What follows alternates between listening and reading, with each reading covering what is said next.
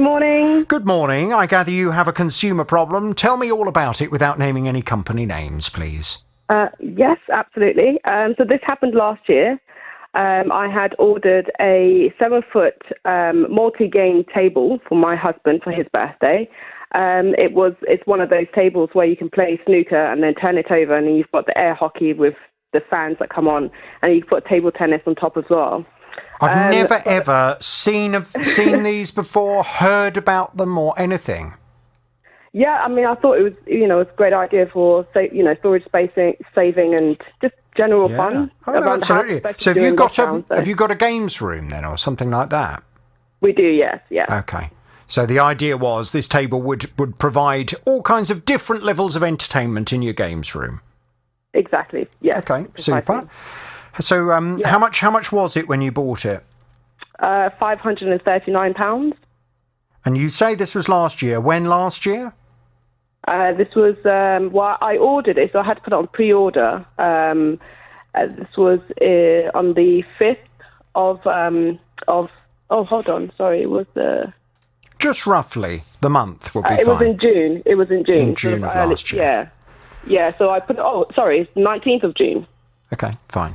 Yeah, and then it was on pre-order. So then they emailed me to say that it's now available for me to for them to send it for delivery, and then it arrived to my house on the 11th of July. And we were very excited, so we put it all together and excited to play, and then of course realised that there was a wobble. It was, which was strange because it was, quite sturdy, sort of really extremely heavy table. So, it was a bit strange that it had this horrible wobble to it. What do you mean, as if one of the legs wasn't long enough? Yeah. So, if you every time we sort of try to hit a ball, it just wasn't quite right. You could, it was a very noticeable wobble on the table. If you leaned forward, sort of try and make a shot, then it would sort of lean one way. It was, Oh dear. Not ideal. No. And are you sure it's nothing to do with your floor? No, because we've got hardwood floor on our in our house, and we did move it because my husband built an enormous shed over the lockdown, or sort of his project. So we moved it in there. And it's very well made shed. He's quite experienced at it, so it's definitely not that. And we have other things there as well that don't wobble. So it's definitely the table. Right. Okay. So one of the legs was a bit shorter than the other, creating this wobble. Well, I can only imagine that's what it is, because I don't know how else it could be. Could be wobbling. But didn't you try putting something under one of the legs? No, because there's no leeway. It's extremely heavy table, so you couldn't. It's really strange. But I did sort of check on the website, yesterday to have a look at it, and there's quite a lot of reviews saying that there is this wobble as well. Oh, right. So it's not just yours. Not just mine. Yeah, exactly. Okay. Yeah. Because it's wobbling, it's unstable, and you can't use it properly for the games. Yeah, it's just not fun. My husband's extremely competitive. So it's just, he can't really enjoy it when, the ball doesn't stay quite perfectly still, or, So if you try and play, did you say you can play snooker on it? Yeah, so you can play a game of snooker on it. Right. So do you see the ball kind of rolling then because it's not quite level? The ball, it will be quite still, but if I sort of leaned on to try and make a shot, because I'm quite small, then it would sort of roll off to the side. Okay, right, I see. So as soon as anyone touches the table, it then ruins the game because it moves the ball. Yeah, exactly. Right. Okay. So did you complain to the company you purchased it from? Yes, literally the day after, I emailed them to let them know about the wobble, and they were quite good. They got back to me 2 days later, to address my concerns about the wobble, and they sort of said, unfortunately, it doesn't seem that they asked me to send a video attachment and a picture of the problem, which I did so. I sent them a video. I tried to attach it, but it didn't work. So I sent them a link did a video and, a couple of pictures for them. And then I didn't hear anything back after that, which was fine because we went to Denmark. It's where my husband's from. We went there on holiday to celebrate his birthday. And then we came back sort of at the end of July. And, I sort of didn't think about the table, it just sort of left it there. It wasn't really on my thought process until we tried to play it again in August. And then I realized that this was like first week in August. Now, and then I realized, oh yeah, of course there is that wobble. So now, can I just point out, and the reason I do this is not to rub salt in the wound, it's just to illustrate for other people, leaving it was not a sensible thing to do, because the Consumer Rights Act, the legislation that protects everyone in the UK when you order a product such as this or anything else, it gives you 30 days from the date of delivery to reject faulty goods. Yeah. After 30 days, you lose your right to reject the goods and to demand a refund. It may well be that right comes back further down the line, but after 30 days, you have to give the retailer, if they want it, an opportunity to fix the problem. Yeah. Okay. Yeah. So it certainly wasn't a good idea just to leave it, because if you'd offered them the chance, if you'd emailed them back and they said, oh well, we might do this, we might do that, at that point you could have said, right, okay, well, I'm sorry, but this is what I class to be a defect that renders the table unusable. Please come and collect it and we'll have a full refund. Thank you very much. But of course, because it's now after that date, you might not be entitled to that. I am still within the 30 days, because it was August 8th that I responded to them again. But I got the table on the when did I get the table? I got the table delivered to my house on the 11th. Yes, but did you, on the 8th of August, did you reject the goods? On the 8th of August, I sent them pictures of the wobble on the table. So but did you reject the goods and ask for a full refund? No, I didn't specifically say that I wanted a refund. They'd asked me if I would send them videos of the wobble, and then that's when I sent that to them. Yeah, but because you didn't reject the goods within the first 30 days, you would now not be entitled to reject the goods. If the company can offer a replacement or a repair, then they are within their rights to offer that to you. So what's the latest now? What are the company offering to do, if anything? They're not offering to do anything. So I emailed them. Again, because they didn't respond in August, I emailed them again in September, and then they responded 2 days later to sort of apologise for not getting for the delay, because I did try to call them in between, but I think because of COVID, their phone lines were shut down or whatever. And the person that got back to me said that they had a chat with their sales manager, and the sales manager said that he's confirming that there is a slight wobble on the table. However, that's just how the table comes. It's just the consequence of the structure of the table. So he said, unfortunately, there's not really anything that they can do about it, but sort of said, we hope you can enjoy the table anyway. So I responded to them saying, I can't imagine that would be something I should be asked to accept. It does make a significant change to the game if the table is not it's not completely stable. And they sort of got back and said, we appreciate and we understand your frustration, but that's just the way the table is. So is that because the table has this interchangeable quality to it, that in itself provides this slight wobbly nature to it? I honestly don't know. I don't know. The change is not made at the bottom of the table. It just sort of, it's like a road. So the table itself just rotates. So it's got nothing to do with the legs of the table at all. Okay, so it's more to do with the mechanism of the fact that you can change the table into something else that then creates the wobbly effect. But then the wobbly effect... So, sorry, did you say no?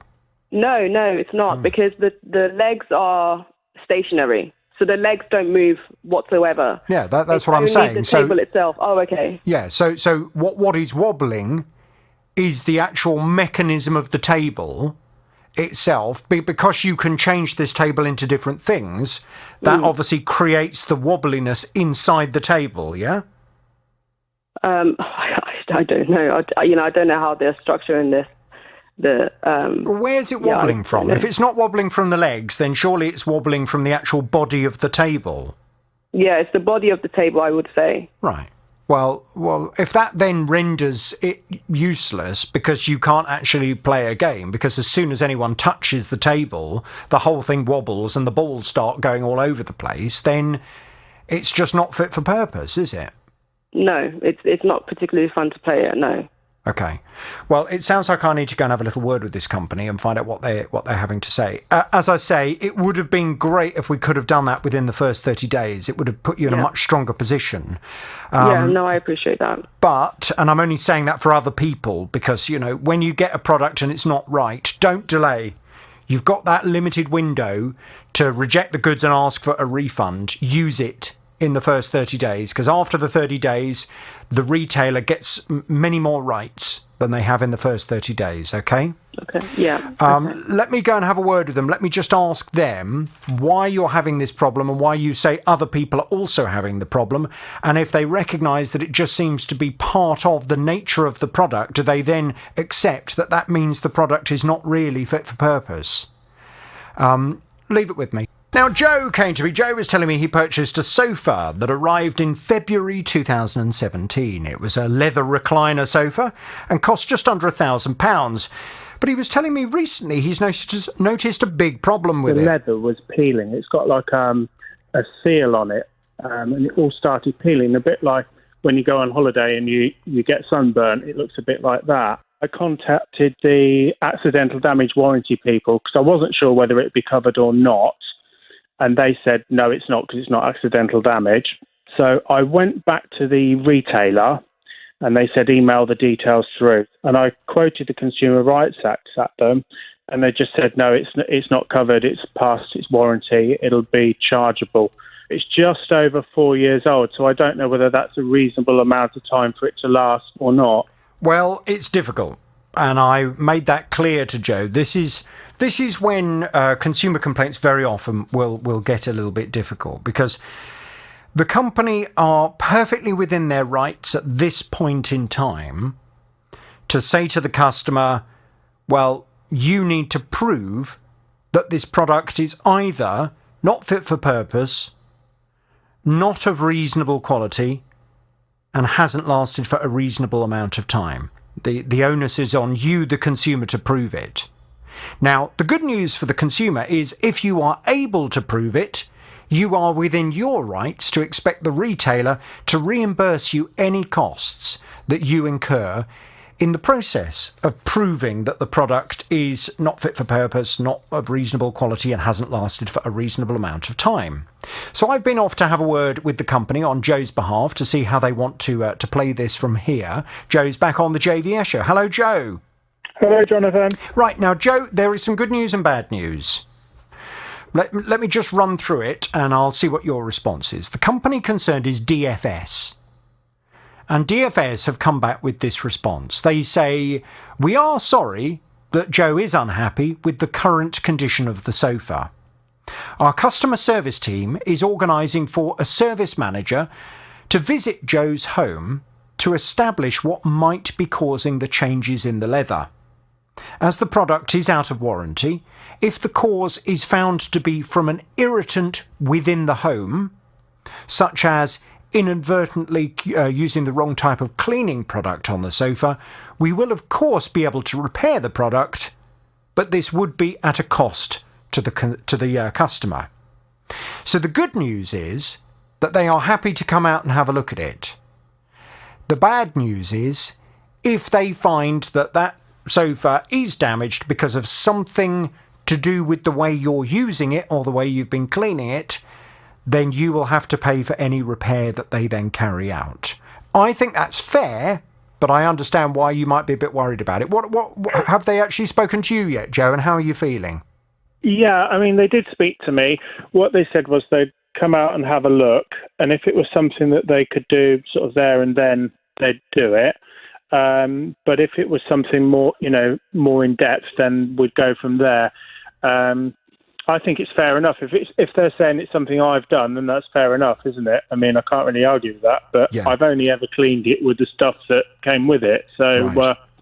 Okay. Yeah. So DFS, did they sell you one of their cleaning product packs or something like that? Well, I purchased an extended warranty with it, which covers accidental damage. Yeah. And I don't know whether the cleaning pack came with it because of the warranty, or whether it just came with the sofa, but it came with a cleaning pack. Okay. So I've just been using that on it. So I think it should just be. Well, I think that's a good thing. That's a good thing for you, because if you are able to, have you still got all the packaging from the cleaning pack? Yes, I have. Yeah. Okay. Well, I think that puts you in a strong position. If when the chap turns up and you're able to say, look, this is all I've used, that this came with the product, so I haven't used anything else on it, it does put you in quite a strong position. I think my worry with all of this is that where it's peeling, it's where the back of your head goes, yeah?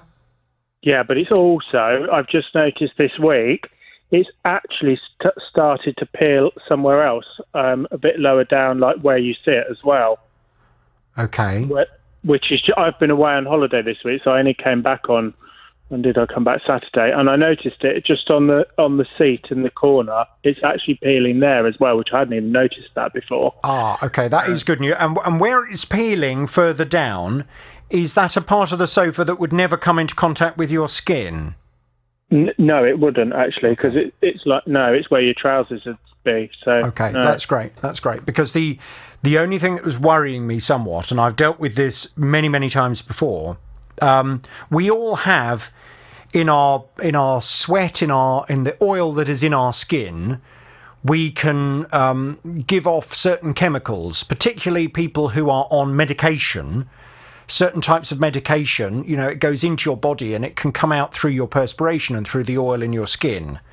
And I've certainly dealt with cases before where furniture companies have blamed, I don't know whether it would be the pH level in your sweat or something that may well have seeped through your skin, which, if you can imagine, on the back of your head, if your head is always in contact with the back of the sofa, yes. It will get quite hot, and sometimes you'll perspire from your head, and that oil, that perspiration can go onto the surface of the leather.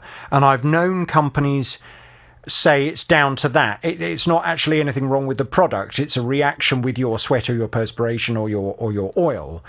The fact that it's appearing elsewhere on the sofa where your skin would never touch, I think that's very useful. Make sure you point them in that direction, won't you? So if there's any argument made about it being from the oil in your skin, from the back of your head, or from your, through your hair, having created this effect with the leather, you're able to say, well, why is it coming off down there then? Because my skin hasn't been anywhere near that part of the leather, and neither has my hair. So in a way, it's quite good it's peeling. I was thinking, oh no, it's going somewhere else, but it might do me. No, I think if anything, I think that is helpful, to be honest with you. Well, let's see what they say when they come out. When are they due to turn up? Well, I've had to book it for a while away because I've literally just got back from holiday, so I've had to book a day's holiday. So I've booked it for the 16th. So as long as I can get the day off, it'll be on the 16th. 16th of July? Yeah. Okay, fine. Yeah. Well, can you please speak to me on the 17th of July? And can we just find out how that meeting goes? That's a Saturday, Jonathan. Oh, is it Saturday? Okay, thank you for pointing that out. So we'll speak to you on the Monday. Yeah, on the Monday, yeah. And we'll just find out how it's gone. And fingers crossed, when they come out, they say, yeah, that's fine. We can repair that for you, and that won't be at a charge, because it shouldn't have gone like that in 4 years' time. Yeah, okay, that would be great. Okay, brilliant. Joe, listen, we'll leave it there. We will talk very soon.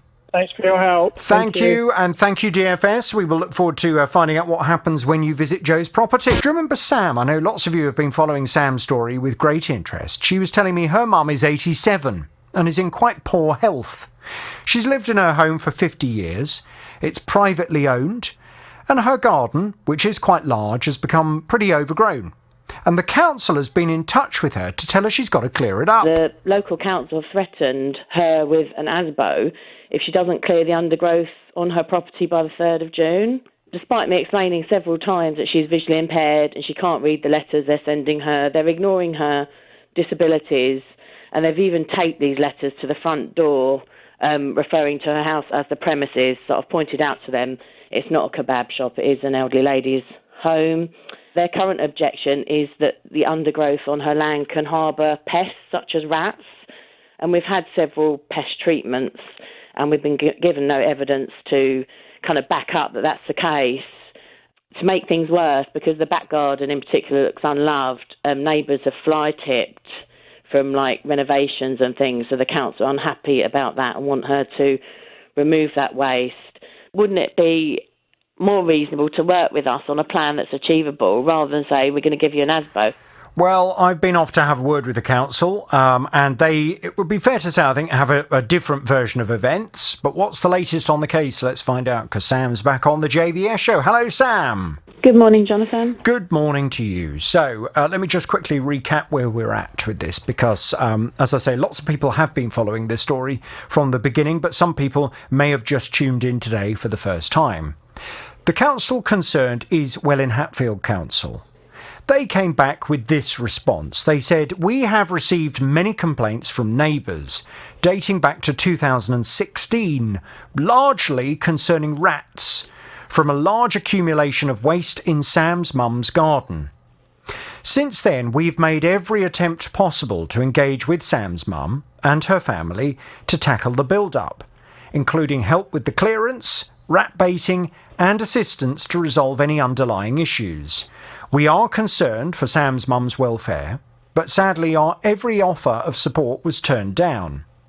With all options exhausted and with unresolved concerns for the health and safety of Sam's mum and those living nearby, we wrote to explain that enforcement action was a necessary last resort.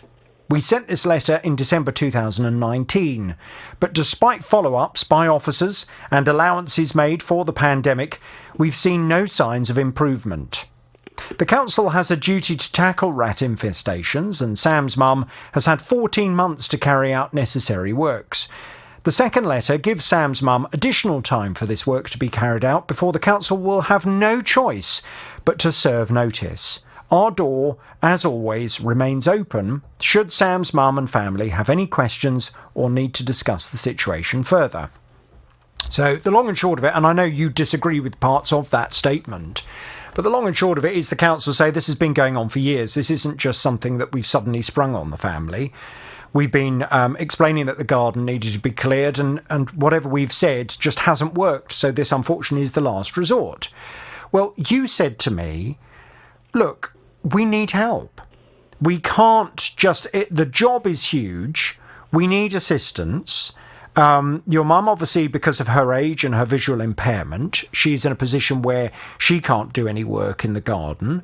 You were telling me that even trying to find a contractor to come and do it was proving to be a real difficulty. Now, I did go back to the council, and the council did say that they had researched local companies to help out. They'd sent over a range of options to you, and they very much hoped that this would now allow you and your brother to be able to get this garden cleared adequately for your mum. In the meantime, there was also an offer of some assistance in the form of a potential grant that you would be able to apply for to provide some help for clearing the garden. You've been busy working on that behind the scenes with the council. What's the latest, Sam? How's the garden looking now?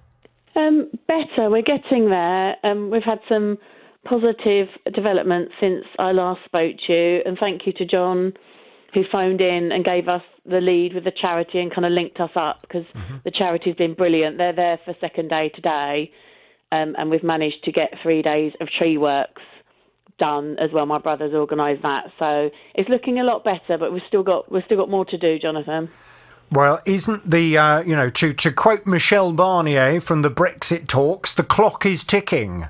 I mean, when's the deadline for clearing the garden? The deadline's passed, but I have managed separately to negotiate a formal extension to the 11th of July. So that's our date we're working to at the moment. Right. And is that from the council now their final extension? Yes, I believe so. Right. Okay, and are you confident that by that time the garden will be nicely cleared? Yeah, well, we'll have to. We're doing everything we can, but there's a lot of skips going to and fro with a lot of garden waste and trees cut in them. So, as fast as I can get skips in there, I'm getting skips. But, we're making great progress. Things are looking a lot more positive. And then, of course, the next step will be maintaining it. Yeah, I'm not so worried about that because I've got a couple of offers from gardeners that could probably maintain it. It's just getting this bigger piece of work done, which we're progressing on now, which is good. Getting it to a stage where it does just take someone popping in for a couple of hours a week, that kind of thing. Yeah. Well, listen, good luck with getting it sorted out. I'm pleased that the council is working with you and the family to just grant you that extra little bit of time. I'm sure the last thing they want to do is to be giving ASBOs to 87-year-olds. I'm sure that's not what they want to do. But then obviously they also have the duty of care to all of the neighbours as well, just to make sure that it's tidy. So it's a difficult position, I'm sure, for everyone, really. But I think working together to get it all sorted is probably the most sensible idea. Can you keep me in the loop, please? Sure, Jonathan. Brilliant. Okay, and I'll look forward to seeing some photos of the finished job when it's all done and the garden's all tidy and we get confirmation from the council that they're satisfied, yeah? Because that's the other thing we're going to need to do, isn't it? Yeah. Yeah. Okay, Sam, listen, we'll leave it there. We will talk very soon, okay? Now to Lucy. Do you remember Lucy? She was telling me that she had an old polycarbonate roof on her conservatory that needed replacing. She found a company that could do the job. They sent a survey around and they said, yep, we can do this, 5,700, and you're paying for instalments as a deposit when the materials arrive, when the roof is erected, and then when the job is finally done. The job was supposed to take 3 days to a week. They arrived on the 19th of October, the subcontractors, and from that point, everything that could have gone wrong went wrong. And the third-party mediation company said, look, debit card dispute, can't do that. Wait for the company to cease trading, get the insurance back guarantee. Well, I can't do that because I've got water coming in, half plastered, building materials everywhere. Third option, small claims court. Spoken to a solicitor, he said to me, well, it's a clear breach of contract, isn't it? This has been an absolute disaster. And I'm coming to you because it's a lengthy process and it's an expensive process. So I was just hoping if there might be something that you guys could do. Well, this is one of those cases where when I started to look into the detail after my conversation with Lucy, my heart sank and I thought, oh no, we're going to have a battle on our hands with this. And I sense that we probably will. Although, to be fair, things are going better than I had first thought they would be going. Let's put it like that. Lucy's back on the JVS show. Hello, Lucy. Hi. Now, the reason why I was so down in the dumps when I saw who you were dealing with was that the man that owns the parent company, he is a man that I'm dealing with regarding another consumer complaint, which is to do with the kitchen. And having had conversations with him, he has said to me, look, I am in terrible financial straits. COVID has destroyed my business. I've got no money. It's a nightmare. And he said, I'm trying desperately to keep my business up and running, but it's not easy. And I certainly haven't got any money. So he, with my other listener, is paying her back on a monthly basis. And to be fair to him, he has now made 2 months' payments to her. But he also owns the parent company that fitted your conservatory roof. Now, that's bad news in itself. I think you'll agree. Yep.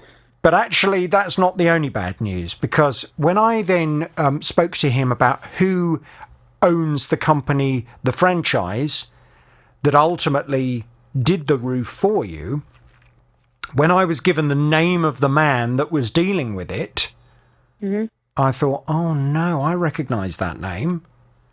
And indeed, this is a man who, together with his daughter and his partner, were running a different company that specialised in conservatories, a man that unfortunately I have had to identify numerous times on the programme, because whenever we have had complaints about him and his company, he just doesn't communicate. He just pulls up the drawbridge, puts his fingers in his ears, it would appear, and hopes that the complaint is going to go away.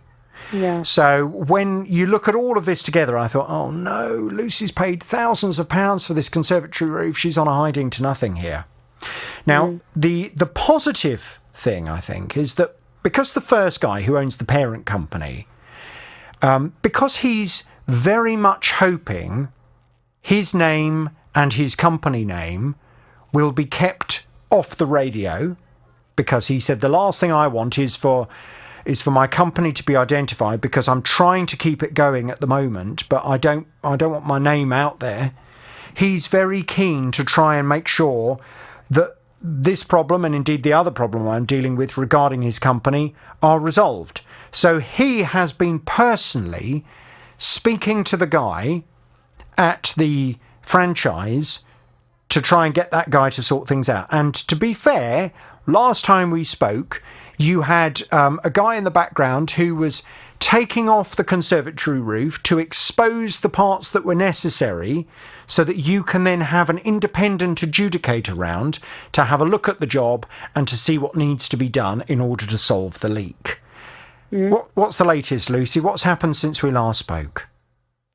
Okay, so they came round and took off some of the materials they were supposed to.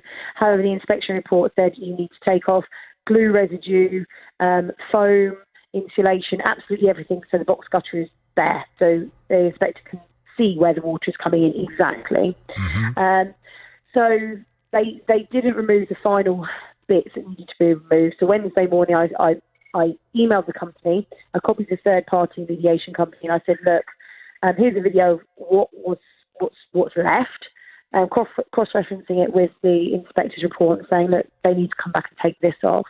That was Wednesday. I spoke to you Friday morning, and I hadn't heard a thing. And I tried calling them just before you and I spoke on that Friday morning. But when I got off the phone from you, the lady from the company called and said, okay, sorry, I didn't answer your call this morning. I was having my COVID jab, whatever. And what's the problem? Which I was a bit disappointed about, because I laid it all out nicely in an email that she should have seen. But anyway, I said, look, they need to come back and they really need to remove these last bits, okay? Because I don't want the inspector to come and say, I can't see this. So, so she said, okay, well, I could potentially send somebody back today, i.e. the Friday, or I could send somebody Monday, today. And she said, I'll call you back, give me a chance to sort it out, and I'll call you back, in a few hours. But that was the last I've heard. So I've not heard. She didn't call me back. And that's the last I've heard. Oh, Lucy. Okay. Oh, Lucy. I mean, this is... It keeps going like that, doesn't it? Yeah, and I'm afraid it's starting to now fall in to the old pattern of how things have always gone before. They start off by saying to the customer, yeah, we're going to do this, we're going to do that. And we start to get this feeling that they maybe want to try and resolve the matter. And then as soon as things start to get complicated, they just seem to then clam up. And that's when the communication stops. And if they do, and I really hope they're not going to do what they've done in the past, because what they then tend to do is they just stop all communication. And at that point, I am then left with no alternative, because I have a duty of care. You can imagine there are lots of conservatory companies out there in Beds, Herts and Bucks, and companies that provide conservatory roofs. If you were running a conservatory roof company, you would really not want anyone for 1 second to think that this was your firm that was being discussed on the radio. And as I said last time, we are really at the point of having to identify them, because it's not fair to other companies. I really want to give them the chance to fix the problem. But if they keep reverting to the old tactic of, we'll put in just enough calls to the customer to try and keep JVS off our backs, drag it out a bit. And drag it out a bit. There comes a point where enough really will be enough, and I'm going to have to name them. But unfortunately, also, my experience is that as soon as I name them, that's when all communication stops. So the only other thing I would say, just as an aside to our last conversation, I did have a telephone call from one of my other listeners that knows a thing or two about conservatory roofs, and he was suggesting that some of what you'd been told by this independent assessor needed to be removed didn't sound quite right to him. And he was a little bit concerned that the assessor seemed to be asking for more to be removed from the roof than would be absolutely necessary. Okay. So I don't know whether it's... Have you had another word with him just to make absolutely sure that he does want all these other bits off before he comes back? Well, so I can't speak to him directly. I can only speak to him via this third-party mediation company, and if it comes to it, it'll have to be just assessed as it is, won't it? You know, and 90% of materials have been taken off. It was just that I think because it's not just a leak problem, it's a condensation problem. And the condensation kind of builds up in beads of water around the whole box gutter. And anything on it kind of absorbs that and prevents that from happening. So I think that's why he was being so stringent with it just needs to be completely bare. And I think the annoying thing for me is that I know it's hard to remove glue residue. However, it can be peeled off because, well, I've started doing a bit of it. But also the foam could be removed with a scraper. So it's just more, can we get it as bare as we can, really? Right. Well, look, I will drop the chat that I'm dealing with another line this afternoon and just say communication seems to have stopped again. That's really all I can do until we get to the point of identifying them. Let's hope that they will be in touch with you today. Yeah. Can you please keep me in the loop and I'll do the same for you? And let's just hope that eventually we get there. Yeah, brilliant. Thank you. Fingers crossed. Okay, and if that company, and I'm fairly sure that you will, or people that know you will be monitoring the programme, just do yourselves a favour. Call the customer now. Do what you said you were going to do and arrange for someone to go out there.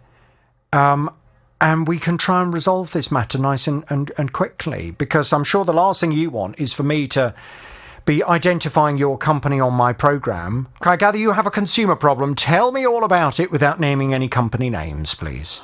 Yeah, what happened, my stepdaughter back in early April needed a hoodie and a few bits and pieces, and the high street shops, non-essential shops, were all closed.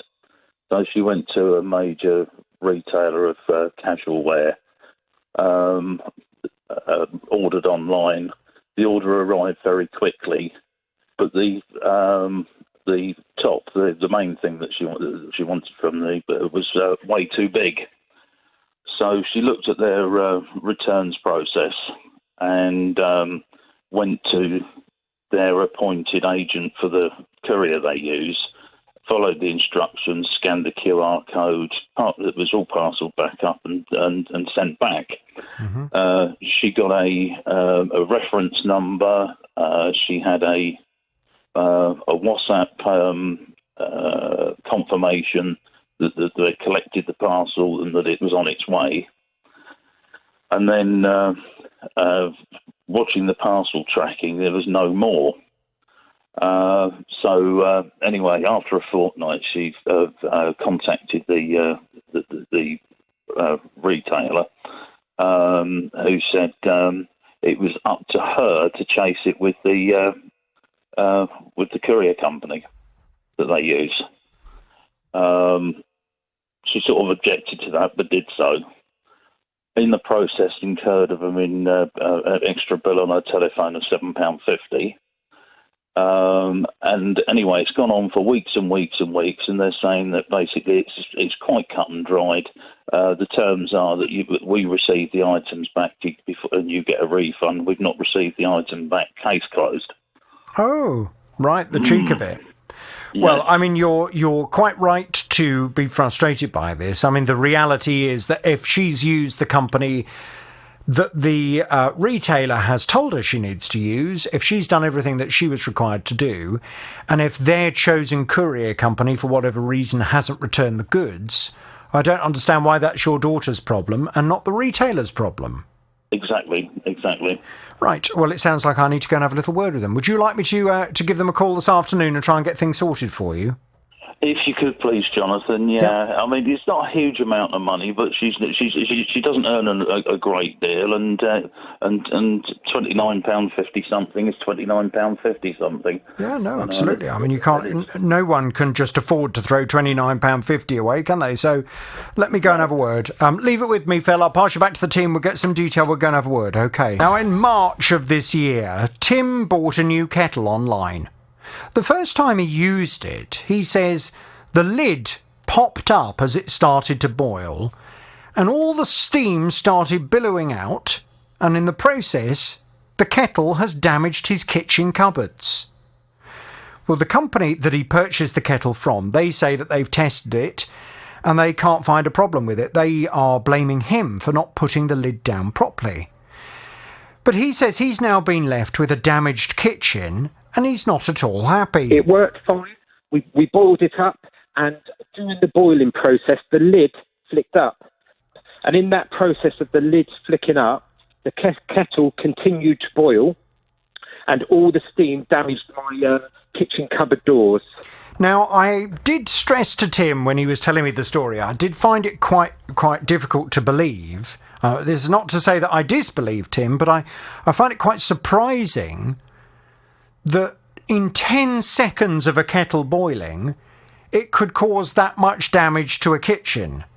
And sure enough, Tim has shown me the photographs of the kitchen with the laminate coating on the cupboards and the plinth used in the kitchen kind of bubbling up. So I can see the damage, but Tim is absolutely insistent that happened one time when the lid popped up. Well, there we go. I mean, obviously steam can cause damage, and Tim's suggesting that it all happened within 10 seconds. I've been off to have a word with the retailer where he bought the kettle from. You were telling me you were quite surprised yourself at how much damage it caused so quickly, Tim. Yes, good morning. I was, yes. Good morning. In a very short space of time. And how old was the kitchen at the time of this kettle incident? I've lived in the property 4 years. Mm-hmm. And we inherited it from the previous owner. So I'd say, I think they had it installed probably a year or two before we moved in. So, right.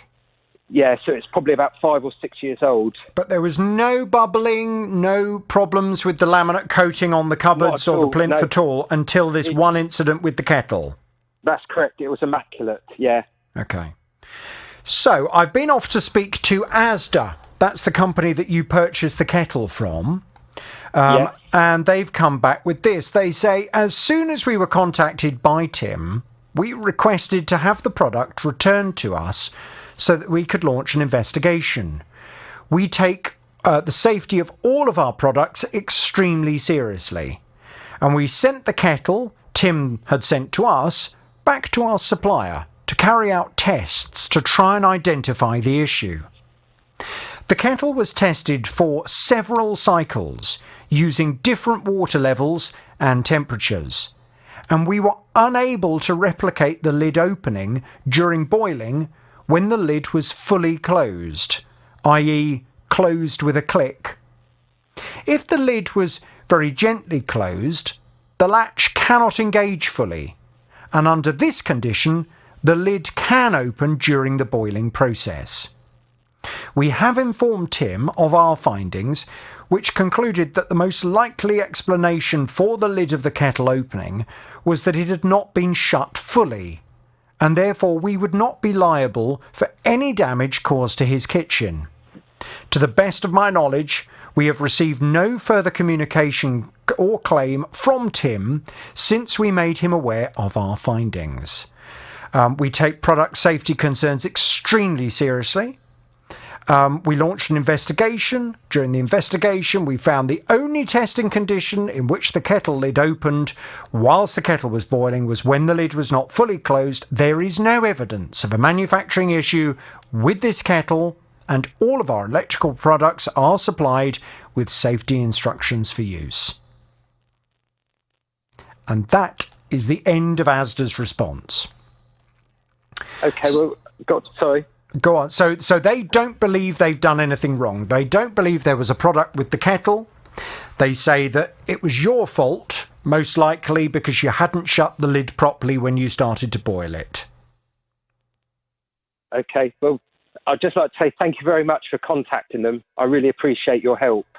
But obviously, what more can I do? I've contacted them and you have. So I'd just like to say a big thank you to everyone there for your help. Well, I mean, it's a pleasure to be able to contact the company for you and to look into it. But I guess now need to know what you want to do, because Asda are not going to take responsibility for the damage to the kitchen. That's very clear in their response. They don't believe that kettle was faulty. They believe that when you used it, you just didn't shut the lid properly. Now, you said to me last time you were on the programme that you absolutely had shut the lid properly. Yeah, I was quite confident. We sort of pushed it down and it was down, boiled, and then popped up. So, did it click down fully? I guess so. But, I pushed it down and boiled it and it popped up. So, there's not much more I can really do, I guess.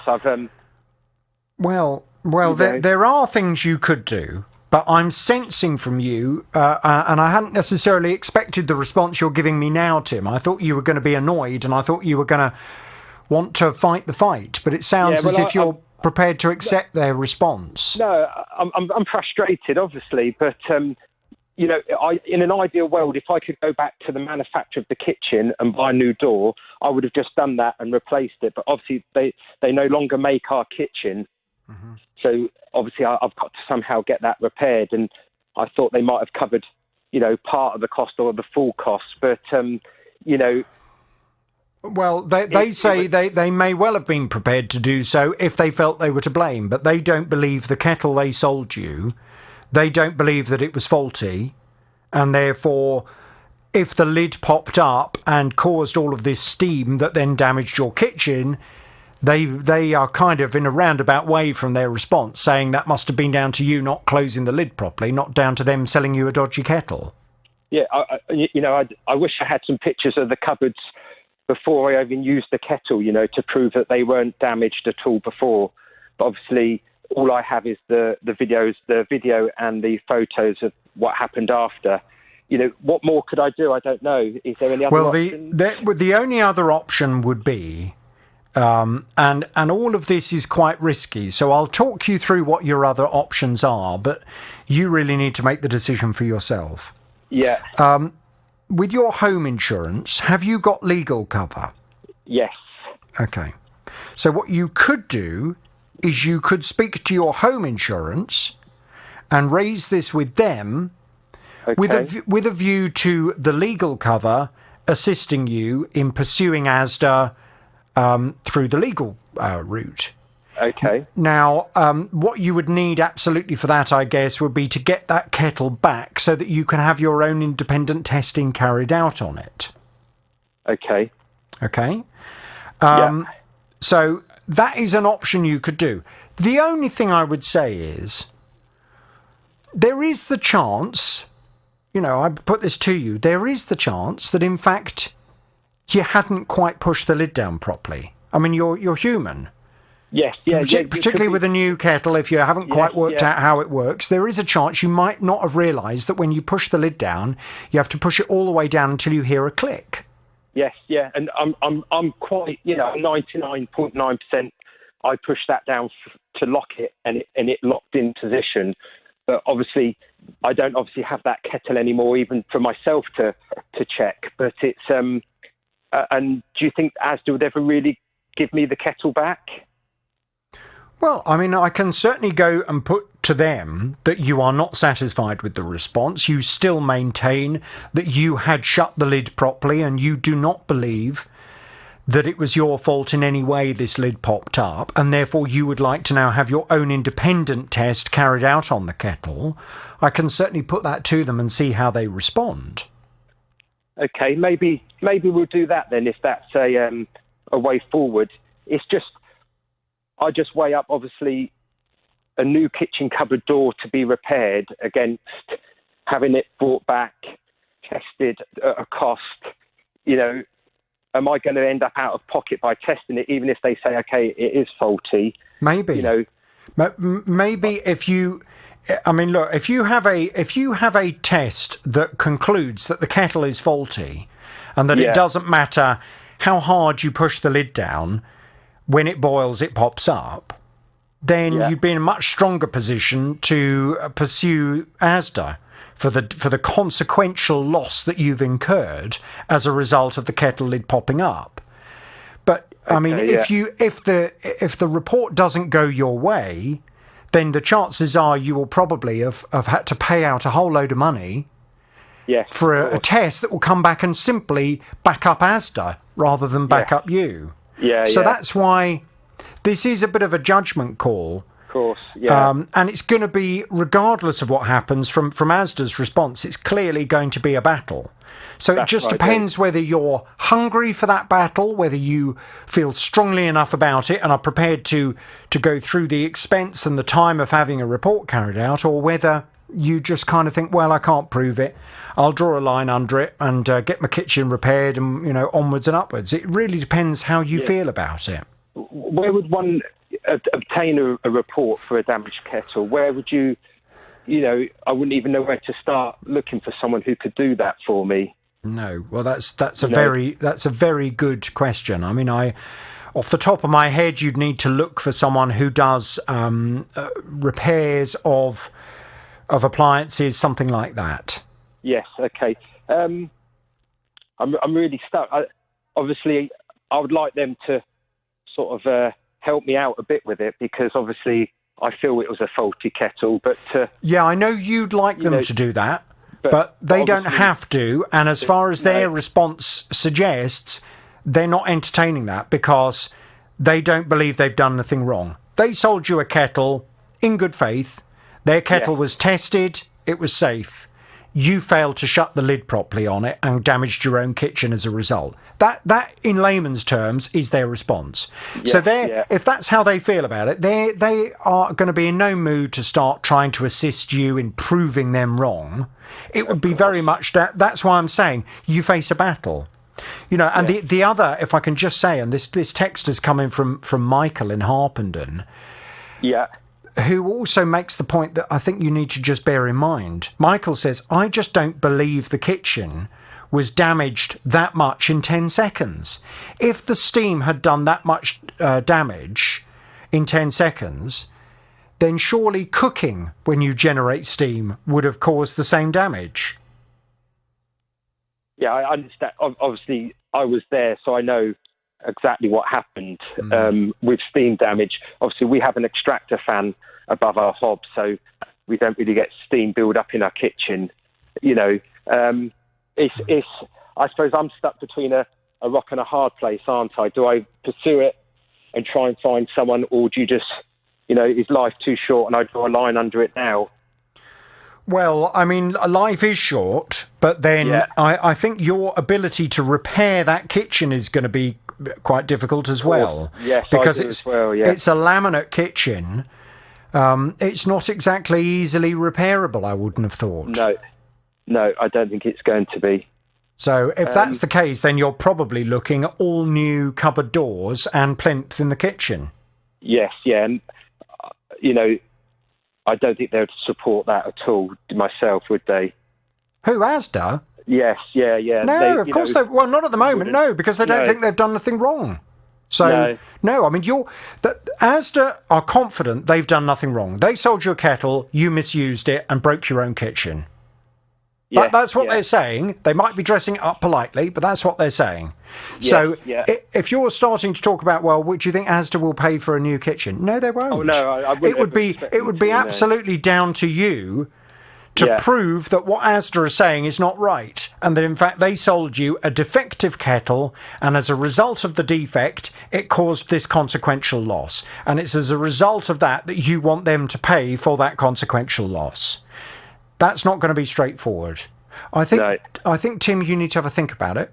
Yes, I do. Yes. If you want me to go back to them and to request that they please get the kettle back to you so you can have your own independent report carried out, I can do that. But I really need to know whether you've got the hunger and the appetite for that kind of battle.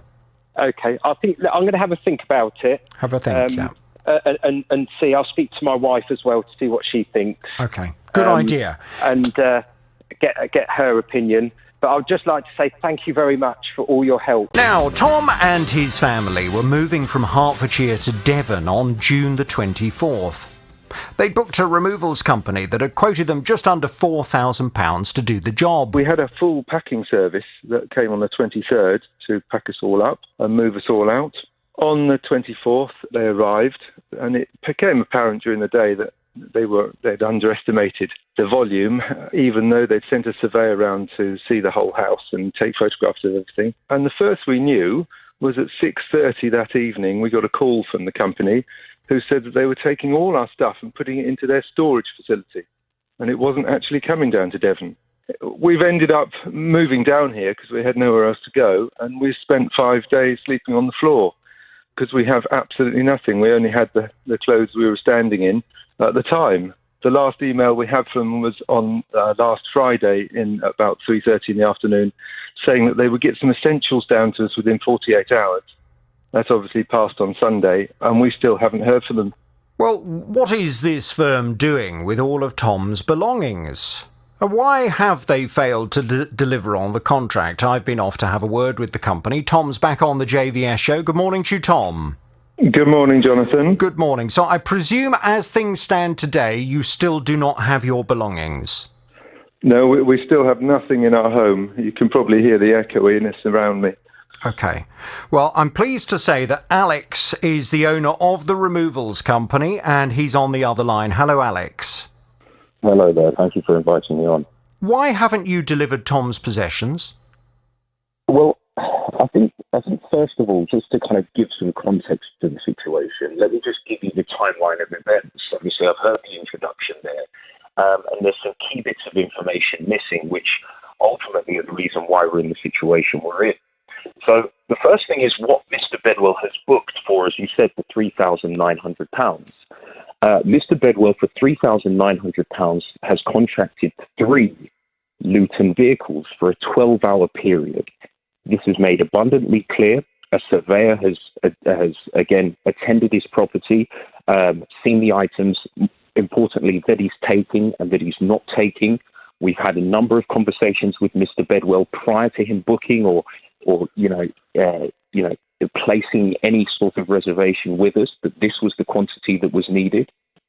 He communicated that 3 Luton vans is indeed what other companies had quoted him for, what he had shown them that he was taking. So at this stage, we're all on the same page about Mr. Bedwell's requirements, exactly what he needs, and exactly what he's getting for his money in terms of the £3,900. So you accept that one of your surveyors did attend Tom's property? Oh, absolutely. Not only did one of our surveyors attend Tom's property, the same surveyor is also present on the packing and preparation day, the day before. We like to keep the teams consistent because you've seen, he's met with Tom previously. He knows Tom's requirements. And so we try and keep the same person on throughout the move. So, yes, okay. The surveyors entered before. So when was the survey quote provided to Tom? It would have been in the weeks prior to his move.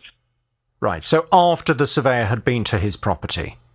After the surveyor had been to his property, that's so right. Why am I looking then at a copy of a survey quote that says at the top of, and this is on your headed notepaper, it says survey quote, it says approved, and it then gives a grand total for this quotation of £3,990. It's very clear how much you were telling Tom he was going to have to pay for your services.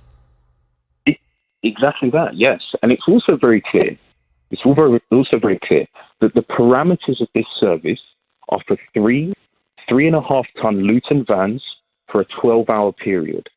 That is what Mr. Bedwell contracted. There is under no uncertain terms that is what he was getting for his money. So going forward now to move day, Mr. Bedwell didn't require 3.5-ton Luton vans. Mr. Bedwell now included items that he previously said he wasn't taking, including things, for instance, like offcuts of wood. Alex, I don't know when to cut in here. You want to come in now, Tom? Go on. Well, I'm not sure that there are not items that we said we would be, we would leave behind, but we have left them behind. It was a corner sofa, and we left that in the garage.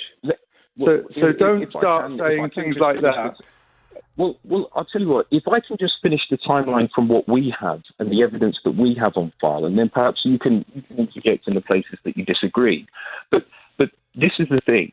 So going forward from this, instead of 3 Luton vans, Mr. Bedwell actually needed 9 Luton vans. And if you can imagine 9 vans parked up outside the road to the point where neighbours are coming outside of the property and saying, wow, is this how much you're taking? Is this how much you have? There is obviously a huge discrepancy between 3 vans and between 9 vans. So can I just ask, when your surveyor went out to Tom's property, how much experience has your surveyor got at surveying the amount of possessions that a customer is wanting to transport? Well, that's a very good point. Years of experience, but not only that. So how on earth can a surveyor have made the mistake of coming back to you and telling you this customer will require three vehicles when in fact you're telling me he needed 9? Well, Jonathan, this is the thing. This is not all down to one surveyor. That one surveyor's observation is checked and double checked by other members of staff. Furthermore, that apart from the additional checks and quality assurance that go on, a dialogue is then had with the customer about the surveyor's notes to double check that these requirements are correct, to double check about the quantities that someone is taking. And what I'm saying is all of these steps were done, and it's by Mr. Bedwell's own telephone recordings, which we provided to you, Jonathan. Yes, and I've listened to them all, and I'm afraid, as I have expressed to you previously, the telephone recordings, as far as I am concerned, do not support the case that you are making, that you were transparent with your customer and told your customer exactly how much he was going to have to pay. It is my understanding, having listened to the telephone recordings, having looked at the quote that I have in front of me here, that Tom was due to pay you £3,990, not £11,970, which is what you're now telling him he needs to pay in order for you to give him his stuff back. Jonathan, with the greatest of respect, from the telephone calls that we've provided, £3,990 is for 3 Luton vans for a 12-hour period. Jonathan, there has to be parameters for which that price, for the price that someone is paying. The parameters are set in terms of the number of vehicles and are set in terms of the hours of the service. Can I have the reason being, if I can just finish here, the reason why a quotation needs to be attributed to parameters is because even Mr. Bedwell is comparing the market in terms of prices. Mr. Bedwell is comparing, well, hold on a minute, this company are giving me 3 Luton vans, this company are giving me 3 Luton vans. And he tells us about these comparisons that he's making on the market. He tells us what other companies are also quoting him. The anomaly here is Mr. Bedwell and the information that he's giving, not only us as a removal company, but clearly other removal companies. Who made the mistake? Tom, first of all, I'll bring you in just a second, but who made the mistake in terms of how much stuff Tom was moving? Alex? Sorry, is that question for myself? No, it's for you, Alex. Who made the mistake in how much stuff your company were asked to move on that day? Tom has miscommunicated the items that he's moving. How can he miscommunicate if your surveyor's been out to have a look at his property? Because he's told the surveyor, I'm taking these items, I'm leaving these items. So hang on a second. So you thought that your surveyor came out to have a look at his property, and I presume, would your surveyor have gone round every single room?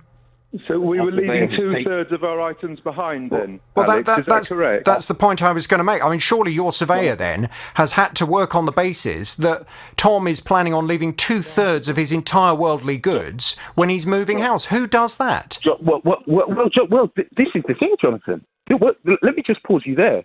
This is why the surveyor's survey is not the only factor in this. The other factors in this are conversations with Mr. Bedwell about what he's taking, about what his requirements are. And furthermore, him cross-referencing that against what other companies have quoted. This is not just us. This is by Mr. Bedwell's own admission, the view of other companies also who have come round to quote him. This is what he's comparing the quote on the basis of. 3 Luton vans. Why did you not? In terms of him, why did you not at any point make him aware, even if it was on the day of the move, in writing, that in fact what he was asking you to transport was not going to cost £3,990, but in fact was going to cost £11,970? Jonathan, that's a great question. So on the move day itself, and even in your introduction, you said there about him receiving a phone call at about 6 p.m. in the day. So the guys are still loading at this point at about 6 o'clock. And at the first available opportunity, we say to Mr. Bedwell, because of the sheer amount of items that you have, we're not going to be able to transport them on the 4-5 hour journey to your destination today. At the same point, it's now inappropriate to even come to Mr. Bedwell with any charges, because let me tell you something, when there is such a wide discrepancy between 3 vans and between 9 vans, our first thing is to investigate and find, hold on a minute, what's gone wrong here? Because if this is our mistake... That's absolutely what you needed to do, to look at your surveyor and see what's gone wrong. I'm still speaking. If this is our mistake, then it's not right for Mr. Bedwell to pay for that. However, if this is Mr. Bedwell's mistake, if Mr. Bedwell has communicated incorrectly with us, and furthermore, not just our word against theirs, no, Jonathan, the customer is always right in those sorts of disputes. No, the customer is not always right. However, it would appear in this case, this is that you have a customer and you have the professional company. You provided him with a quote for £3,990. You are expecting my listeners to believe that on the day he suddenly went from saying, well, in fact, I want you to leave 2/3 of the stuff in this house because I'm not planning on moving it. I'm just going to leave this all for the next owners of the property. I mean, it doesn't make sense. Let Tom come back in because he's given you a lot of opportunity to have your say. Tom, how do you want to respond to what you've heard so far? Well, I've heard mistruths and lies effectively from Alex so far. In his initial discussions with me on the 7th, when we were trying to put the quote together, he promised me a whole load of things. I don't really know where to start. He knew that it was down here. I'll tell you where we can start, Tom. This is all on record. Listen to that. And what I'm saying, is this. You're turning up at 7:30. Okay. Hang on a second. If you both talk at the same time, we can't hear you. Can I bring this to a point where we can try and find a way forward? Because it's very clear. I'm sure, Alex, you can understand. From Tom's perspective, he has left his home in Hertfordshire and is now in a completely empty property in Devon without any of his possessions. Firstly, Jonathan. I have to. Sorry. Firstly, I just have to make the point here. Just before, those are very powerful. Don't get me wrong. Those are very powerful statements. But the reality is this: Mr. Bedwell contracted 3 vans for 12 hours. He miscommunicated his requirements to not just us as a removal company, but it's on record that he's saying this to other companies as well. We have provided that to other companies. Other companies came round. Bear with me. Why aren't you letting me talk, Alex? Bedwell. Well, let me just finish. Why are you talking over me all the time? You've had the platform.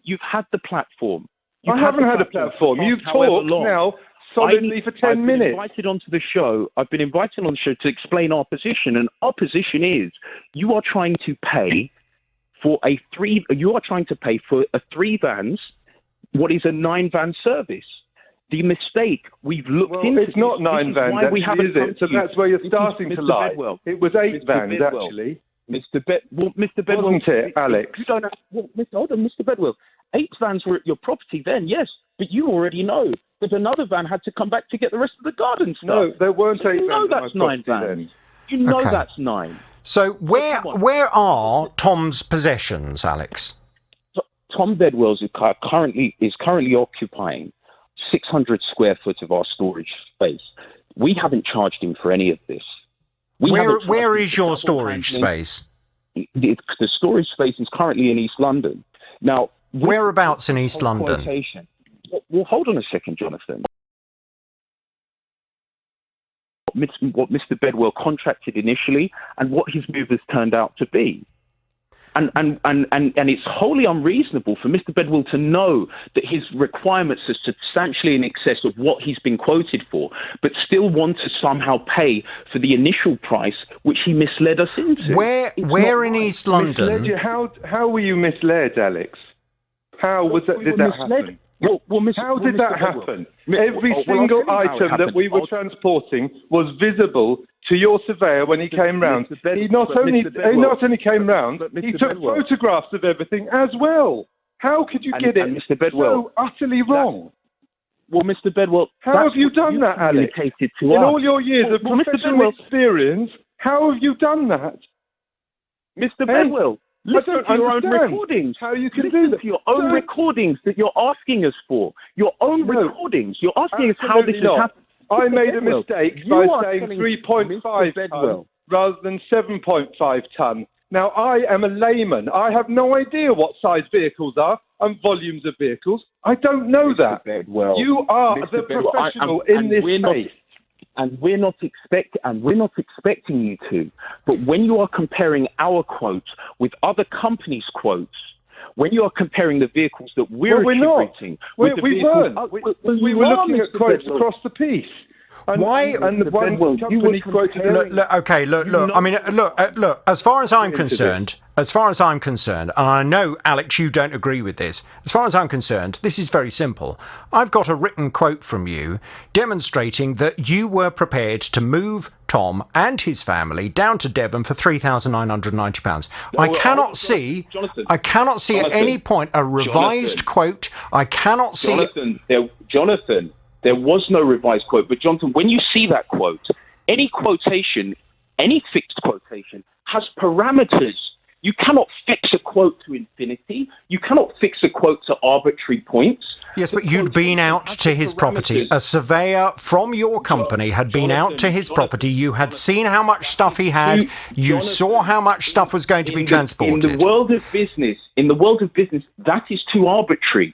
That's why we fix our quotations against vehicles and against ours. I'm sorry, Alex, but yesterday on my programme I heard from a lady who called in. She works for a different removals company. Her job is to go to people's properties and survey. She makes a note of absolutely everything that is in that property. She then determines how big the vehicle needs to be in order to transport that stuff. And if a mistake is made and if the vehicle's not big enough, it's her mistake, it's the company's mistake, and they pay for it. They do not expect the customer to pay for it. Absolutely, Jonathan. Okay, let me come back to my question that you didn't answer. Let me come back to my question that you didn't answer. Let me come back to my question that you didn't answer. Let me just comment on the point you just made, Jonathan. Because if you ask the same lady, if she goes round to someone's house and there's a piano and someone says they're not taking it, but then suddenly on the day that they are taking it... Yes, but you're expecting us all to believe... But you're expecting us all to believe that Tom had said to your surveyor, I'm leaving 2/3 of everything you can see here in this house. Well, Jonathan, Mr. Bedwell is downsizing in terms of property. But so why would somebody leave? Why would somebody leave 2/3 of their worldly possessions in their home? We don't need to... But, Jonathan... We don't need to get into a conversation about who we believe. Mr. Bedwell is on record confirming. Well, it seems to me that anybody. It seems to me that it seems to me that anybody using your company to move them stands a very great risk of finding themselves in exactly the same position as this on removals day. When, to be honest. To be absolutely frank with you, you've now got your customer by the short and curlies, and you're telling him that unless he pays you £12,000, just under £12,000, you're not going to give him his stuff back. That's not correct. In order for us to complete the transfer, well, let me tell you this. In order to complete the transportation, yes, if we're going to transport it down to Devon or wherever it is that's needed, that's fine. However, if there are a number of other remedies, if you would like to collect it from our storage, again, that's something we can discuss. We just need to be paid for the fair work that we've done so far. It's worth saying at this stage that Mr. Bedwell hasn't paid us a penny for anything. That's absolutely correct. And nor have you asked for it, Alex. Just so you know, and we haven't even asked for it. We provided over 20 hours of labour. 11 men were on site on Tom Bedwell's removal day. We haven't asked for anything. Not all the time, Alex, to be honest. Come on. Our first thing is to investigate who is at fault in this matter. Fine. This is why we haven't looked. Let me now try and move the let me try and move the conversation on. Firstly, let me ask you the question that you still haven't answered. Where in East London is Tom's stuff? It's a storage centre in East London. Where? Well, those locations can be disclosed to Tom. If indeed he needs to pick the items up from storage, or if indeed he needs access to the items, not on the radio show. Right, but how does he have any idea that you are storing his possessions in a safe and reasonable way? I don't think he has any reason not to believe that. But you won't even tell us where they are. I mean, that's not normal. Why would you not say they are currently in X, Y, or Z storage facility in East London? Well, Jonathan, in the same way we're not revealing business names here, is exactly that. Those details can be given to Tom privately, just not obviously voiced on air. That's not a problem. In terms of address details and any sort of intimate details, those can be sent via email to Tom. They don't need to be announced on air. What are the options available in order to avert this having to go to court? What are you prepared to do in order for Tom to get his possessions back? So, in order for Tom to get his possessions back, all that needs to happen is we need to be paid for the vehicles, for the manpower, and for the materials that we've used so far. We can either transport the items down to him, or he can collect them from where they're from. But in that case, Tom knows the manpower. He knows the vehicle requirements. He knows the time that's been spent on his move. So I do indeed, and none of what you described to me happened, Alex. None of it. You turned up late, and there were very few people on my side. Not to pay. They were untrained. That's not correct. Come on. It's incorrect to manipulate. You know what you've done. To pay, Tom. You know what you've done. Let me come back to let me come back to the point. Let me come back to listen. Chat. Tom, what do you think you should pay? Tom, what do you think you should pay for 9 vans and 11 men to work over 20 hours? What do you think you should pay? It's certainly not £12,000. The lady yesterday on Jonathan's show. The lady yesterday on Jonathan's show said that she'd never ever had a quote for any house she'd done, and she'd been in the business a long time, for £12,000 ever. So how on earth have you got to that value? Well, I mean, the packing service you offered me, it's a diamond packing service. It was a shambles, an utter shambles. You didn't do, as you said you'd do, pack everything that day and preload. That just didn't happen. So on the day, you were massively behind, said you'd come at 7:30, rocked up at 10 o'clock. Mr. Bedwell. You know, Mr. Bedwell. How were you going to do my move, for instance? Mr. Bedwell, I'll tell you, we have your requirements in storage. When you're saying arbitrarily that, someone has never seen an invoice amount for this and for that, why don't we give you the requirements? And maybe then you can compare the market. You can compare the markets again, and you can see where those prices stand up. Let me come back to the point of trying to resolve this. I want 2 prices from you, Alex. I want, first of all, how much will it cost you? How much are you prepared to deliver Tom's possessions, all of his possessions, undamaged to his property? How much will he have to pay you in order for that to happen? In terms of delivering to his property, just to make this clear, in no uncertain terms, Tom contracted 3 Luton vans for a 12-hour period. You've said that. I'm asking you for the figure, Alex. For £3,900. It now takes 3 times that amount to transport. 995 of that is packing, isn't it? It's the packing service. You've multiplied the packing service by 3 as well. Bear with me, Tom. So it's a simple multiplication of that. If you had 3 vans as a requirement, and Tom, I accept that you accept that was the case, don't you? You accept that you entered into a contract for 3 vans for 12 hours. You accept that, don't you, Tom? What I accept is I was advised by yourselves, the professionals in this situation, that's what I required. That's what you told me, Tom, and that's what we've went for. But Tom, just to confirm, you also reiterated to us that that's what other companies have quoted you for. Is that correct? We've got you on record. You told us that other companies were also quoting you on that basis. Isn't that correct, Tom? No. But Tom, it's on the call recording there. Well, I'm glad you accidentally said this is recorded now on the BBC. Okay. Now, look, I want to come back to the figure because I want to try and find a way of resolving this, because we could argue forever, and it may well be that this will end up having to go to court. But I'm sure that if some kind of arrangement can be reached at this point to avert that for all parties, I'm sure that everyone would be pleased. Now, you're saying that 3 times the removal cost, I make that, if you take the £2,995 times 3, that comes up to 8,985.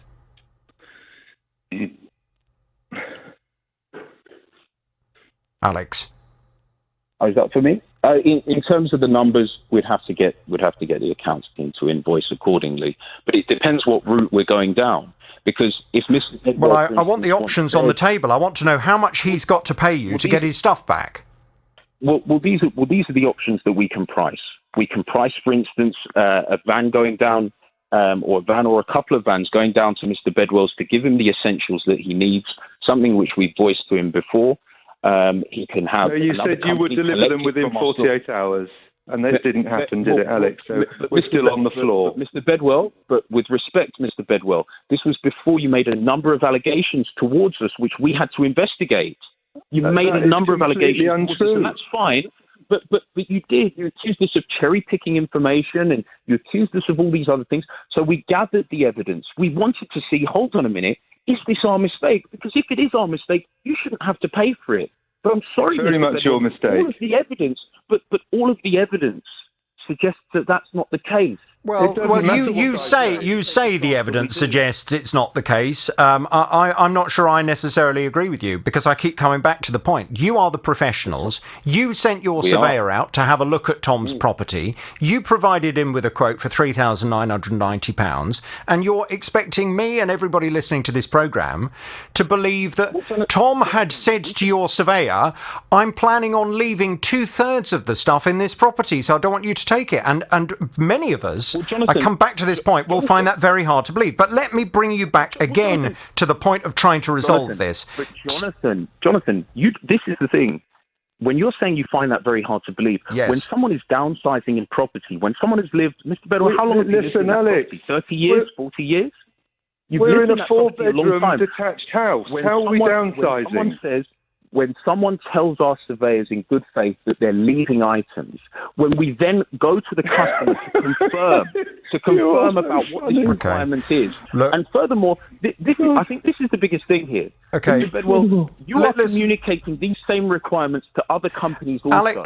Alex, my listeners will be listening and they will make a judgment as to who they believe has been reasonable in this. But what I want to bring you to, before we conclude this conversation, we need to know what Tom has got to do in order to get his possessions, because he is in a terrible situation at the moment where he hasn't got anything, hasn't even got the beds to sleep in. No, and with respect, Jonathan, we're in a terrible position where we've provided so much and haven't been paid anything at all.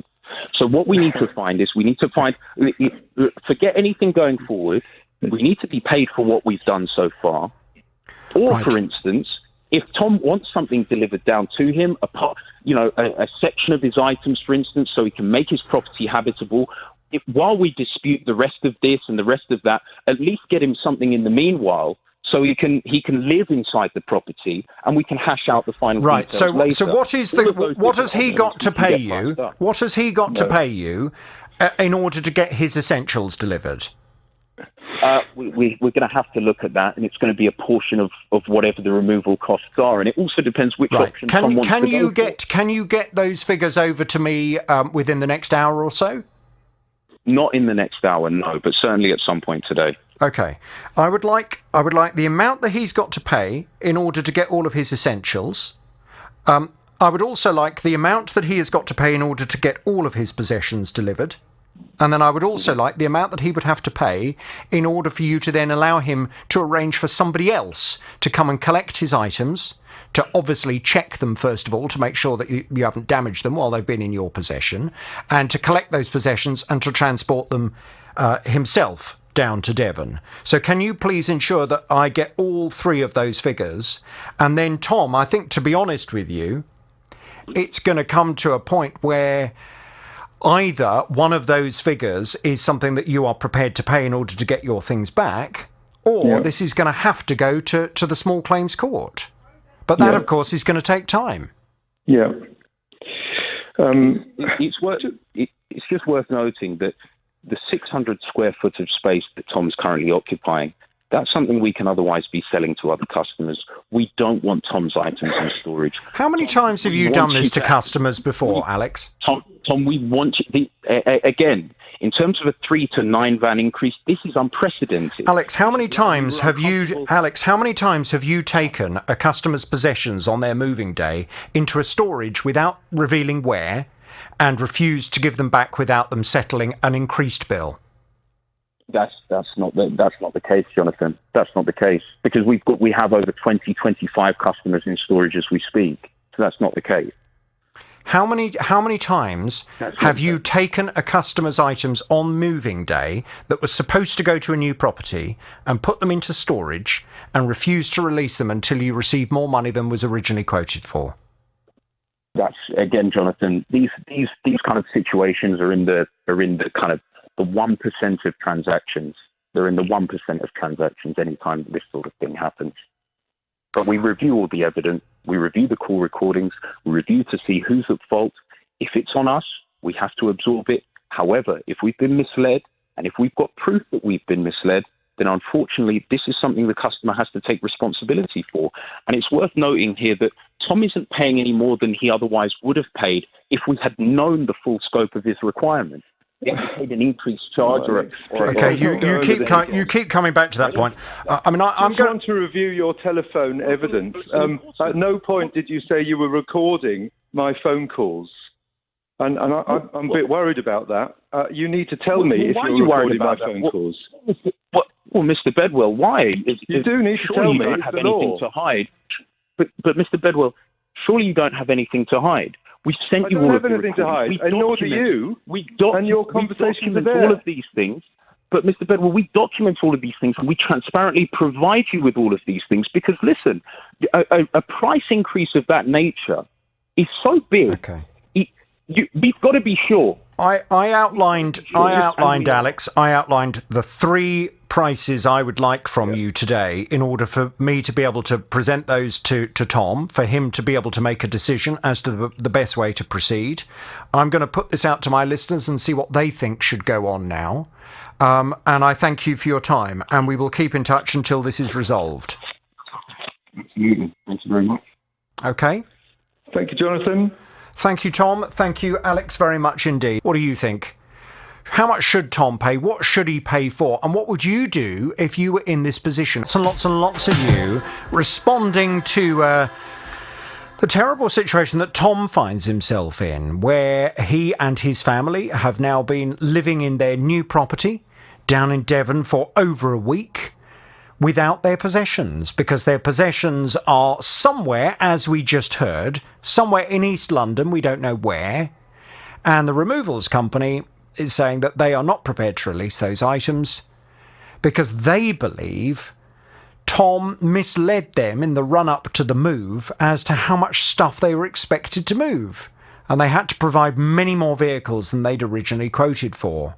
Lots of your responses coming in. Dan texts to say, all I can hear from this company is excuse, excuse, excuse. They've clearly cocked it all up, and they don't want to admit it. This person says, this will not be resolved easily, JVS. The only way forward for me is to pay for what the company has done so far and for Tom to arrange his own collection by another company. Lindsay says, I feel Alex has messed up, or his surveyor has. Even if Tom did make the mistake and said 3.5-ton van instead of a 7.5-ton van, it's for their professional knowledge to say, are you sure about that? And supply an accurate quote for what is needed. It's completely unreasonable.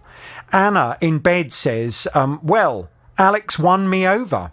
a perfect illustration of there being two sides to every story. Tim in Harpenden says, Tom should get the essentials from charity shops and then engage a solicitor and take this company to court. Roland in Luton says, about the removal dispute, the case has made me so angry. Tom should pay zero, as he has not received any service. In fact, he should be charging Alex and his company for the severe inconvenience, says Roland. And I should just point out, I have still not received, I will of course update you as soon as I do receive the outline of the prices, the amount of money that Alex says Tom's going to have to pay him before he can have his stuff back. I'll let you know as soon as I hear. Right, moving on to other cases that I'm investigating. Kimberly moved into a new home about 5 years ago. And, well, over lockdown, she noticed that the taps, that, let's be honest, are only 5 years old, in 3 of her bathrooms, have all started bubbling and flaking and just generally looking tired. The chrome was all peeling off and stuff, and it was all black around there. So we thought we'd get in touch with the company and just let them know what was happening. Unfortunately, they were closed due to COVID. We were in warranty at that point in time, obviously, when we rang them, and unfortunately no one was there. We even tried, I think, emailing as well and got no response at all. So we left it, and unfortunately things just, it's just gotten worse and worse with time. And it's just embarrassing when guests come over and the chrome is all peeling away, especially in the guest toilet downstairs. So luckily, of course, everything opened back. We got in touch with them. They were kind at first, and it's just been a pushback ever since then. We haven't sent the right information to them that they need to see. This is not what we need something else, but no help at all. Well, Kimberly's not at all happy. She feels as if the taps haven't lasted for a reasonable amount of time, and that's exactly what I've been off to put to this company that made and sold these taps. Kimberly is back on the JVS show. Hello, Kimberly. Hi, Jonathan. How are you? Hi, yes, I'm well, thank you. Now, what's interesting, as I mentioned to you last time you were on the programme, the taps in your property that are 5 years old are the exact same brand of taps that I installed in my bathroom, again, 5 or 6 years ago. And my taps have gone exactly the same way as yours. The chrome is bubbling up and just looking as if, it just looks a right old mess, to be honest with you. Now, when I went off to have a word with the manufacturer of these taps, they came back and said, look, we have gone back and we have reviewed the telephone conversations between Kimberly and ourselves. And even though she's told you, i.e. me, that all she's ever used on the taps was vinegar and water, she admitted to us during the first conversation, and we've listened to it on the call, she clearly admits to us that she has used a chemical on those taps that we would consider to be abrasive. And certainly you should not be using that chemical on our taps. They say that the care instructions for their taps make it very clear that you can either buy a product from them to clean the taps with, or alternatively, just using soapy water is enough to clean those taps. Well, you did say to me, yeah, you may well have admitted to them you did use this particular product at the very beginning. That particular product, and I'm not going to identify it because, to be honest, I don't want to spark a complete legal dispute between tap manufacturers and this particular product, but I've certainly been told in the past that it is quite a harsh product to use on all kinds of things in the bathroom. And should, if you are going to use it, be used very, very sparingly. However, what I was able to say, of course, to this company is that I know exactly what cleaning products I've used on my taps, and I know categorically I have never used that particular product that they're blaming for your taps going wrong on my taps. So my argument to them was, if it was all down to this particular product, how come my taps have gone the same way? Well, at that point, the company said, well, look, to be honest with you, over 3 taps, we don't want to have this argument. So we will get in contact with Kimberly, and as a goodwill gesture, we will replace the taps for her.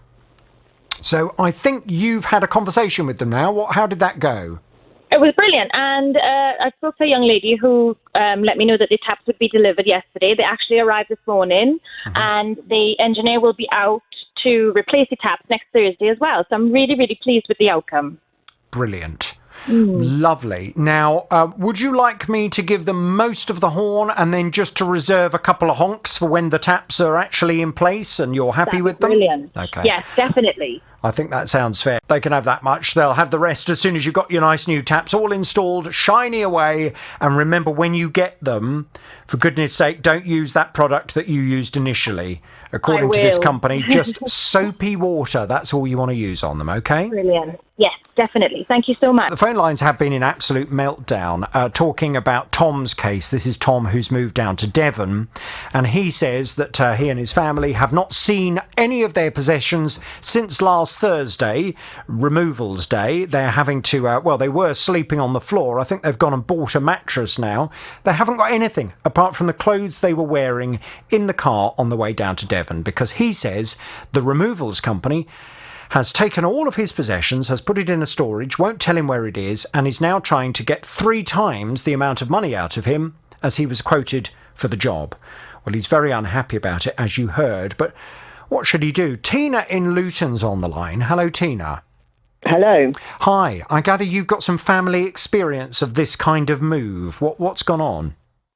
I have. My parents have recently moved, the end of February, doing the journey crazily the other way round from Devon to Luton, but that was to be closer to family.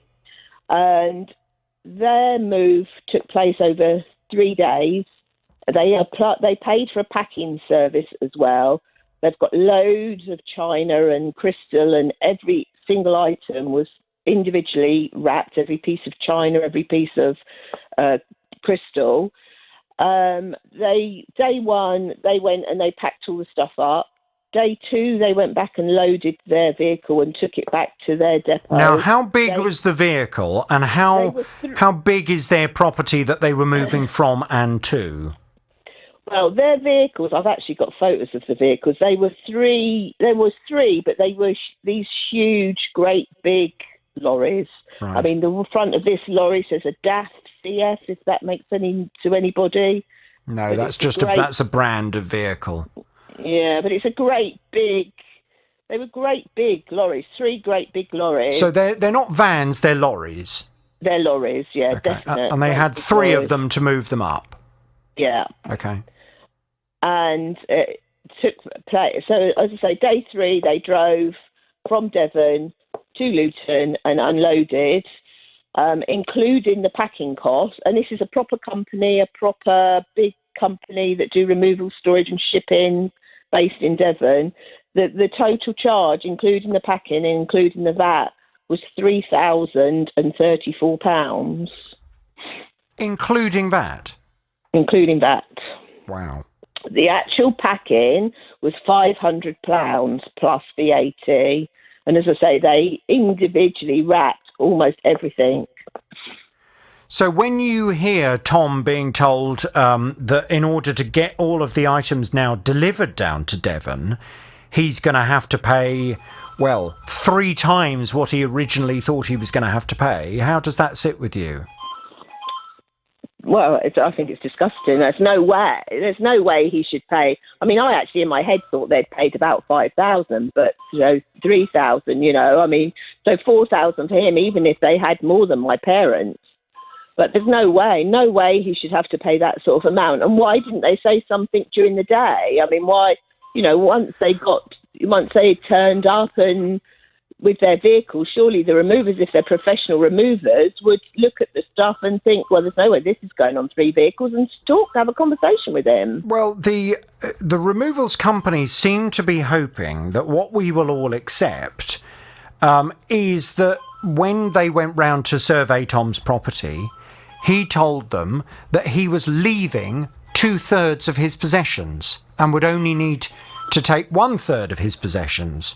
Well, I mean, I don't know whether you find that easy to believe or not. I mean, if you are moving, and Tom is not, from what he told me previously, it's not just him and his wife, it's him, his wife and his daughters. They're moving from a 4-bedroom property to a 4-bedroom property. So that doesn't sound like something that would suggest to a removals company this is a downsize from someone who's moving from a 4-bedroom property down to, for example, a 1-bedroom flat, where of course they're going to not be transporting all of their stuff.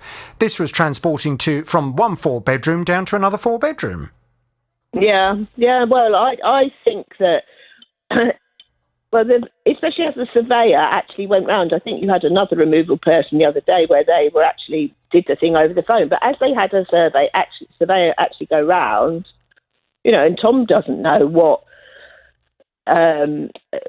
would fit in what. I wouldn't know what would fit in what. Well, you're not expected to. A lot of times it should be down to their expertise. Of course, say, you're the customer. You're not the expert, and therefore you're not expected to know about the size of vehicles and what's a 7.5 ton, what's a 3.5. You're not expected to know what that is. No. The law would require the company who is the professional to work out exactly how big the vehicle should be that is used to transport. Tina, thank you very much indeed. We will, of course, continue to follow this story with great interest here on the JVS show. Do you remember Kevin? Kevin wanted to send a parcel over to his 2-year-old granddaughter who lives in India.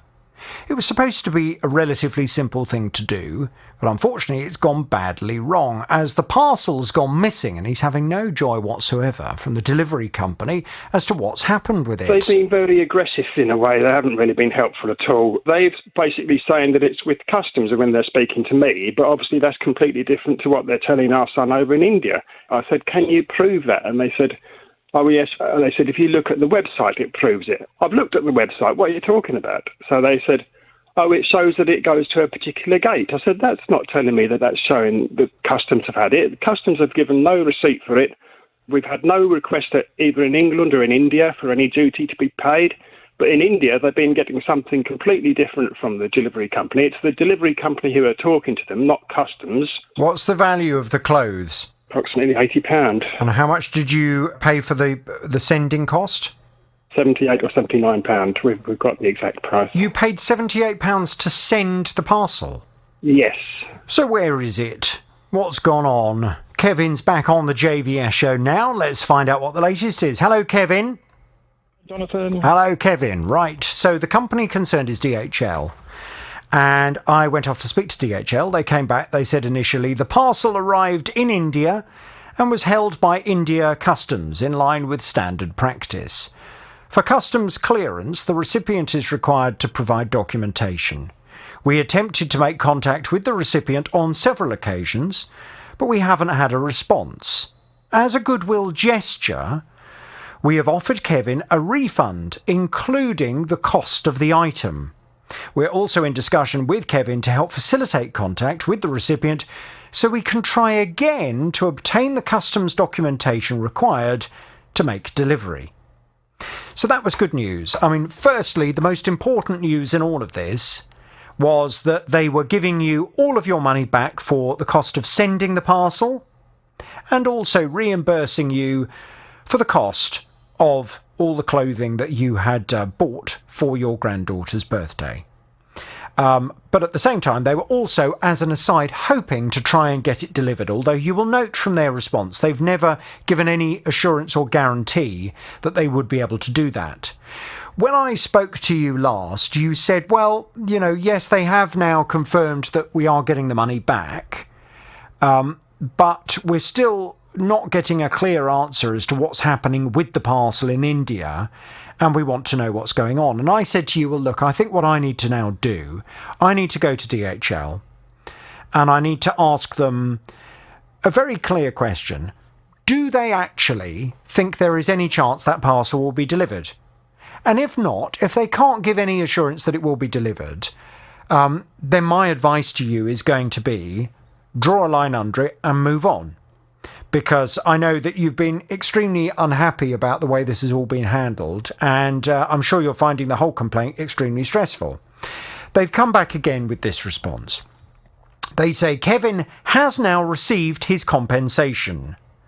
The recipient was contacted again, but unfortunately didn't provide the correct paperwork required by Indian Customs. The team have contacted Kevin, and we have asked whether his granddaughter can provide the correct paperwork, in which case DHL will be able to make the delivery, or would he like the items to be returned or destroyed? So is that what's happened? Have you heard from them to that effect? I don't believe they've contacted the recipients in India, but so that's, as far as I know, isn't correct. But the change of address, they did ask for an alternative address. Sorry, before I go into that, the recipient wasn't able to provide the documentation they're asking for, supposedly from customs, because what they're asking for is that it has to be most of the information or most of the documents that are needed. They provided to them already, and they passed most of the documents. But there seems to be a sticking point. Well, they passed all the documents apart from one document, which is a rental agreement. The rental agreement, they're saying, needs to be notarized, but stamped by a notary, a public notary. But we're kind of thinking, well, it's very difficult because he lives in an isolated area, and the cost of getting a notary to sign, to stamp it and what have you, is probably going to be more than the value of the goods anyway. Why don't you just ask for the goods to be returned? And then at least when you next see your granddaughter, you can give her the items then. Well, by that stage, because of COVID, we don't know when we can see them next. I mean, we would have travelled to India sort of long ago, really. Yes, but you've been able to. Yeah, I understand that, but it just seems to me as if obviously the goods are stuck somewhere in the system in India, and for whatever reason, the Indian side of the DHL delivery thing is just not working properly because they're not getting the paperwork they say they need. And I'll be honest with you, Kevin, I don't know how the system works in India. It all sounds as if it's quite complicated. You could be going round and round and round like this forever. You know, life's quite short. They've given you your money back now for sending it. They've given you your money for the clothes. Would it not be a sensible idea to say to them, right, okay, well, just return the goods to us and we will transfer the money that we've received to our family in India and they can go shopping themselves for her birthday. And, you know, I'm sure they will understand that it's unfortunate that all of this has happened. Yes, quite possibly. I mean, the most recent thing, I spoke to them yesterday. I will say the people I'm dealing with now are much more helpful than the people I dealt with originally. I think these are perhaps a different department. They're called executive customer service. So what I've asked them is because I'm thinking, well, on what basis is it that we've asked for it to be delivered to a particular place? It's not a duty value. The item isn't of duty value. It's not at the value where it would need to have duty paid on it. The customs don't seem to be raising an issue with the items as being any problem with the items that for example, that they might think there was something in them that shouldn't be in them. There doesn't seem to be any issue like that. And I'm just asked them to say, well, on what basis? Where are the rules for customs? What regulations are customs working to? Okay. Well, look, they need this notarised authorisation, because I'm thinking, what's it got to do with customs? We've asked it to go there. What's the issue? I'll tell you what I'm going to do. The answer back as to what the issue is. I'll tell you what I'm going to do. I'm going to draw a line under this on my programme. Because as far as I'm concerned, they've now given you all of your money back. If you want to continue your complaint with DHL to now, argue about what's going on with the parcel and where it is and whether it will ever get there or not, if you've got the energy for that fight, then, you carry on. As far as I'm concerned, when you first came to me, you were completely out of pocket. You'd spent 80 quid sending a parcel with 80 quid's worth of goods. You've now got all of that money back. So as far as I'm concerned, I feel as if I've done my job in helping you. And now the rest of this ongoing dispute with DHL about the system in India, I'll leave that to you if that's all right. Yes, please, yes. Does that sound sensible? In terms of DHL giving you your money back, I'd like to thank them very much indeed, and if you have any other issues, you know where I am. Now to Phil. He was telling me his stepdaughter purchased a hoodie in April. She chose it online. The top was way too big, so she looked at their returns process, followed the instructions, scanned the QR code. It was all parcelled back up and sent back. They collected the parcel, it was on its way. And then watching the parcel tracking, there was no more. After a fortnight, she contacted the retailer, who said it was up to her to chase it with the courier company that they use. In the process, incurred of them in an extra bill on her telephone of £7.50. It's gone on for weeks and weeks and weeks, and they're saying that basically it's quite cut and dried. The terms are, we receive the items back and you get a refund. We've not received the item back. Case closed. So, where's this top gone? And if, as far as Phil is concerned, his daughter used the method of returning the item that the company specifies on their website, why are they then expecting her to foot the bill for a problem that has arisen as a result of that? It doesn't seem very fair. And that's exactly the point I've been trying to put to the retailer on Phil and his daughter's behalf. Phil's back on the JVS show. Hello, Phil. Good afternoon, Jonathan. As I mentioned to you, my heart did sink when I saw which company your daughter had purchased, or stepdaughter had purchased this top from, because she bought it from Sports Direct. And the reason why my heart sank is that Sports Direct are not very direct in terms of communicating with me. For some unknown reason, Sports Direct seem to have a contact email address that is there for members of the press. I don't know why, because they never respond. Sometimes you get a response from a member of their customer service team, but that can be a bit of hit and miss as far as I'm concerned in terms of responding to this programme.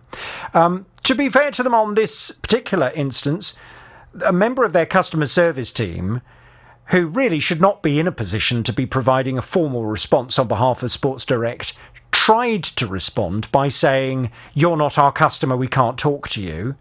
So I responded to her and said, "OK, well, have you spoken to your customer and resolved the matter with your customer?" At which point she kind of came back and said, "It's nothing to do with us. You need to go and have a word with the courier company." So be aware, ladies and gentlemen, if you purchase goods from Sports Direct, and if you follow their instructions on their website in terms of returning those goods using their courier company, a company known as Hermes, be aware if you find yourself in a position where the item, for whatever reason, hasn't turned up at Sports Direct as far as they're concerned, they're not going to be very helpful to you. Because that's been the experience that Phil's stepdaughter has had, and that's certainly the experience that I have had when trying to deal with this on Phil's behalf. Now, after our last conversation, I went off to Hermes and said, right, this is the situation. The response I've had from Sports Direct is not very good, and they seem to be blaming you. So what have you got to say for it? Well, to be fair, Hermes, thank goodness, have been much more useful and much more helpful. They've come back. They asked for your stepdaughter's contact details so they could get in touch with her.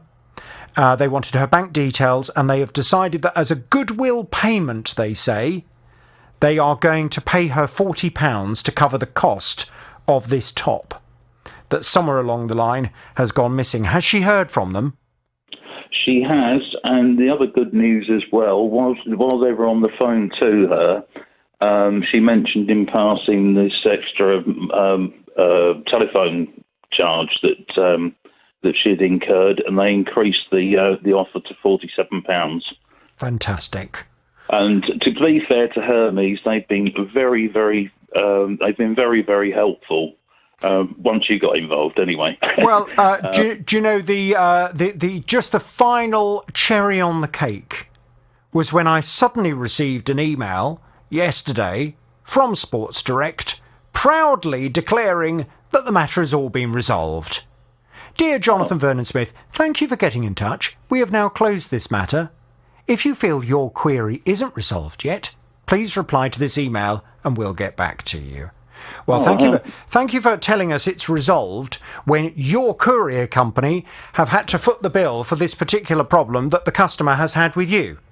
Listen, we will thank Hermes. We will give them the horn. The horn is not going to Sports Direct on this particular instance. And just be aware, ladies and gentlemen, this is the response that I am getting when I try and deal with Sports Direct on your behalf. I'm going to give Hermes the horn. Any other problems, Phil, you know where we are. Morning, Jonathan. Good morning. I gather you have a consumer problem. Tell me all about it without naming any company names, please. Let's see what we can do for you. Thank you. I do, yeah. It's actually just advice I'm really after at the moment because I just don't know where I stand with rights or anything. Mm-hmm. Back in November 2018, I had a mini tummy tuck procedure privately. I'd had 3 C-sections. It was all a bit of a mess down there. Had the procedure, absolutely perfect, no problem at all. I was really happy with the outcome. And then over the last year, I've lost a bit more weight, and unfortunately, I've been left with some loose skin on the tummy area again. So since I'd gone through all that tummy tuck before, I thought I'd see if I could find something slightly less invasive procedure. When did you, sorry to interrupt you, when did you say you had the tummy tuck? November 2018. 18? Yeah. Okay, fine. But you had that done privately? I did, yeah. And you were happy with it? Absolutely, yeah. It was great.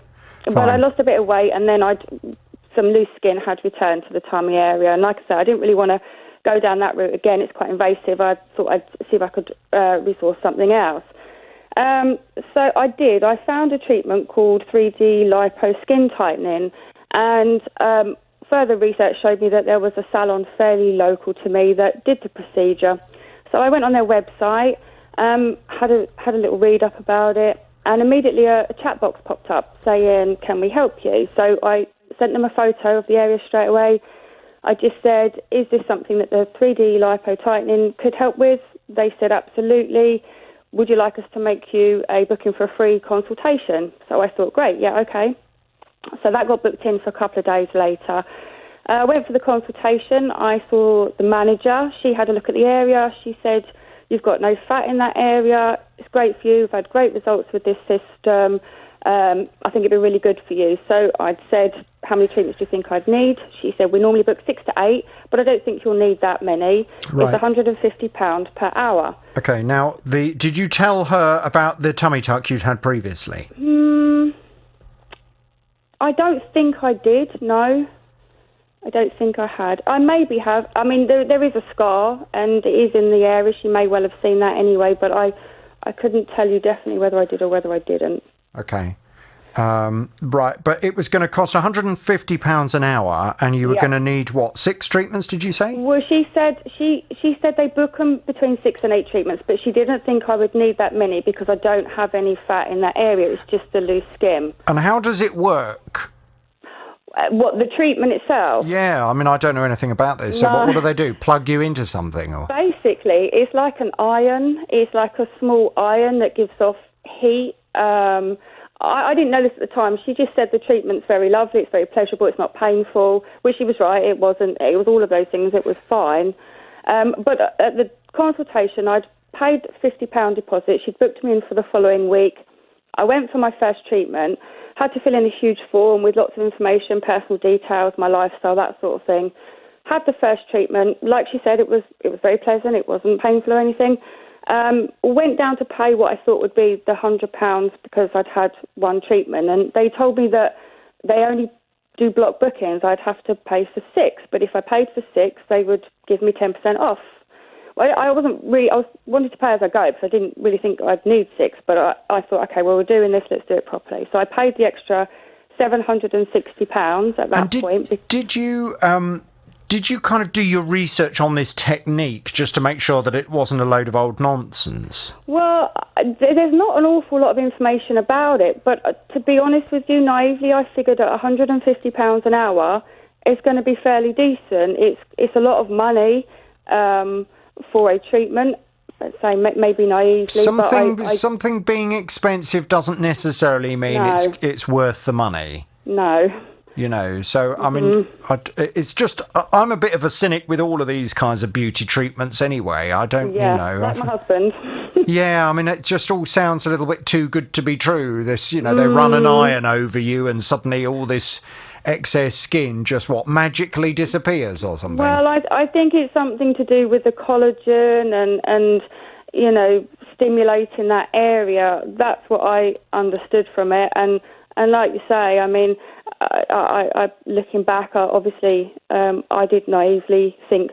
I mean, I was realistic. I did say I don't expect to have the tummy of a 20-year-old. I'm older than that, so I figured, but I just wanted it to look better, and I was certainly given the impression that it would help. Okay.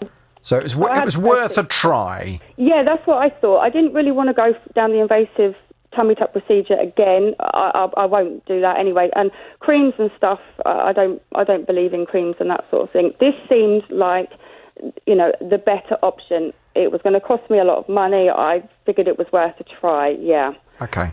So what's happened? What's gone wrong? They took a photo with the first treatment as well, so there was going to be a before and after. I happily went through the first and the second, and on the fourth treatment, I did say to the young lady that was performing the procedure, I'm really not noticing anything. She said, no, me either. I'm very surprised. I have full faith in this system. We've had amazing results in the past. I give it time. You've still got another 3 treatments. Sometimes these things just, you have to wait till the end to see results. And I thought, well, she knows what she's talking about. She's a therapist. Okay, fine. The last treatment, which I had June the 14th, she was halfway through, the therapist, and she actually said to me that she was very surprised. She's seen very little significant difference in the area. She said, my manager is in a meeting at the moment, but when she's gone, I will speak to her, possibly look at giving you more treatments or your money back, portion of your money back, whatever. And I just said, thank you very much. I'm really disappointed. I was really disappointed by this time.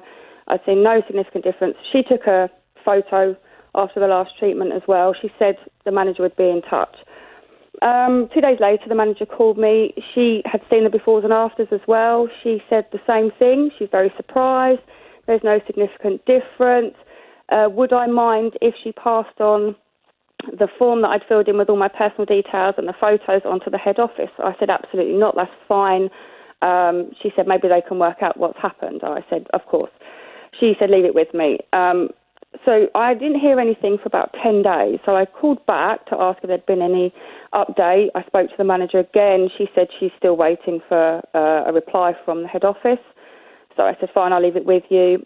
Another week went by. I hadn't heard anything. Left a number of messages for her to call me back. Anyway, eventually on the 29th of June, she did call me back. She said she's very sorry it's taken so long. The head office had looked into it. They don't know what's happened. They don't know why it hasn't done what it's supposed to do. What was I looking for? Did I want more treatments or did I want my money back? And I said, to be honest with you, I feel like I've done everything you've asked. It's not worked. I don't really know where I want to go from here.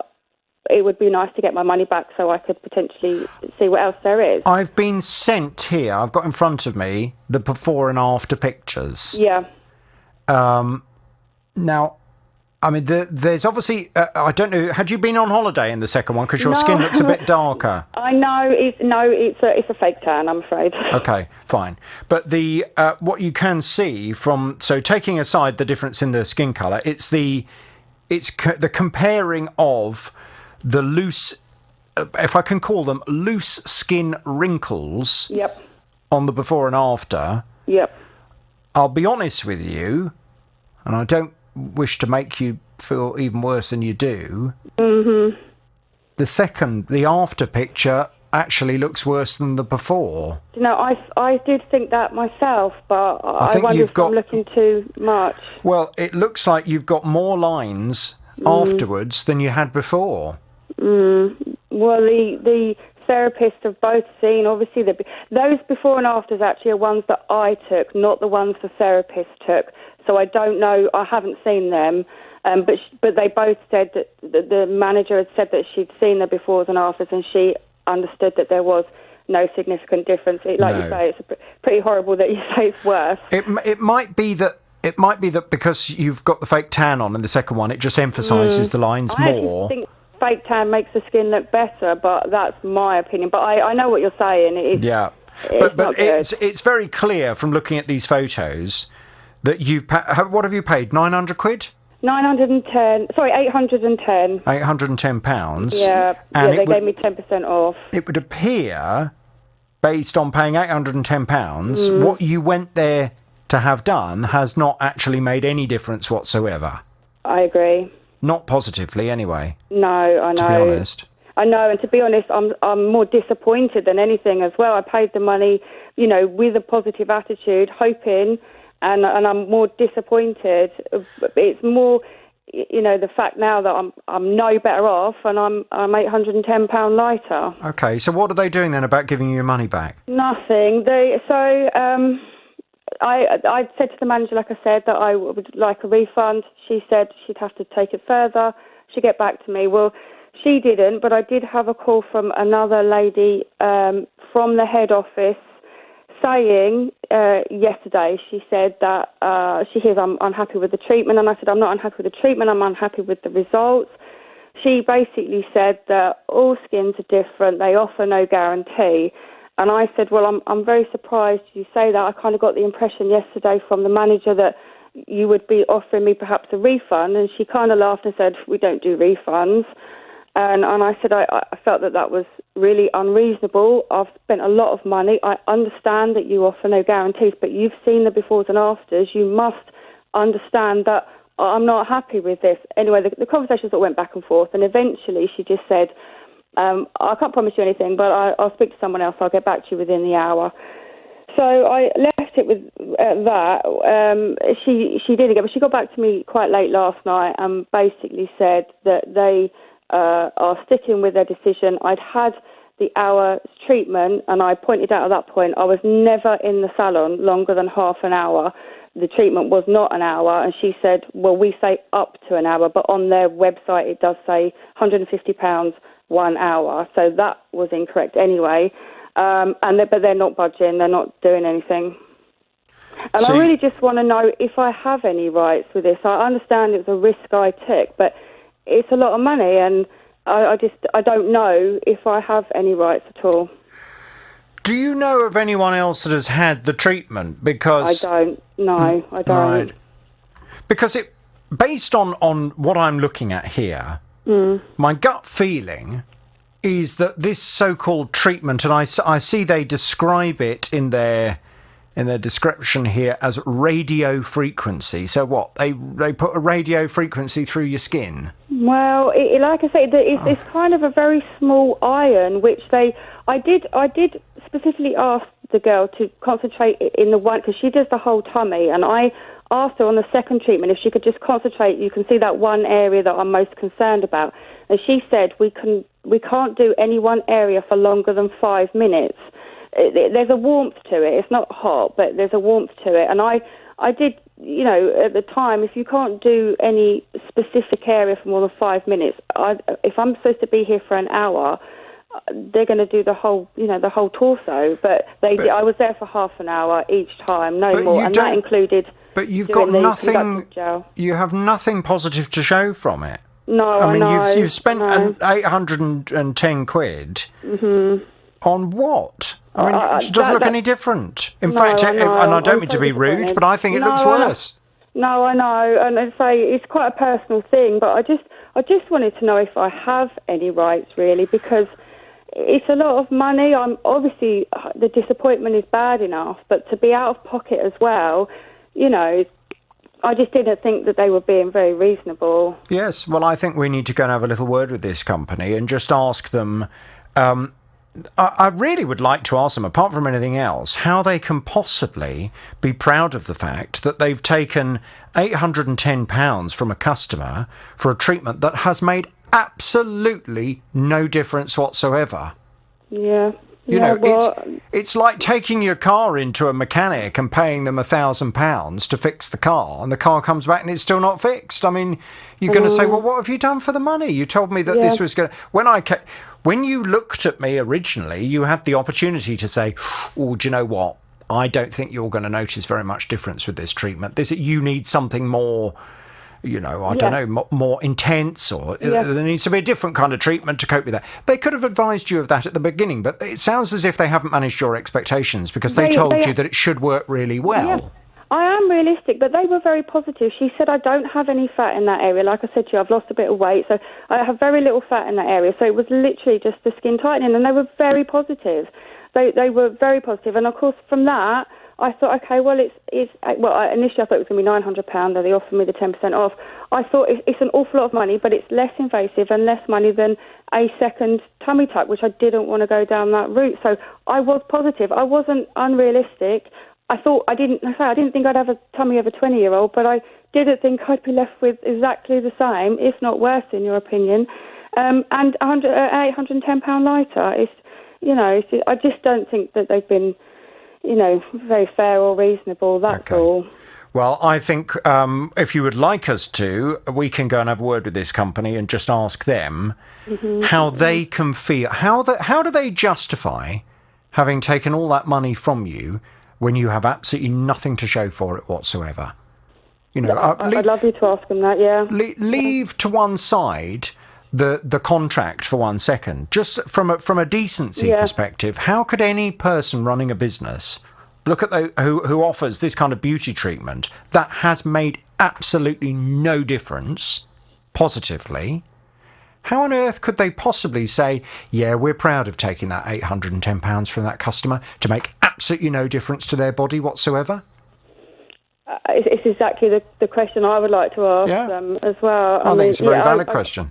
I'd really appreciate that. OK, right. Well, hang on there. What I'm going to do, pass you back to the team. We'll get some detail and we'll go and have a word with that company and try and get some answers. Now, Tom and his family were moving from their home in Hertfordshire down to Devon on June the 24th. They booked a removals company that had quoted them just under £4,000 to do the job. We had a full packing service that came on the 23rd to pack us all up and move us all out. On the 24th, they arrived, and it became apparent during the day that they'd underestimated the volume, even though they'd sent a surveyor around to see the whole house and take photographs of everything. And the first we knew was at 6:30 that evening, we got a call from the company who said that they were taking all our stuff and putting it into their storage facility, and it wasn't actually coming down to Devon. We've ended up moving down here because we had nowhere else to go, and we spent 5 days sleeping on the floor, because we have absolutely nothing. We only had the clothes we were standing in at the time. The last email we had from them was on last Friday in about 3:30 in the afternoon, saying that they would get some essentials down to us within 48 hours. That's obviously passed on Sunday, and we still haven't heard from them. So what on earth is going on? I've been off to have a word with this removals company. Very, very interesting responses coming back from them. Tom's back on the JVS show. Hello, Tom. Hello, Jonathan. Hello, Tom. Oh, my word. This is going to be an interesting case. Very interesting indeed. Now, indeed. I contacted this company yesterday, and I don't know whether it was coincidental, but shortly after my call to them, just to let them know I was investigating this, you then forwarded over an email you had suddenly received from them telling you that you owed them not £3,995 or whatever the original price was, but in fact nearly £12,000 before they were prepared to honour the rest of the contract and deliver your stuff down to Devon. Yeah. Now, was that the first time they'd ever made you aware of the fact that they were suddenly saying to you that they wanted more money from you before they would deliver your stuff? No, what he did on when he initially phoned me at the 6:30 on the 24th, was it was very careful language, but he said he's going to have to review all the situation and the contractual obligations from us. And there may be some increase in price. And then we got the email on the Friday, which he indicated there could be a pro rata increase in price there as well. However, no price came, and the email we got yesterday was the first communication we've had with them since that time, since last Friday. So that was the first mention of £11,970. Yes. Right. What is very interesting, looking back at the email that you received back on the 24th, it seemed to be a a very well prepared response to suggest that, in fact, there may well be some amendment to the original contract.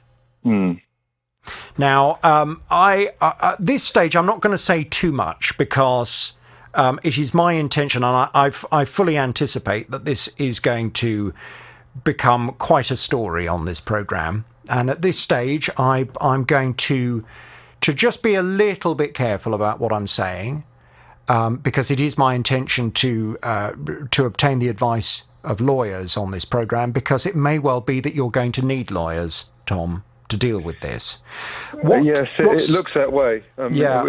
We still haven't got anything at all. So no. So the company very quickly, when I had made contact with them yesterday, they were very keen to start sending me over, as soon as you gave them permission, to send me over copies of telephone recordings between them and you, that they seem to be suggesting demonstrates that they're not the ones that made the mistake, you're the one that's made the mistake, and that the cost of nearly £12,000 to move your stuff down to Devon, when in fact you originally thought it was going to be closer to £4,000, that's your fault, it's not their fault.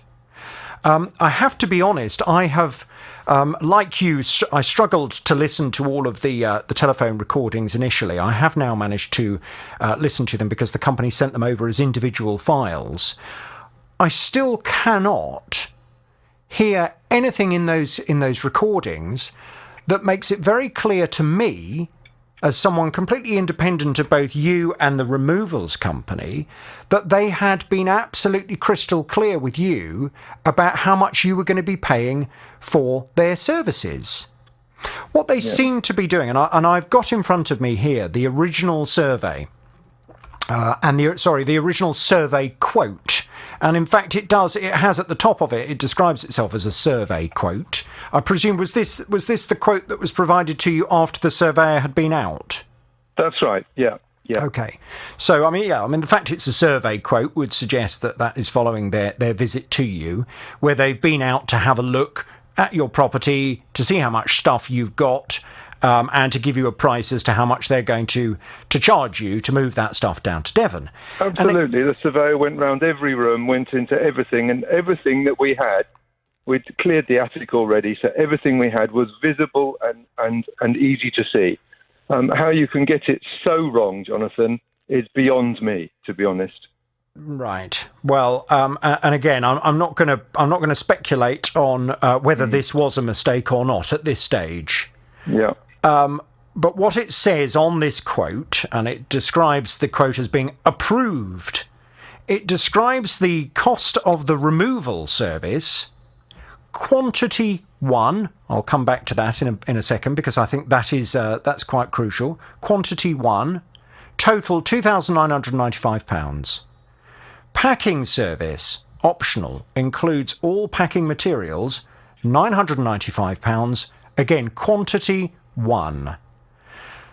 Grand total, £3,990. Yeah. Now, that's what you thought you were paying to this company to move your possessions down to Devon. Yeah. What they now seem to be arguing, and I received an email this morning that, I had to be quite blunt with the man that runs the company, that it was so wordy. To be honest with you, it was full of words. I hardly understood a word of what he was actually trying to communicate to me.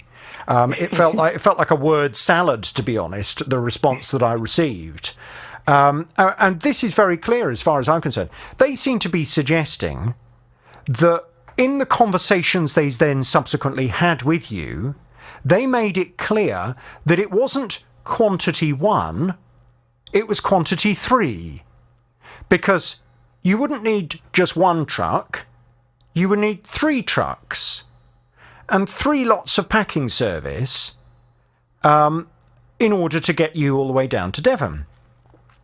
My issue with that is that at no point did they specify in the conversations that I have heard, and I've given them an opportunity to provide further evidence if they feel they have it, at no point did they ever say to you, the original survey quote that we have provided shows the cost to you of one vehicle. However, you need to be aware we have now determined that you're going to need 3 vehicles. So, in fact, it's going to be 3 times £2,995 for the vehicles alone.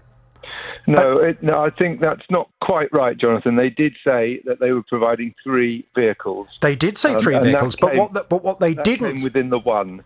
But what they didn't say was, as a result of the 3 vehicles, you're looking at £2,995 times 3.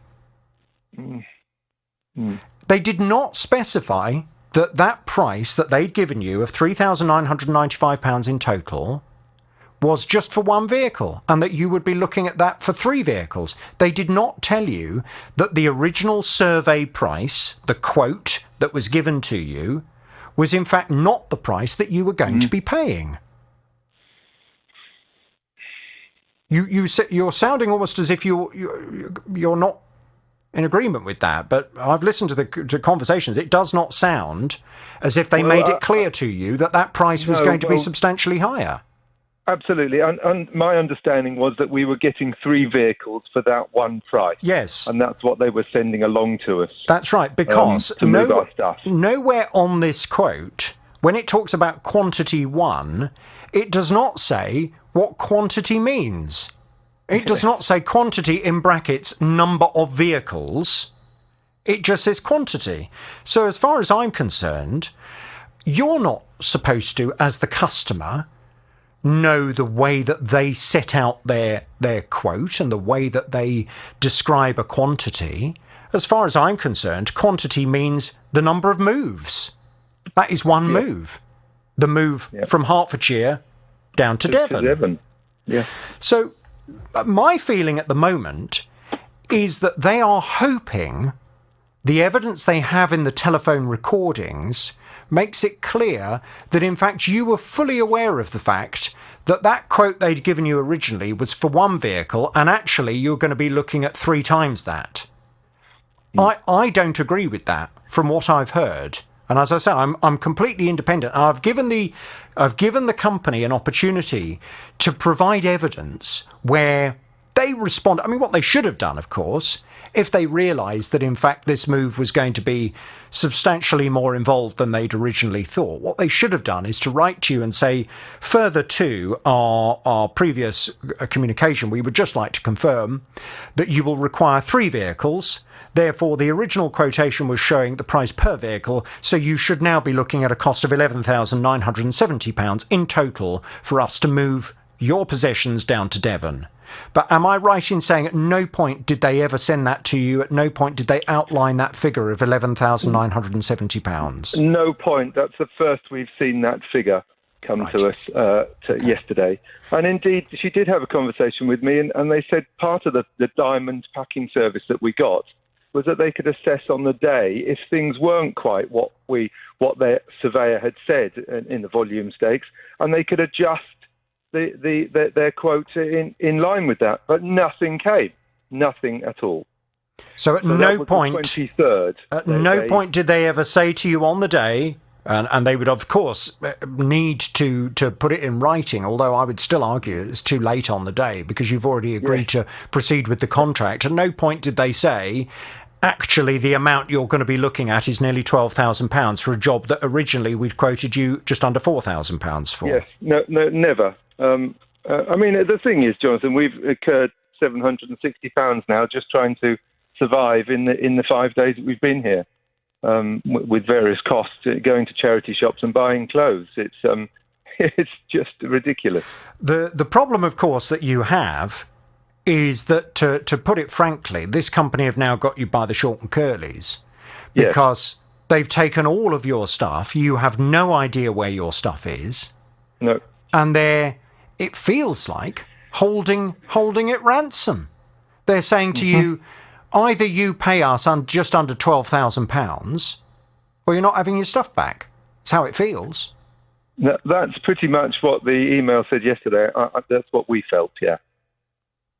Now, I gave the company an opportunity to respond and to provide this one crucial bit of evidence because I don't feel that if they've got an email somewhere where they clearly made it absolutely crystal clear to you before you decided to proceed with their firm that the total cost you were going to be looking at for using their services was £11,970. I will be saying to you, if they send that to me, I will say to you, you know what, Tom, you need to get your checkbook out and pay them because they did make it clear and you just didn't notice. But they haven't sent that evidence. Why haven't they sent that evidence? What he tried to suggest to me this morning was that, he's already made that clear. And he would really suggest that I read through what he said more carefully because then I'll get it. But it's not clear to me. It is not clear to me at all. And in the eyes of the law, a customer is not deemed to be the professional in a contract situation. The company is the professional. They have a duty of care to you as the customer to make it very clear how much they are charging you for their services. At the moment, it does not look as if they have made it clear.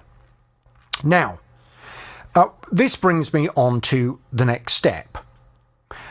What I would now like to do is I would now like to involve Nick Freeman, the lawyer known as Mr. Loophole.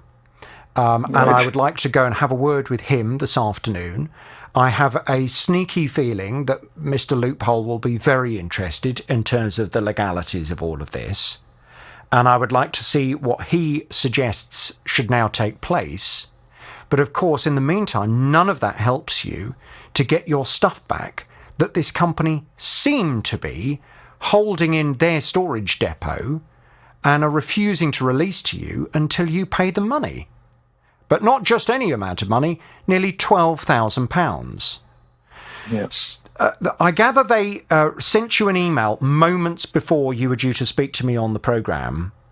Yeah, I got an email about 11:19, so a fairly lengthy one.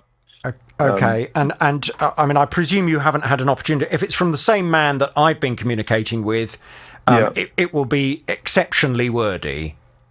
So, it is exceptionally wordy, it's going to take me a little while to digest it. And they also sent me a copy of those conversations that they've had with us that I couldn't open yesterday because they were restricted. So, well, what I would like to do, I will contact Mr. Loophole, Nick Freeman, who has assisted us numerous times on this programme. He's always very generous with his time.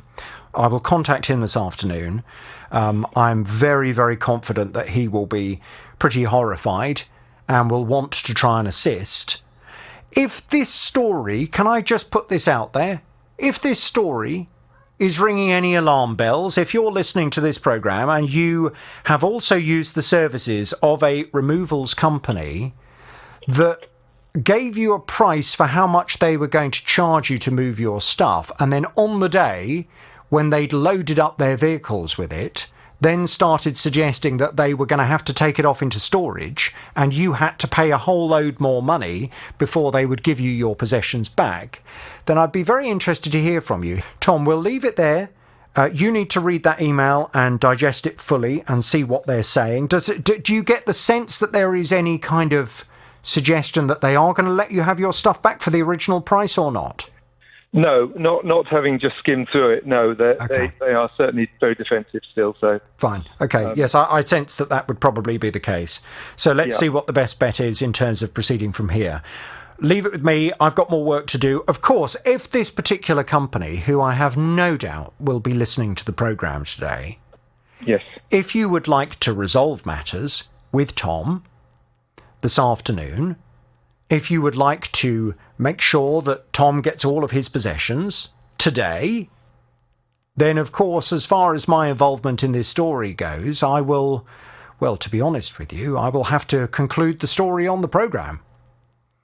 But we will be continuing to investigate it on the basis that unless you're able to provide evidence, it looks to me as if your company is the company that has made the mistake, or not, as the case may be, and it is your company that is now holding Tom's possessions ransom and are trying to get many thousands of pounds more from him than he originally believed he was going to have to pay you for your services.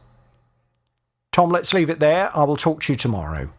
Thank you, Jovia. One of Chino's friends was getting married back in his home of Senegal, and he wanted to send her a gift. So he sent her over some money.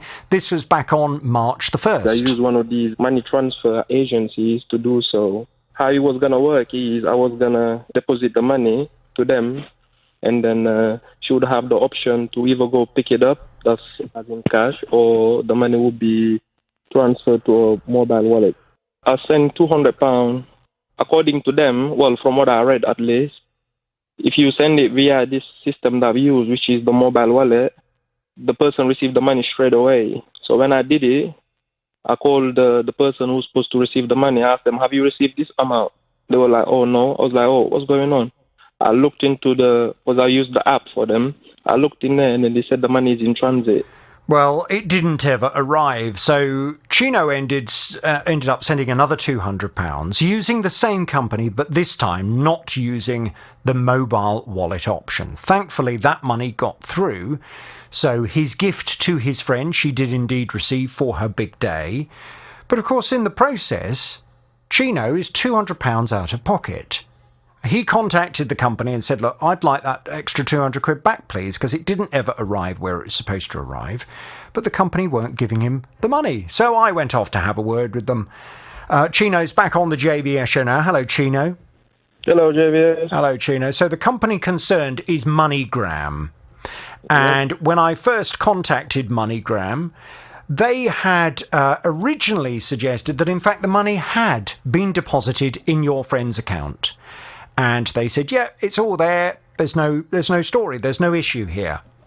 Well, when I spoke to you, you said, no, I've spoken to my friend. She's checked her account. That money did not ever arrive in her account.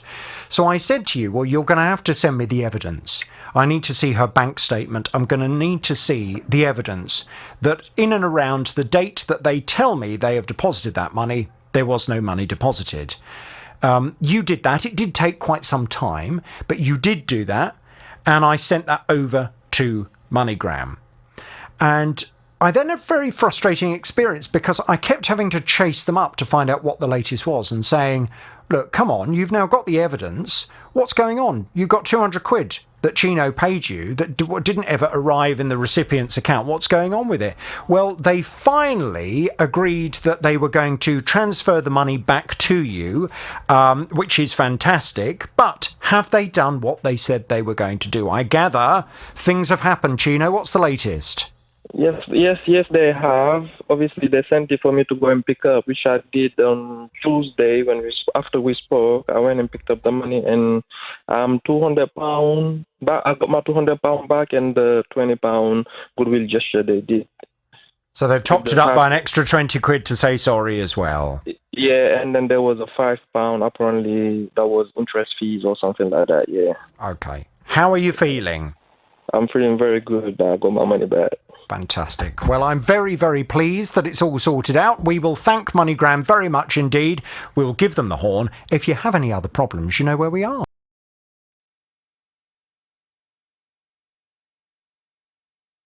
As I mentioned earlier, some very interesting calls coming in regarding Tom's case. Tom and his family were moving from Hertfordshire down to Devon on June the 24th. They booked a removals company that had quoted them just under £4,000 to do the job. We had a full packing service that came on the 23rd to pack us all up and move us all out. On the 24th, they arrived, and it became apparent during the day that they'd underestimated the volume, even though they'd sent a surveyor around to see the whole house and take photographs of everything. And the first we knew was at 6:30 that evening, we got a call from the company who said that they were taking all our stuff and putting it into their storage facility. And it wasn't actually coming down to Devon. We've ended up moving down here because we had nowhere else to go. And we spent 5 days sleeping on the floor because we have absolutely nothing. We only had the clothes we were standing in at the time. The last email we had from them was on last Friday in about 3:30 in the afternoon, saying that they would get some essentials down to us within 48 hours. That's obviously passed on Sunday, and we still haven't heard from them. Well, to cut a very long story short, when I contacted this removals company, they now have sent Tom a bill for nearly £12,000. And they seem to be suggesting that the original price that they had quoted him, that was only for one lorry, and they'd made it very clear to him that he would need 3 lorries, and therefore the £4,000 he thought he was going to be paying was nowhere near enough. So he now needs to pay £12,000 in order to get his stuff delivered to his new property in Devon. Well, the company have not, as far as I'm concerned at the moment, have not demonstrated that they made it clear to Tom before he decided to proceed with their company that in fact the £4,000 they'd originally quoted him was no longer an accurate idea of how much he would be paying. And I don't think that's very fair, to take someone's goods to your storage and then to say you're not having them until you pay us 3 times what we'd originally outlined it was going to cost you. I don't think that's fair. Lorraine has called in. She wants to have her say on this. Hello, Lorraine. Hello, Jonathan. Hi, I gather you work for a different removals company. What's your take on what's gone on here? Okay, well, I'm one of my jobs in the company is as an estimator. So essentially what I would do is go to the customer's house. I would literally write down everything I see, even down to the ironing board. It's that, intense. We then list everything. I would then go away and I would get my estimator the price to put a price on this job. I then email that customer that price. That price is the price for the move. It's all done. But first thing, you don't say it's 1 lorry and then it turns out to be 3. If it's 3 lorries, that's on me. That's not on the customer. Yes. If I've made a mistake, we take the hit. So the price that we give is the price that it is for them to pay. And when they book with us, we ask for a deposit and then we ask for payment on completion of the move. So this is not the way we would do things, let's put it that way. If the job was £12,000, we'd say it's £12,000. But in all my years, I've never had a job that's cost £12,000. So, yes. We've never changed the price. My understanding of the law is that it is absolutely essential that a company is transparent with the customer before they agree to use that company's services. And if the quote that you have provided a customer is £4,000, then unless you send a revised quote making it very clear that actually, further to discussions we have had, we have now realised that actually this job is far more involved than we were first led to believe. Therefore, we would like to just outline that our quotation for this job will be £11,970. To suddenly get everything on the back of a truck at the end of the day and to then say, oh, well, I'm afraid we're now going to have to take this into storage because we want 3 times what we'd originally told you.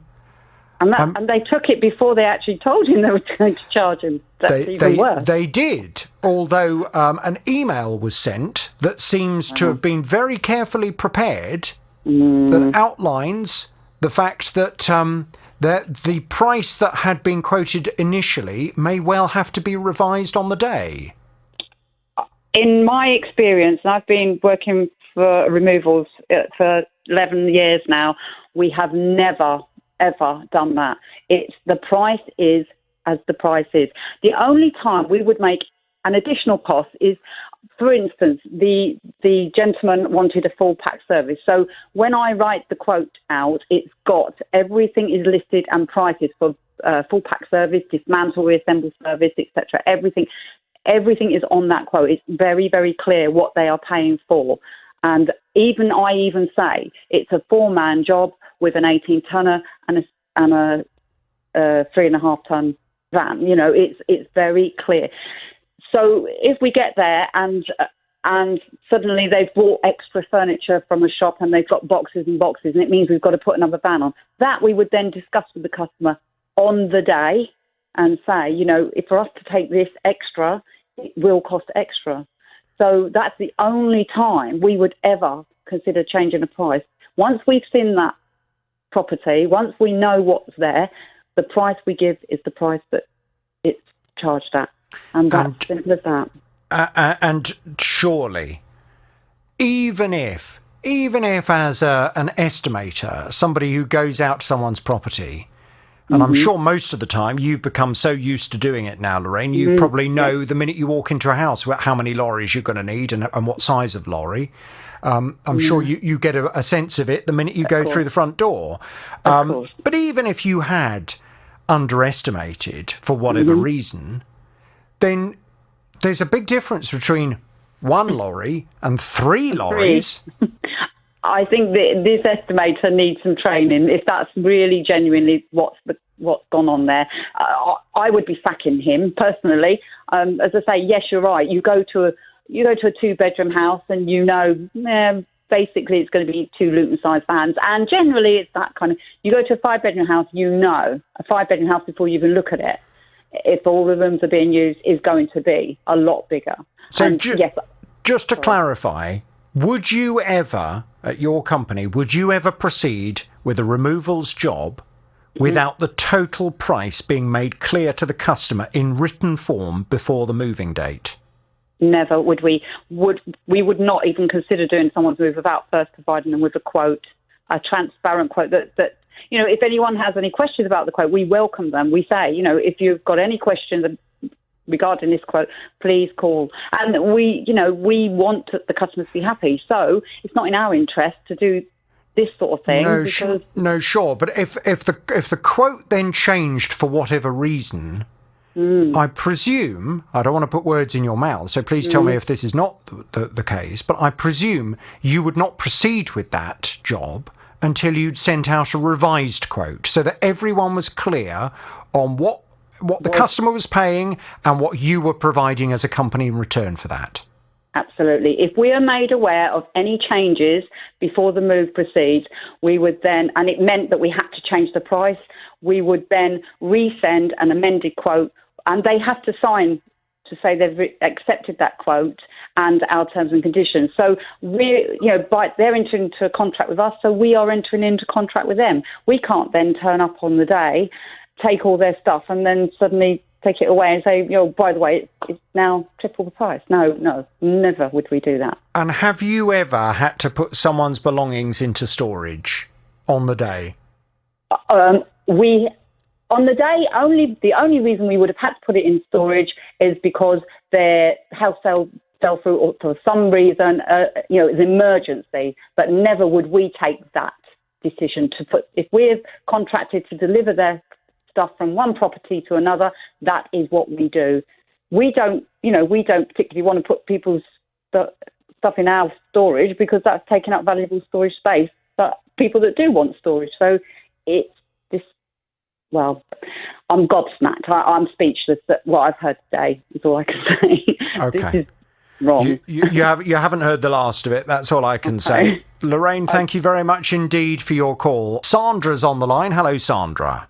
Hello, Jonathan. Good afternoon. Hi, Sandra. Hi, good afternoon to you. Right, tell me what's happened to you without naming any company names, please. Okay. I went to the hand car wash, so they obviously manually wash your car.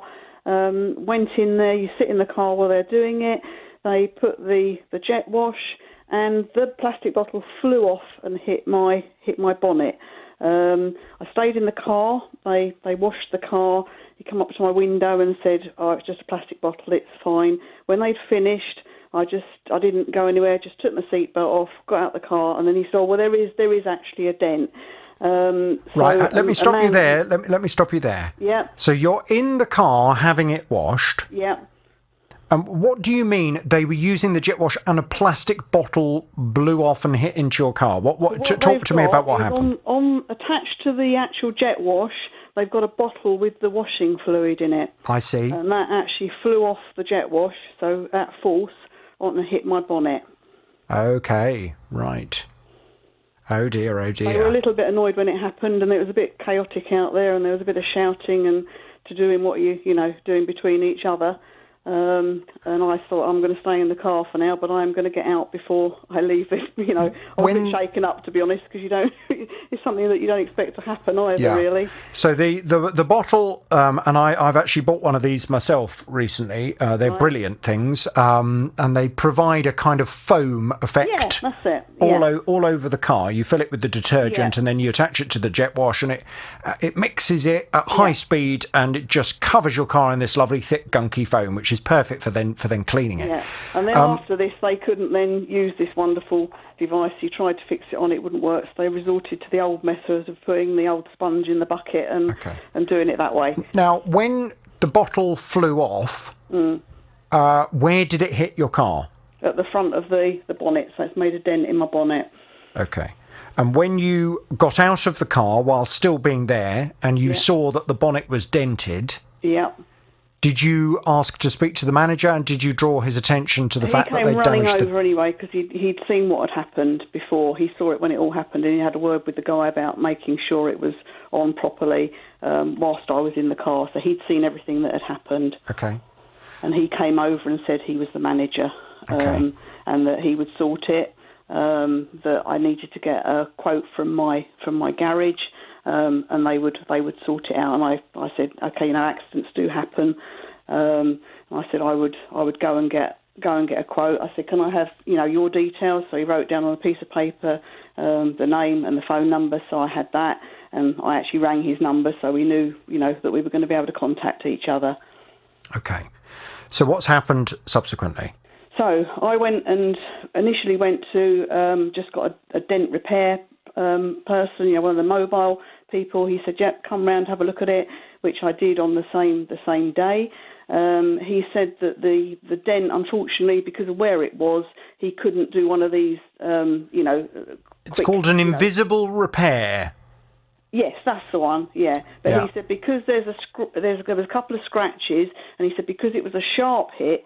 He wouldn't be able to fix it 100% for me, and he quoted me, a price for doing that, which I thanked him, and he said, you might want to get a body shop quote as well. So I went and got a body shop quote, which was just from a standard garage. I told the car wash people what the cost would be, and they weren't very happy. They just said, "Oh, it's just an easy dent. It can just come out." And then he's saying that he's got their own body shop that he uses. Could I go there?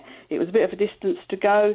I rejuggled my Saturday, went over there, got a quote from his gentleman as well.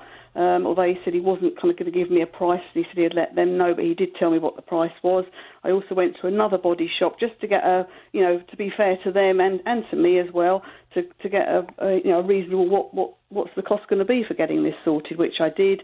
And then I got a call from him saying that actually he can't deal with it now. His boss has got to deal with it. And then he told me not going to sort it. They're not happy with that. The only way they're going to do it, they wanted to come and pick my car up, and this would take a couple of hours for them to fix. When I've been told by all the other body shops that this is going to take 2 days to get it sorted. Right. And now I've kind of lost contact with them. They sort of were going to sort it, and they're just not contacting me now, even though I've sent them the quote over. Okay. I mean, I presume what this guy was hoping for was that someone would be able to remove the dent using invisible dent repair. Yeah. I've had invisible dent repair carried out myself on a car. Yeah. And it was brilliant. Yeah. I mean, this guy who did it was like a magician, using some kind of special tool that he went from inside the door. That's it, yeah. He was able to knock out this little dent, and you couldn't see a thing afterwards. It's fantastic. Amazing. Yeah. Now, and the dent fella said there's a bar under where they've dented it. There's a bar under the bonnet. So he said the only way he could do it was to actually drill through the bar and then massage it out, but he couldn't guarantee it would be kind of. I'm sure that he would make a good job of it. Yeah. But he said you're still going to have that slight, there's a slight scratch as well. None of this is your fault. So what were the quotes? I mean, what do the quotes range from for the repair? The dent man, sort of minimum is coming up between sort of £120, £550. 120 to 550. But that's to about 600 in total. The variant. Obviously, the Dentman's a lot cheaper than the Body Shop, which would be a 2-day job. Okay. Well, if it were me then, if the dent man can remove the dent and he can repair the vehicle to a good standard for 120 quid, then if I was the manager of this car wash, I would be organising to pay you 120 quid. Yeah, I suppose the thing is, he was saying it's 100. The dent man is 120 to 140, but that would be like a 95% fix. Right. Well, hang on a second. Hang on. Just be clear with me. Yeah. What's the cost? What's the cheapest price that you had as a quote for fixing the bonnet properly? Fixing the bonnet properly was their person, which was he said, a minimum of 350. Right. Okay. So my minimum that I could get, which is just the run of the mill, but a known garage was going to be 480, including VAT. Okay. Well, I don't understand why he hasn't got his chap to do the 350 quid job then. Does he just hope? After making me go over there. Does he hope you're just going to kind of get fed up and go away? I think so. Probably. Yeah. Well, he doesn't know you listen to the JVS show, does he? No, he doesn't, Jonathan. Right. But he's about to. Let's see what we can do. I'm going to pass you back. We'll get some detail and we'll go and have a word with this man who runs this car wash and just ask him how he would like to get £350 transferred to you, or whether he would like his man to do it and he pays him directly. Hello, Tom. Hello, Jonathan. Good morning. Good morning. I gather you have a consumer problem, Tom. Tell me all about it without naming any company names, please. Sure, yes. We moved, we've been wanting to move down to Devon for quite some time. We found a house down here and we put ours on the market and it all went through. And then we went through the business of having to get to exchange. And you'll understand within, COVID as it is, it's all been fairly fraught. So we eventually got to the point of exchanging and then setting a completion date, and we were able to get a firm in, a moving firm to move us. So we expected, my research showed that an average 5-bedroom house would cost about 2,000 to 3,000 to move us. What, even down as far as Devon? Yeah. Where were you moving from? We're moving from Hertfordshire. Okay. Down to Devon. Right. So that seemed a good point to start. Then we began to get quotes in. The first one was 10,000, next to about 15,000. So obviously with the stamp duty ending tomorrow, or today indeed, it was getting fairly fraught with moving companies. So we went with one for about £4,000. So they're due to come and move us on the 24th of June. That was our completion date. And we had a full packing service that came on the 23rd to pack us all up and move us all out. On the 24th, they arrived about 10 o'clock and busily loaded vans. And it became apparent during the day that they'd underestimated the volume, even though they'd sent a surveyor around to see the whole house and take photographs of everything. Right. So it all packed up. And the first we knew was at 6:30 that evening, we got a call from the company who said that they were taking all our stuff and putting it into their storage facility. And it wasn't actually coming down to Devon. Why? Because they obviously have, I say obviously, I think they've got a lot more work on. They couldn't deal with their vans being down here in Devon, and they needed them up there to do the rest of the work. That's an assumption. But they just moved it and put it into storage. But hang on a second. So were they contracted to move you on that day? They were contracted to move us from Hertfordshire down to Devon on that day, on the 24th. Right. But yeah. Am I right in assuming then it was just taking them far longer to pack up your property, so Yes. the day actually was getting on and they weren't anywhere near finishing packing up, so they're then looking at the clock thinking, oh my God, by the time we get down to Devon, it's going to be, 2 o'clock in the morning. Absolutely right, yes. I think that's what was happening. Oh, that's their mistake. That's their problem, isn't it? Not yours. Well, I think so. So we've ended up moving down here because we had nowhere else to go, and we spent 5 days sleeping on the floor. So, because we have absolutely nothing, we only had the clothes we were standing in at the time. What would have been good is to warn us earlier on in the day, so we could have pulled some essentials together to camp in our house. So you're now in your new house without anything at all. Well, nothing at all. Nothing. We had to go and buy a mattress yesterday because it was getting too uncomfortable on the floor. So we have nothing. That's ridiculous. And what has the company had to say? I mean, do you know where your goods are? Do you know where they are? We don't know where they are. We think they're in a lockup somewhere in London. But this is the problem, Jonathan. We have telephoned and emailed constantly since that time. We had the last email we had from them was on last Friday in about 3:30 in the afternoon, saying that they would get some essentials down to us within 48 hours. That's obviously passed on Sunday, and we still haven't heard from them. But that's completely unacceptable. That's completely unacceptable. Why on earth would they think it was okay just to get some essentials to you? No. Get everything that they were contracted to take down to Devon on the day of moving in a vehicle and get it to your property and then unpack it as they should be doing. Yes, one would have thought that. But the frustration thing is we can accept that they've misquoted and they, with the volumes.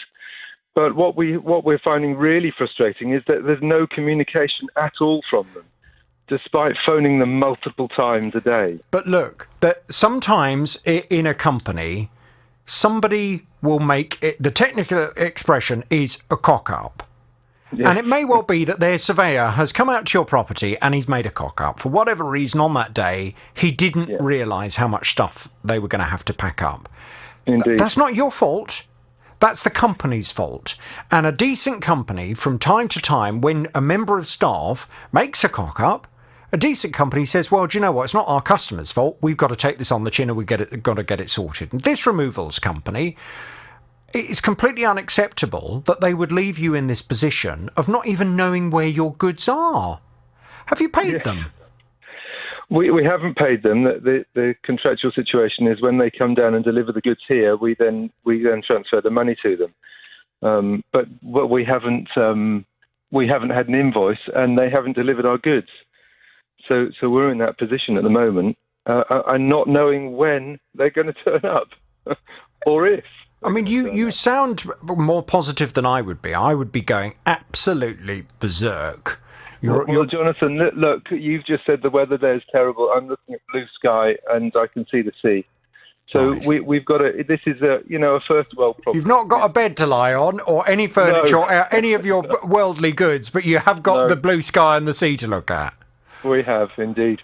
Oh, so well, I mean, you're good. Be worse, but well, yeah, you're good to put the positive spin on it. What? I mean, is it just you, or have you got a family? No, I've got a family, so my two daughters are also sleeping on the floor. So that it is grim, and my wife's got very upset about it because we have a lot of very personal stuff. She's an artist, and so that those items go back a long time, and we really, really do want them back. Well, it's ridiculous. What's the latest that you've heard from this company? What is it still this failed promise of getting you your essential goods within 48 hours? That is the latest we've heard from them, and that was, as I say, last Friday.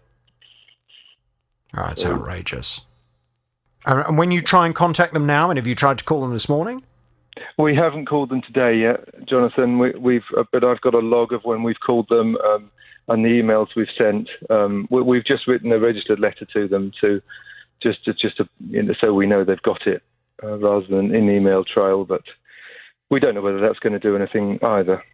And did you do I mean, I know this is all it's crying over spilt milk, really, but did you do all of your research on this company, bearing in mind how important it was that this company were going to be moving every single personal possession you've ever worked hard for to another part of the country? Did you do your due diligence in terms of checking to make sure that they were a good, trustworthy company? I did a bit of due diligence. I looked at some online reviews of them and all seemed to be okay. They're an existing company. When they turned up, they were all badged up. You know, they had branded, and the salesperson, the surveyor gave us a lot of assurances as to what would happen, how they would wrap things, how they would look after our property. And they seemed a substantial company, and no reason not to believe that was so. Well, I bet that surveyor's nowhere to be seen now. Well, you don't know, do you? Let's see what we can do. What I'm going to do is pass you back. We'll get some detail, and I will contact them as soon as I come off air to try and deal with this for you. This is absolutely... I've dealt with many removals stories in my life. This is one of the worst. Is this company a member of the Association of British Removals Company? It's actually the British Association of Removals Companies, called BAR. Yes, that was one thing that we had to check, and I don't think they are, Jonathan. I think I've made an error there of not checking that they are part of that association. I don't... Yeah. Companies, anyone can set up with a van and become a removals company. I don't think there's many hurdles to jump over, to be honest. But. No, and that is, I mean, that's very true what you've just said. If I wanted to, I could go and buy myself a van and I could open up JVS Removals. Trust me, nobody would want me moving their property because I haven't got the strength and I'd probably drop their furniture all down the stairs. So, you know, but the point is, as you've just quite rightly pointed out, anybody can open a removals company. It doesn't mean they're any good. But let's give this company the benefit of the doubt. Let's just hope that what's happened is that they've ended up getting themselves in too deep, and they're not quite sure how to get out of it. Yeah. And they're kind of panicking and thinking, how do we try and deal with this problem? Let's hope that that's the case, and all they really need to do is just to have a moment of clarity and for someone to explain to them what they need to do. Let's hope that's what's going to happen. That would be great if you could sort that out for us. I'll do my very best for you, Tom. I'll pass you back. We'll get some detail. We'll go and have a word, OK? Kimberly came to me. She was telling me that she moved into a new property 5 years ago, a brand new property that had only just been done up. And over lockdown, she noticed that the taps in her bathrooms, that, remember, are only 5 years old, are not looking very good. They haven't lasted very long. The chrome was all peeling off and stuff, and it was all black around there. So we thought we'd get in touch with the company and just let them know what was happening. Unfortunately, they were closed due to COVID. We were in warranty at that point in time, obviously, when we rang them, and unfortunately no one was there. We even tried, I think, emailing as well and got no response at all. So we left it, and unfortunately things it's just gotten worse and worse with time. And it's just embarrassing when guests come over and the chrome is all peeling away, especially in the guest toilet downstairs. So luckily, of course, everything opened back. We got in touch with them. They were kind at first, and it's just been a pushback ever since then. We haven't sent the right information to them that they need to see. This is not what we need something else, but no help at all. Well, Kimberly's not at all happy, and I've had a look at the photos of the taps, and I can understand why she's not happy, because sure enough, this chrome is starting to bubble and peel. And what was rather interesting, as I mentioned to Kimberly when she first contacted the programme, I have the exact same brand of taps in my bathroom. And my taps are also about 5 or 6 years old, and I have exactly the same issue in terms of the chrome coating on the taps bubbling up. So I was very interested to go and have a word with this company and ask why that would be. And I think for Kimberly, it's actually quite a good thing that I myself have encountered the same problem. Let's find out why. Kimberly's back on the JVS show. Hello, Kimberly. Hi, Jonathan. How are you? I'm well, thank you, Kimberly. Now, the reason that I think it's quite a good thing that I myself have encountered the same problem with the same brand of taps is that, as I expected, when I contacted this company, their initial response was to suggest that the reason for the bubbling was to do with the chemicals that you had been using on the taps. Correct. Now, I'm not gonna name a brand, but there is one particular brand of cleaning product that I've certainly been told before by people that they consider to be pretty harsh. Lots and lots of people in this neck of the woods would be inclined to use that product because we have very hard water here in parts of Beds, Herts and Bucks, and this particular product is very good at removing all of the limescale that you would find. Now, the company say that during the first telephone conversation they had with you, you admitted that you'd used that product on your taps. Okay. The man that I spoke to, he went back and he said, I've actually pulled the calls and I've gone back and I've listened to the calls. And on the first contact we had from Kimberly, when we asked her what she'd been using to clean them, she admitted that she'd used that product. Right, okay. Do you recall that? Because I know you mentioned to me that you'd only ever used vinegar and water. That's right, yeah. So my mother-in-law has introduced me to this product ages ago. And like I said to you, I'm trying to be more, environmentally friendly and what goes down your taps and blah, blah, blah, and, show the kids a good example sort of thing. So I did use that initially, yes, on the top of the taps especially. Because the bottom bubble, the chrome bits that I told you about, that only really came up recently. The bubbling has been there all along, sort of thing. So anyway, so that's why I've downgraded and started using that only. I think that was the problem. So their initial response was, well, too bad for you. We've got Kimberly recorded on a phone conversation admitting that she has used a product that we would consider to be too abrasive for our taps. They said we make it very clear the care instructions for cleaning our taps. You can either purchase our own cleaning product or you can use just kind of normal soap and water. Well, you see, this was where it was quite a good thing that I've had the same problem. Because I was able to, at that point, say, firstly, no one in this neck of the woods would be able to clean a bathroom properly using normal soap and water. There's no way soap and water would clean a bathroom. Certainly I live in Hertfordshire, our water is absolutely rock hard. And cleaning the limescale off taps and around the bath and on the tiles, it's a regular part of the cleaning job. There's no way using normal soap and water would get that limescale off. It simply wouldn't work. Maybe if you used vinegar, you would be able to get it off. But there's no way just using soap and water would ever work. And I was able to say to the gentleman at this company, I've never used that particular cleaning product on my taps that you say Kimberly has used. So why are my taps bubbling? And I told him the bathroom products that I use in my bathroom, which I consider to be completely normal bathroom products in this part of the world. They are not considered to be excessively abrasive or acidic or anything like that. They don't contain bleach. So why is it bubbling?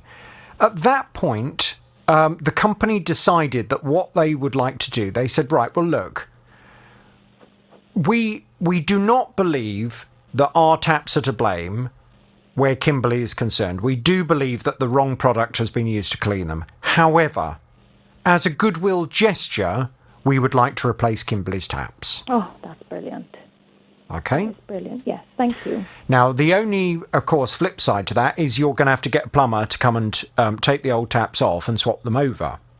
Okay. So you're going to have a cost implication there, but they have said that they would be prepared to accept the taps back and to replace them for you. That's brilliant. That was the outcome that I was hoping for anyway. Yes. So that's brilliant. Thank you so much for your help. Yes. Now, what I'm in communication with this gentleman as well, because what I would like, I'm not prepared just to leave it there. I would like to know whether there is a problem with their manufacturing process. That means that this chrome, that I presume is some kind of, it's like a paint that they paint the taps with, or I don't know whether they dip the taps into the chrome solution, which then acts as a paint.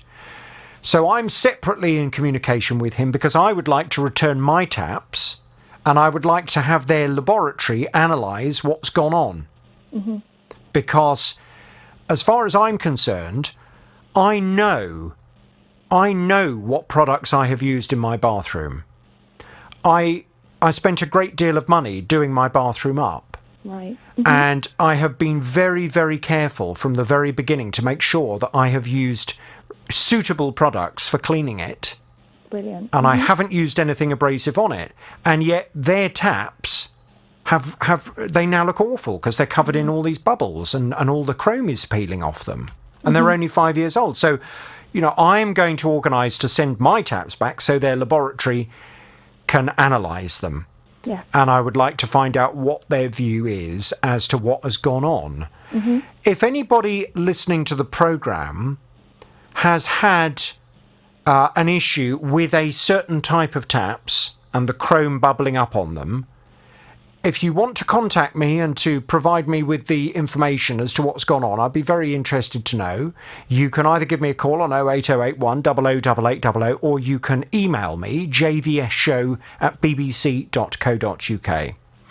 Kimberly, regarding your taps, and I'm sure that's what you care about the most, I have got the gentleman who I should point out has been extremely helpful and very polite and courteous and is keen to try and resolve this matter for you. Great. He has provided me with his email address and has asked that you make contact with him directly and they will organise getting the taps back from you so they can have a look at them and they will replace the taps for you.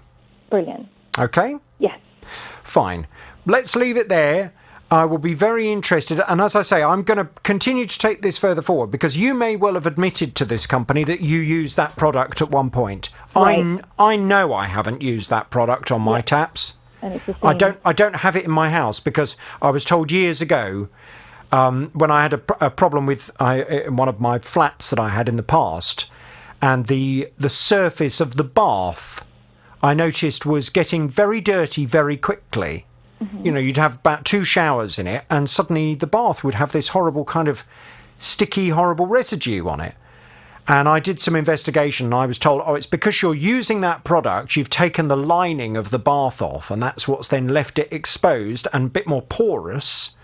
So any lime scale and any dirt then sticks to the plastic underneath it because it was an acrylic bath. So I stopped using that product years ago. And yet my taps have gone the same way. Something's obviously causing it. Mm-hmm. And I know that it's not my fault. Leave it with us, Kimberly. I will get you in touch with him and let's take it from there. And fingers crossed you'll get your new taps very soon. Sally purchased 2 recliner sofas for £899 in 2019. One of them seems to have aged very quickly indeed. I'm having trouble with one of the seats on the 3-seater recliner. The other 2 seats on there are perfectly all right. It's just one of them has gone very lumpy and it seems to be dipping in the middle. It's a seat that I sit in, but I'm not really that heavy and I've got no young children to jump on it or anything. I mean, the other seat that my husband sits on, actually he's heavier than me, that's fine. The 2-seater settee, the seats are perfectly all right. They just said that I was out of my 12-month warranty. I said to them, what about my consumer rights? And they said, I haven't got any. If I'd have taken the 5-year extra guarantee on them, I would have been fine. But I wasn't even offered that anyway. Well, but to be honest, I mean, that's just nonsense. If ever a company says to you, well, because you didn't take out our extended warranty, that means you have no rights. It's just nonsense. When you purchase a product, the Consumer Rights Act of 2015, which is the legislation that protects you, states that product must be fit for purpose, must be of reasonable quality and must last for a reasonable amount of time. That's the law. A company does not have the right to overrule the law. That is the law. And if you buy a product and it doesn't last for a reasonable amount of time, then you have the right to complain to that company and to expect them to sort it out. Your contract is with the company that you've paid the money to, i.e. the retailer, not the manufacturer. So never allow a retailer to start fobbing you off with, it's nothing to do with us. You'll have to go and talk to the manufacturer. No, you don't. You don't even have a contract with the manufacturer. Be aware of these things, please, ladies and gentlemen, because hopefully it will protect you from certain retailers giving you the wrong information and very often the runaround as a result. Now, I went off to have a word with this particular company on Sally's behalf. They're not a company I've ever had dealings with, to be honest with you. And I was keeping an open mind, even though Sally had told me that this firm had told her she didn't have any rights, which never pleases me. Anyway, she's back on the JVS show now. Hello, Sally. Morning. As you know, when I communicated with this chap at the company, he came back fairly quickly. He clearly didn't want to begin communication with me, really. He just said that they were going to resolve the matter directly with you. And sure enough, when I next spoke to you, you had communication from them, and they had said to you, OK, what we're going to do, we are going to come and replace the sofa that you're having the problems with for exactly the same sofa. Now, you were happy with that. There was a bit of an issue last time we spoke in terms of the delivery of this new furniture, but I'm hoping that's changed now. What's the latest, Sally? Well, I have now got my new sofa in place, but the old one was only taken away yesterday after a lot of hassle on Friday from the delivery people. Well, I know when we last spoke that they'd refused to take away the previous sofa last time because they said that they couldn't get it out of the property. And then, as a result, you said, right, well, don't you come in here delivering the new one. I haven't got room for that. You have to take it away. So am I taking it they tried to come back again, and this time you did accept the new sofa even though they weren't taking the old one? Well, it was a case of having to, really, because they came back, as I said, on Friday, proceeded to bring the new one practically up to the front door, and then one of the delivery drivers said, if we can't get this in with the packaging on, it'll have to stay outside. So I said, well, that can't happen. I said, I need it, and I need the old one to be taken away. Anyway, they come in, had a look, said they couldn't take the old one away. That wouldn't go through the door again. So my husband sort of said, well, I'll take the door off. Hopefully you'll be able to get it through them, which he did. But no, they said, no, it's no good. It won't go through the door. I said, well, you haven't even tried. So they did come in and try, started to get it through, and then, of course, they'd left the new one practically at the front door, and they couldn't get out with the old one. So consequently, it got stuck in the door. What, they got the old sofa stuck in the doorway? Yes. Anyway, the delivery drivers didn't by any chance have the Chuckle Brothers written on the side of their van, did they? Well, I don't know. I honestly don't know in JVS. I was absolutely just could not believe it because they proceeded to push the old one in, and then he said to me, and what do you want me to do with the new one? Do you want me to leave it out here? And I said, no, you can't leave it out there. So he said, well, what do you want us to do? So I said, well, you better bring the new one in. So consequently, on Friday evening, I had my old sofa settee and my new settee up on end in my living room. Right. So I rang the company that I got the sofa from and explained all this on Saturday. They were very, very good, I must admit, and they got in touch with the delivery people, apparently, and told them all the complaints I'd made and everything. But unfortunately, I had to get somebody else to help me get the old one out and to get the new one unpacked. So I did manage to get a neighbour who was very, very good, and his partner, they came and helped me on Saturday. And we just had to leave the old one.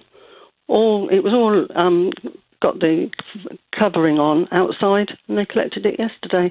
But it was two different delivery drivers yesterday, and they were completely opposite. They were very, very nice.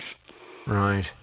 And were these was this the company themselves that? No, they have a delivery company to do this. Right.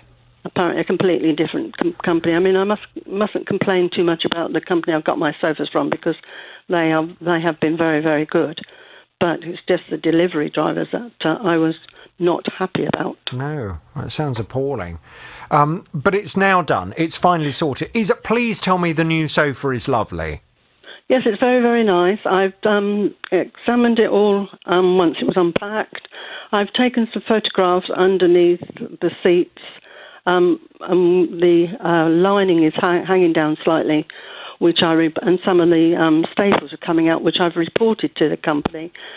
And he said send them the photos with an email, and they'll either get a technician to come out or we can do it ourselves. But he said they are just like a dust cover anyway. Yeah. Yeah, I mean, they are. That is what they are. They are a dust cover. Yeah. But it's just it's the mark of the kind of tradesmanship that's gone on in the furniture. I mean, listen, as you and I have already had the conversation, I won't go over it again. £899 for 2 sofas, I'm afraid, is not going to buy you very good quality furniture. No, I accept that. You just need it to last for a reasonable amount of time before it finally falls apart. Yes. Which I'm afraid it will do. How the other sofa, how old is the other one? What, the 2-seater? Yeah. Well, I had them together, so I had that in 2019. Okay. That's fine. So you've had about 2 years used from that? Yes. Yeah.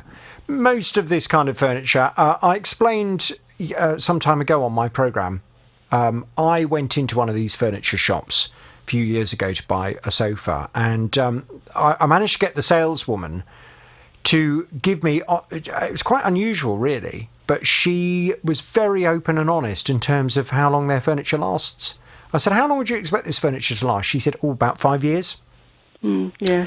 I said, right, okay, fine. Yes, she said, yes, but she said, you have to understand, people when they buy furniture now, they just want furniture that looks nice and fashionable at that time. People don't want furniture that goes on for 20 years. I said, well, it depends, doesn't it? I mean, if you're buying a timeless piece of furniture, a classic style, you might want something to last for a long time. She said, yeah, but most people don't. You know, furniture goes out of fashion 5 years later.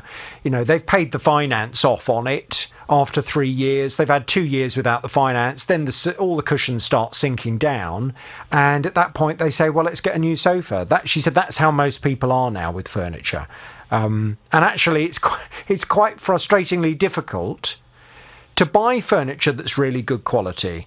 Yes. The last time I tried to replace my furniture, I thought to myself, do you know what? I would rather spend a few grand and buy something that's quite, not necessarily fashionable, something quite basic, but something that's going to last for 10, 15 years. I'd rather spend that than keep replacing it every 5 to 8 years. It was really hard to find, Sally, really hard to find that good quality furniture for that price, in the right style that fits in your room. So I'm afraid, you know, my furniture yet again is the kind of furniture that probably after 5 to 8 years will start falling apart. But there we go. Yes, no, I know that. I understand that. I mean, I'm going on the fact that the sofa that I had previous to these, I got it second hand. Actually, got it, and I'd had that way above 7 or 8 or even more years before I finally got rid of it. And I only sort of had these sofas from this firm because I saw them online. I'd been out looking in the shops and there wasn't anything that I'd seen that I liked and the design that I wanted. And that's when I thought, I'll take a chance and order them. My father still has the 3-piece suite. The 3-piece suite in his house must be 25 years old. Yes, yeah. Still going strong, still perfect. And I said to him, for goodness sake, don't ever get rid of this. Because you won't, whatever you can buy in the shops now, you won't get quality like this that will still be going 25 years later. You just can't get it. It's so hard. And if you can get it, it costs an absolute fortune for that kind of quality of furniture now. Listen, Sally, you've now got your new sofa. Yeah. Hopefully that's put a smile on your face and you're a happy bunny. Are you happy now? Yes, I'm happy. And in the fact is sort of having to move all the furniture around and deal with these 3-seater settees, etc. I've now got a bad back. Oh gosh. Well, I can't help you with your back, I'm afraid. I know that. No, I can't. I'm not an osteopath. I can only help you with your consumer problems. But listen, I will thank the company for finally getting you your replacement sofa. I will give them the horn. Any other problems, you know where we are. Now, Abby decided to purchase something very special for her husband's birthday. Something she thought he'd really enjoy. I had ordered a 7-foot multi-game table. It's one of those tables where you can play snooker and then turn it over, and then you've got the air hockey with the fans that come on, and you put table tennis on top as well. It arrived, and, we were very excited, so we put it all together and, excited to play. And then, of course, realised that there was a wobble, which was strange because it was, quite sturdy, sort of really extremely heavy table. So, it was a bit strange that it had this horrible wobble to it. But I did sort of check on the website, yesterday to, have a look at it. And there's quite a lot of reviews saying that there is this wobble as well. The staff manager, he's confirming that there is a slight wobble on the table. However, that's just how the table comes, the consequence of the structure of the table. So he said, unfortunately, there's not really anything that they can do about it, but sort of said, we hope you can enjoy the table anyway. Well, Abby's not happy to enjoy the table because she can't enjoy the table because she says because of the wobble, it ruins any game you try and play on the table. So she wants them to take it back and give her her money back. She said the company wouldn't do that. Well, I've been off to have a word with them. They've come back with a very long response. Let's see what the latest is. Abby's back on the JVS show. Hello, Abby. Good morning. How are you? Good morning to you. Yes, I'm well, thank you. Now, this company, they have come back with a very extensive response. I sense, Abby, they have taken the complaint quite personally and quite seriously. Okay. So they were very keen to be able to represent their side of the story. So okay. I'm going to absolutely reflect their side of the story as much as I possibly can, although I will curtail a little bit of their response because otherwise we'll be here until next week reading it. Okay. They spent quite a lot of time because I pointed out to them that as far as you were concerned, you'd been complaining to this company numerous times over the last year regarding this problem.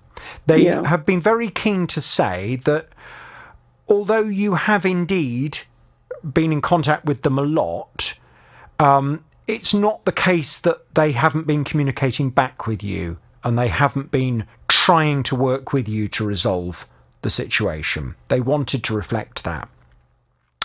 I'm going to skip over that because they do go on quite a lot about how they feel they have been trying to resolve the matter with you. I asked them whether they were now at a point where they were not prepared to resolve the matter any further. They've come back and they say, I completely respect your assessment that we are refusing to resolve the matter, but in our defence, we have simply confirmed to the customer that the movement of this table has, if you push or pull the table from the end, you will find it is normal for this design of multi-game table. The table that Abby purchased is a multi-games table. It has pool on one side and then rotates with its own footprint to become an air hockey table, and also has a table tennis top. To allow the table to rotate, it does not have four legs like a conventional games table. Instead, there are two upright leg panels at either end. And the table rests on a central spindle, allowing it to rotate. The table is fixed in place by large latches that lock to prevent the table rotating when you're playing on it. The only compromise is that if you exert a push or pull from one end, there is some flex in the leg panels, usually when playing pool, and a hand is placed to bridge the cue. As a result of that, you will get some wobble on the table. So they say that they feel it is quite normal, that there is a level of wobble. Now, they go on and on and on in terms of wanting to respond to the complaint. They say, I fully understand why it may appear that this product has a fundamental fault. However, as touched on above, the table is more than stable enough to enjoy a good and lively game of pool without any movement. It's only if excessive weight is exerted on the sides of the table or the table is forcibly moved by a pull or push from one end that movement will occur. We have one of these tables on display in our showroom, and I'm happy to send over a video of the table being played normally, and also the condition where movement can be induced. Hopefully that will provide more rounded evidence of how the table performs for its intended use. So they still don't believe that there's fundamentally a problem with the design of the table. So you may well at this point, Abby, be thinking, oh no, they're not going to help me, are they? There's some good news at the end of their very long response. They say, despite my explanations above, I have no intention to seem defensive or not being open to other opinions. If Abby is not satisfied with the product that she purchased, we will collect it and refund her in full. If our responses should have been better, then we will learn from our mistakes and we will make improvements. So they are prepared to take the table back and to give you a full refund if that's what you would like. That is what I would prefer, because I did say to him that it would be nice if something like that was mentioned on their website, because then I would know what I'm going into. Yes, and I went through their website as well and could find no warning that the table will wobble when you use it. Yeah, and they just they've not actually tried to resolve it with me. They just say, well, we understand there's a wobble, but we hope you can enjoy it anyway. That's sort of what I've received on 2 different times, that have not, actively tried to, But I'm glad that they are offering to do that, because I would prefer that if they are. Fine, okay. Well, what I would like you to do then, I presume you have the managing director's details, do you? No, I don't. They've not been in contact with me, so I wasn't sure anything was going through with. Okay, well, what I will do then is I will ask him. I'm fairly sure they'll be listening to the programme anyway, so it may well be that somebody will make contact with you before I even come off air today at 2:00. But if not, I will ask him to please organise for somebody to liaise with you and to arrange collection of the table and a full refund. Okay? Yeah, that sounds great. Well, okay, I assume I'll just ask them if I need to take it apart, or because it is an extremely hefty, very heavy table. How did it come? Flat pack. Okay. Well, if it came flat pack, then yes, indeed, you will need to put it away again. So I presume, did you build it yourself, or did you pay someone? Yeah, my husband and I, we put it together ourselves, but we've disposed of the box already, because we didn't expect that we'd need it again. So I'm not sure how that would work. Okay. Well, I will ask them to liaise with you in terms of how they want to come and collect it. If they need you to take it all down and to put it back into a flat pack state. I mean, I don't think it's unreasonable that you've disposed of the box, considering once you'd built it, you did not intend that it would ever need to go back. Right, exactly. And I would imagine, was the box presumably for a table of this size would have been pretty big? Yes, it was. It was enormous. Yeah. So, I mean, where were you supposed to have put that box anyway? Look, I would hope that they will come back and collect it. I haven't had any other complaints regarding this particular product, and therefore I will accept their explanation that as far as they're concerned, this wobble of the table, although they accept it can happen, they don't believe it does fundamentally affect your enjoyment of the table. I will accept that. However, for you, you're not satisfied with that. You spent a lot of money on the table and you feel as if you cannot use the table for what it was intended because of this wobble. They say they will give you a refund as a result of your complaint, and let's make sure that happens. Denise is on the line. Hello, Denise. Hi. Hello, I gather you have a consumer problem. Tell me all about it without naming any company names, please. No. My mother, who's nearly 90, got a bill in 2018, this is going back that long, with a added transfer debt of £900 gone. My husband phoned up the gas people and they looked into it and sent a nice we're listening letter to her. Right, just bear with me 1 second. So this bill that comes through, was it just for gas or for gas and electricity? It's just for gas. Just for gas. So is your mum with 2 different companies, or is she a dual fuel customer? Just the one, but I can't remember whether she was in 2018. Okay. Okay. So all of a sudden she receives a bill. Now, did your mum pay by direct debit, or does she normally pay when she gets the bill? At the post office, she pays straight away, or over the phone, as it is just lately. And this bill suddenly comes for, what was the total? Well, there was 2 transfer debits, one of £681.98 and the next one for £241.66, and then obviously VAT at 5%, which was £56.62, and that was added on to her normal bill, making a total bill of £1,189.38. Now, at the time in 2018, it's quite a lot of money for an old person. So, well, it's a lot of money for anyone. But was that just for a quarter? Sorry? Was that for a quarter? Yeah, that's for bill period 26th of November 2017 to the 12th of February 2018. Okay. So a quarter. Right. So anyway, we got onto the phone, my husband, and obviously tried to sort it out. And I was relatively quite nice about it and said we'll look into it and everything else. And the complaints department sorted it out on the 6th of March, and then we got a letter on the 7th of March saying, I confirm that balance is clear, and as discussed with Mr. Murphy, that's my husband, I've credited your gas account with £50 because you got compensation because of all the worry and everything, and everything was fine. So the bill was actually wiped off and everything was fine. So that we heard nothing more. Great. I presume she had to pay something, though, didn't she, for the gas she'd used in that period over the winter? She paid a normal bill. This was just incurred on the top. So how much was the normal bill?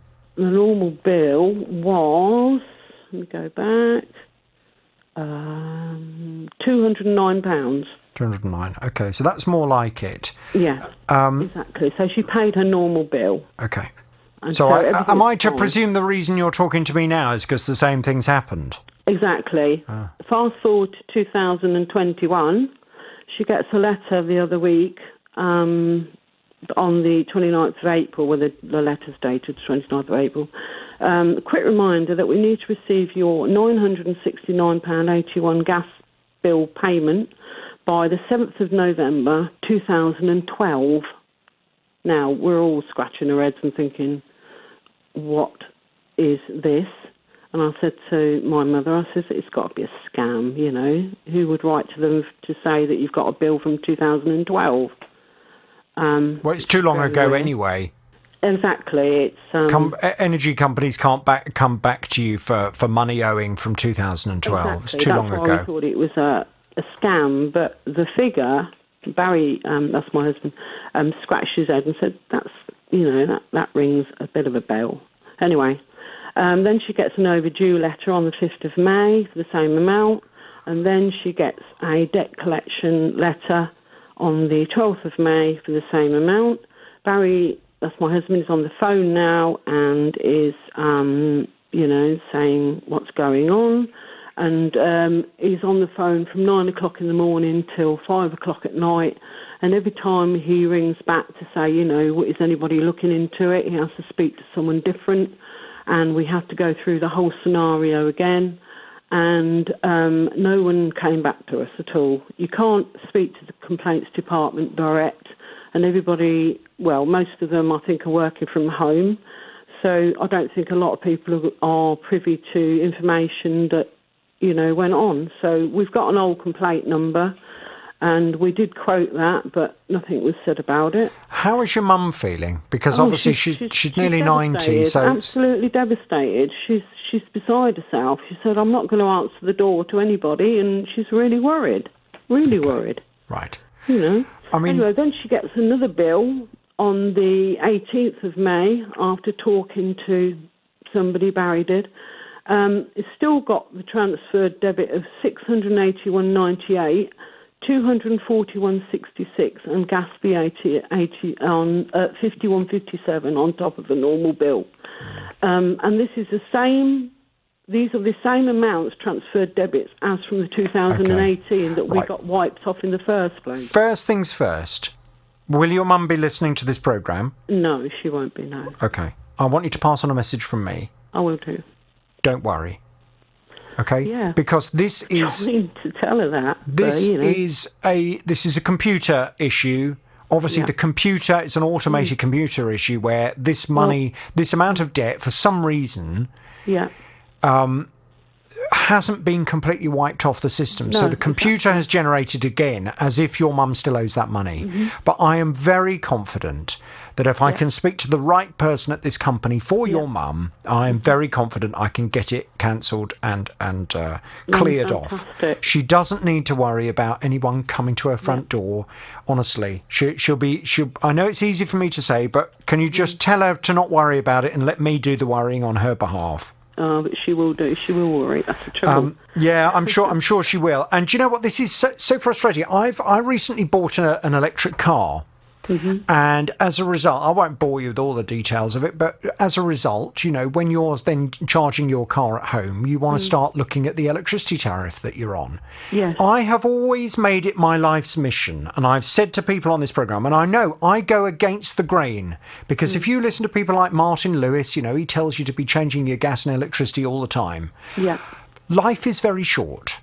Mm-hmm. And the stress of dealing with gas and electricity companies can be absolutely all-consuming. I know because I've dealt with them over the years. It can be infuriating. Yeah. I myself have now started trying to, just something simple, getting a smart meter put in my house. Yeah. Denise, you wouldn't believe the problems in just doing something simple with a gas and electricity company. I don't know what it is about gas and electricity companies, but they can be the most infuriating companies to deal with. And when they muck up your account, God help you, to be honest, because they can't deal with it. They just don't. No, they can't. And run. No one's rung back, and we're frustrated with it all. We really are. Yeah. And that's why three consequent bills now, all with different figures, but lumping this transfer debit on, and then after Barry spoke to someone who said, right, I'll sort it out for you, thought we got through to someone who actually would do something, we got another bill and they've actually lumped another one on. Okay, leave it with me. Denise, I will try and get a hold of someone and get this sorted for you. I'm going to pass you back to the team. We'll get some detail and I'll go and speak to them this afternoon, okay? Thank you very much. Thank you, Denise, very much indeed. I know it's not a popular thing to say, but you must seriously think about your gas and electricity supplier. To save yourself a few quid, personally, I wouldn't bother. Because the hassle that you can create, unless you are seriously going to make major difference to the amount that you're paying for your gas and electricity company, just think long and hard before you make switches. Because in my experience, once you start mucking around with them, once you start changing things, it can just become an absolute nightmare. And it's such a nightmare to deal with. I know that doesn't necessarily mean that I'm singing from the same hymn sheet as some other consumer journalists, but honestly, I just feel so sorry for people that end up having to spend their entire lives on the phone trying to get through to gas and electricity companies after things go wrong. Now, Phil, in September, his stepdaughter purchased a hoodie, and she chose one online. The top was way too big, so she looked at their returns process, followed the instructions, scanned the QR code, it was all parcelled back up and sent back. They collected the parcel, it was on its way. And then watching the parcel tracking, there was no more. After a fortnight, she contacted the retailer who said it was up to her to chase it with the courier company that they use. In the process, incurred of them in an extra bill on her telephone of £7.50. It's gone on for weeks and weeks and weeks, and they're saying that basically it's quite cut and dried. The terms are, we receive the items back and you get a refund. We've not received the item back. Case closed. Well, it's very frustrating. Sorry, it wasn't September, it was April that Phil's stepdaughter had purchased this hoodie. It's so frustrating that the retailer just does not seem particularly interested in the fact that this hoodie, whilst using their courier, seems to have gone missing. They don't seem to be making any attempt whatsoever to try and help her out in terms of tracking this down. So I've been off to have a word with them. And I have to be honest, when I started looking into this after Phil appeared on the programme, my heart did sink, because my recent experiences with this particular retailer have been extremely frustrating, and I'll explain more in just a second. Phil's back on the JVS show. Hello, Phil. Yeah, good morning, Jonathan. So, the simple fact is your stepdaughter purchased this hoodie from Sports Direct. Now, Sports Direct are a company that, over the years, as you can probably imagine, I get complaints about. Sports Direct, they have a website, an email address rather, for members of the press to communicate with them. I don't know why, because they never bother responding. I mean, it is just so infuriating. It's hit and miss with Sports Direct. Sometimes a member of their customer service team will engage with me and try and resolve a matter. Other times I don't get any response at all. So, and I said yesterday on the programme, I'm now getting to a point where I am going to be identifying companies much more quickly, because as long as I am satisfied that I've given a company a reasonable opportunity to resolve the matter, I will make a judgment and I will identify them, because it's unfair on other retailers that are not treating their customers badly. Sports Direct have come back, a member of their customer service team who initially said she didn't want to communicate with me at all because I'm not their customer. I know I'm not their customer. I made it very clear when I initially made contact with them that I'm a journalist working for the BBC. I never pretended to be their customer. If they'd actually read the email, they would have realised I'm not their customer. So I said to them, can I just ask then, have you made contact with the customer to resolve it directly? She's come back now, having told me she wouldn't communicate with me because I'm not the customer. She's now come back and said, the customer has been advised on the returns policy. We cannot take liability for a returned parcel that has not been received. It's down to the customer to contact the couriers, as we did not arrange a return. So they don't seem to feel that your stepdaughter, following the instructions on their website as to how to return an item that is not right and using their courier to do so, and when it doesn't work out, they don't seem to feel that they have any responsibility to your stepdaughter to help her at all. That's what seems to be their response. Now, what I have subsequently done since I received that, can I just be fair? Have Sports Direct, since your communication with me, have Sports Direct made any attempt to contact your stepdaughter? No, nothing at all. I contacted her yesterday. I said, if they get in touch with you, let me know straight away. And I've heard nothing. Right. Okay. Well, as I say, that doesn't particularly surprise me, to be honest, based on my previous experiences with them. They don't seem to be particularly interested in helping your stepdaughter get her money back for this item, even though she used their courier and followed their instructions as to how to return the item. What I have subsequently done is I've now made contact this morning with the courier company. The courier company, to be fair to them, have, in my recent experience, been more helpful in terms of trying to locate parcels and trying to sort out customer complaints. So I'm fairly hopeful, and I'm thankful to you for getting over to me the 16-digit barcode number that they requested. I've now sent that over to them, Phil, and I'm now hopeful that we will get something from them in terms of what's gone on with that parcel. But in terms of Sports Direct, I think the fact that they can't even be bothered, it would appear, based on their response to me, to get in contact with your stepdaughter and to say, we're sorry that parcel seems to have gone missing, even though you used our courier. We, of course, will pick up the phone, we will speak to our courier, and we'll try and find out what's happened with it. They don't seem to feel they have any responsibility to do that whatsoever, because they say, and I quote from the response from a member of their customer service team, it's down to the customer to contact the couriers, as we didn't arrange a return.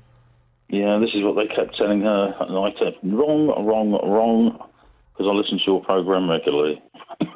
If your stepdaughter has used the courier that they say to send an item back, if she has followed the instructions that they provide for returning items that are not correct, and if the item through no fault of your stepdaughter's goes missing, I am just absolutely open-mouthed that Sports Direct, as the retailer that profited in the first place, do not consider that they have responsibility to your stepdaughter to try and help her resolve the matter.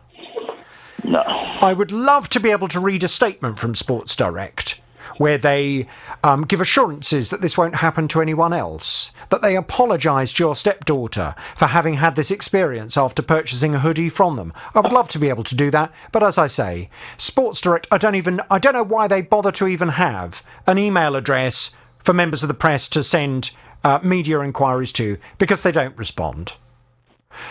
Phil, I will wait and see what the courier company has to say and we'll take it from there. And if Sports Direct would like to provide anything for broadcast on this programme, to be fair, I'd love to hear it. You've got my email address because I've sent you the email. Just send me a reasonable statement and I'll read it on my programme. Karen's on the line. Hello, Karen. Hello, Jonathan. Hello, Karen. Right, tell me everything without naming any company names, please. Will do. Booked a weekend breakaway for myself and 3 other ladies of all of a certain age. And I booked it last August the 1st, paid the requisite deposit. The end of October, I had an email from them to say that the holiday had been cancelled, and they gave me 3 alternatives, either to have a voucher and rebook or a refund. I requested a refund because we couldn't say, the 4 of us, what would be happening in January. To date, I've had no communication from them whatsoever. I've sent them 12 emails.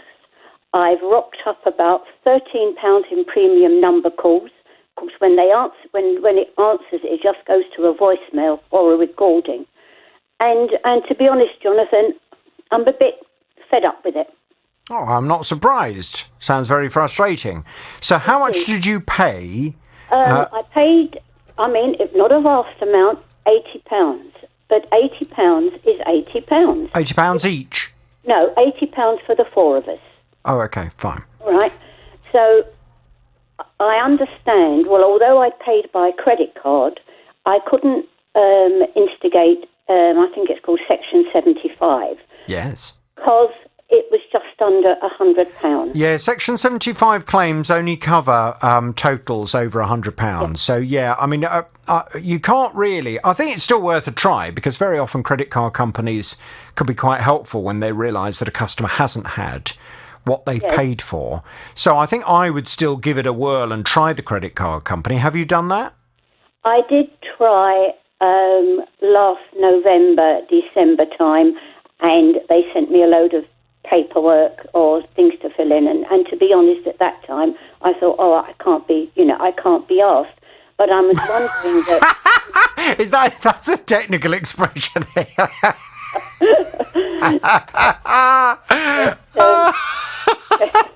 You know, when words come from someone you didn't expect, that was one of those instances, Karen. I didn't see that one coming.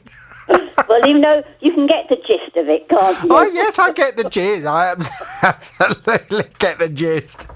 Right. So the company...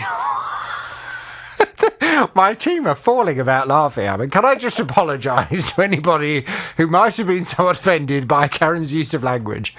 No, I think you misheard, Jonathan. I said I couldn't be asked. ASKED. Oh, asked. I see. Yes, very good.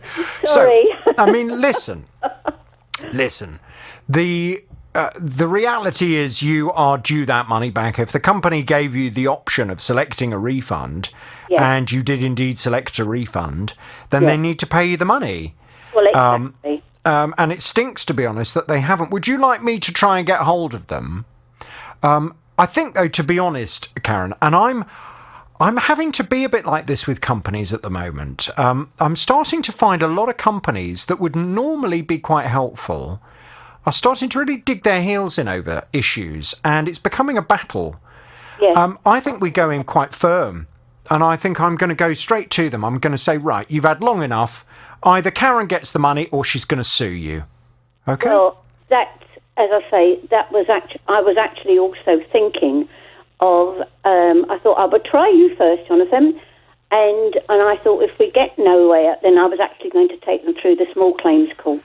Yeah, well, I'm increasingly getting frustrated with the responses I'm getting from companies. So I'm hardening my approach. I'm trying to be as fair as I can to all parties. The customer is not always right. Contrary to the popular belief, the customer is not always right. But very often they are right. And I'm not prepared to allow any companies to start fobbing me off in the way that they have been fobbing their customers off. So, we're getting to a point now where there's going to be a lot of company names mentioned on my programme in the coming weeks, I should just warn you. And it may well be that the company you have booked these tickets through are going to become one of those companies. I hope not. I hope they'll do the right thing, and I hope they will try and get it sorted. But if not, I'm just putting you and them on notice. They're going to be named on the programme because I'm not having this anymore. I'm not having companies fobbing me off. Well, as I say, it's nearly 11 months now since they've had my money. Yeah, it's not on. It's not on. Leave it with us. Karen, what I'll do, I'll pass you back to the team. We'll get some detail and I'll contact them for you this afternoon. And I'm just going to be very blunt. Either you give Karen the money you promised you would pay her, or she's going to sue you. And I will also be identifying you on the programme. OK? OK. Well, thank you very much, Jonathan, for all your help. Thank you, Karen. If you need some help yourself, if you're having a consumer battle with a company, a council or an organisation, as I say, I'm very much up for it at the moment because I'm getting pretty frustrated. I'm not going to go into great details, but I've really been starting to lose my temper with certain companies. Sometimes companies that I've always had good dealings with in the past who, I don't know quite what's going on. I don't know whether it's... Well, let me be honest with you. Let me tell you exactly what I think's going on. I think there are some companies out there that are using the post-pandemic moment as an opportunity to hope that everyone is so distracted that they don't really need to sort problems out in the way that they used to. Well, that's not going to wash with me, because my listeners deserve better than that. And if companies try and fob me off, I'm afraid they're going to end up being identified on the programme. Very simple. Jean came to me because her daughter has been receiving packages that have been sent to Jean's home address. But they're in Jean's daughter's maiden name, a name she's never had an account with this particular company in. She hasn't lived at Jean's address for 7 years. After receiving 3 or 4 of these parcels, she decided to open them, only to find they contained odd, weird bits of electronics. Wires, connections, computer switches, timers, laptop keyboards. We contacted the company and they said, we're doing nothing wrong. The packages are addressed to you. They're your packages. Don't worry about it. I and my daughter, we went to the police. But the police said there's no crime being committed and they couldn't do anything. They advised me really just to return them, because on the front of the envelope it's a prepaid label and it's got the sender's address.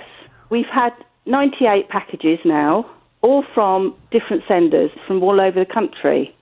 The post office van arrived, knocked the door, and he'd gone. I went to the door, and we'd got a treadmill. Things came to a head the week before last. The post lady, she couldn't get the box out of the van. It was so heavy. So my husband said to her, we're just refusing delivery. We don't want it. Take it back. Well, it's so frustrating. I mean, can you imagine all the time the doorbell going, you've got another parcel that you haven't ordered with some odd bit of wiring or, an electronic button or something like that. It's just very, very annoying. When I started to look into this, it was very, very interesting. The company concerned is eBay. Jean is back on the JVS show now. Hello, Jean. Hello, Jonathan. So it transpired that what's happened is that there was someone using eBay as a platform to sell stuff. Now, we're not sure whether that stuff that was being sold, we're not sure whether it complies with the law in terms of certain standards that it has to adhere to. What was very apparent is there must be something strange going on, because your daughter's name, her maiden name, and your address was being used by this so-called company selling on eBay as the returns address for unhappy customers. Yes. So all of the items that you were receiving were bits and pieces that people probably in very good faith had ordered from someone on eBay, only to find that it wasn't the right thing, and they were then returning those items to the company's address, only for it to be your home address. So they obviously did not want to be tracked. Whoever it was that was selling it did not want their actual address to be identified in any way. Yeah. I went off to speak to eBay and they came back with this response. They said, "We are very sorry to hear of the distress to Jean's daughter. eBay has zero tolerance for users that attempt to exploit others. And we have taken appropriate action on the seller to prevent this from happening again. We urge anyone who believes they may be a victim of fraud to contact the police, and eBay will assist with any investigation." Now, they did go on with some background information just to say that people who had purchased from this particular account, they are still protected for 30 days under eBay's money-back guarantee. So they did say it is possible that returns will be opened in this time and will be auto-accepted by our system. So in other words, you should be aware for the next 30 days there could be the case of some of these parcels still turning up. They said Jean's daughter may see some deliveries come in and up to and shortly after 30 days from today, when they had first contacted me. These will eventually cease, and we would advise Jean's daughter to donate the items if she wishes to get rid of them. They then went on to say, "We don't have the ability to know how this seller might have obtained Jean's address. But if she'd like to investigate further, we would recommend her contacting the police, and we will always support all police investigations by providing evidence as needed. We have integrated detection systems to help detect stolen identity. These systems use a set of filters to screen new seller accounts. In addition to this detection system and filters, our seller risk management team frequently screens accounts and asks sellers to provide proof of identity, address, and supplier.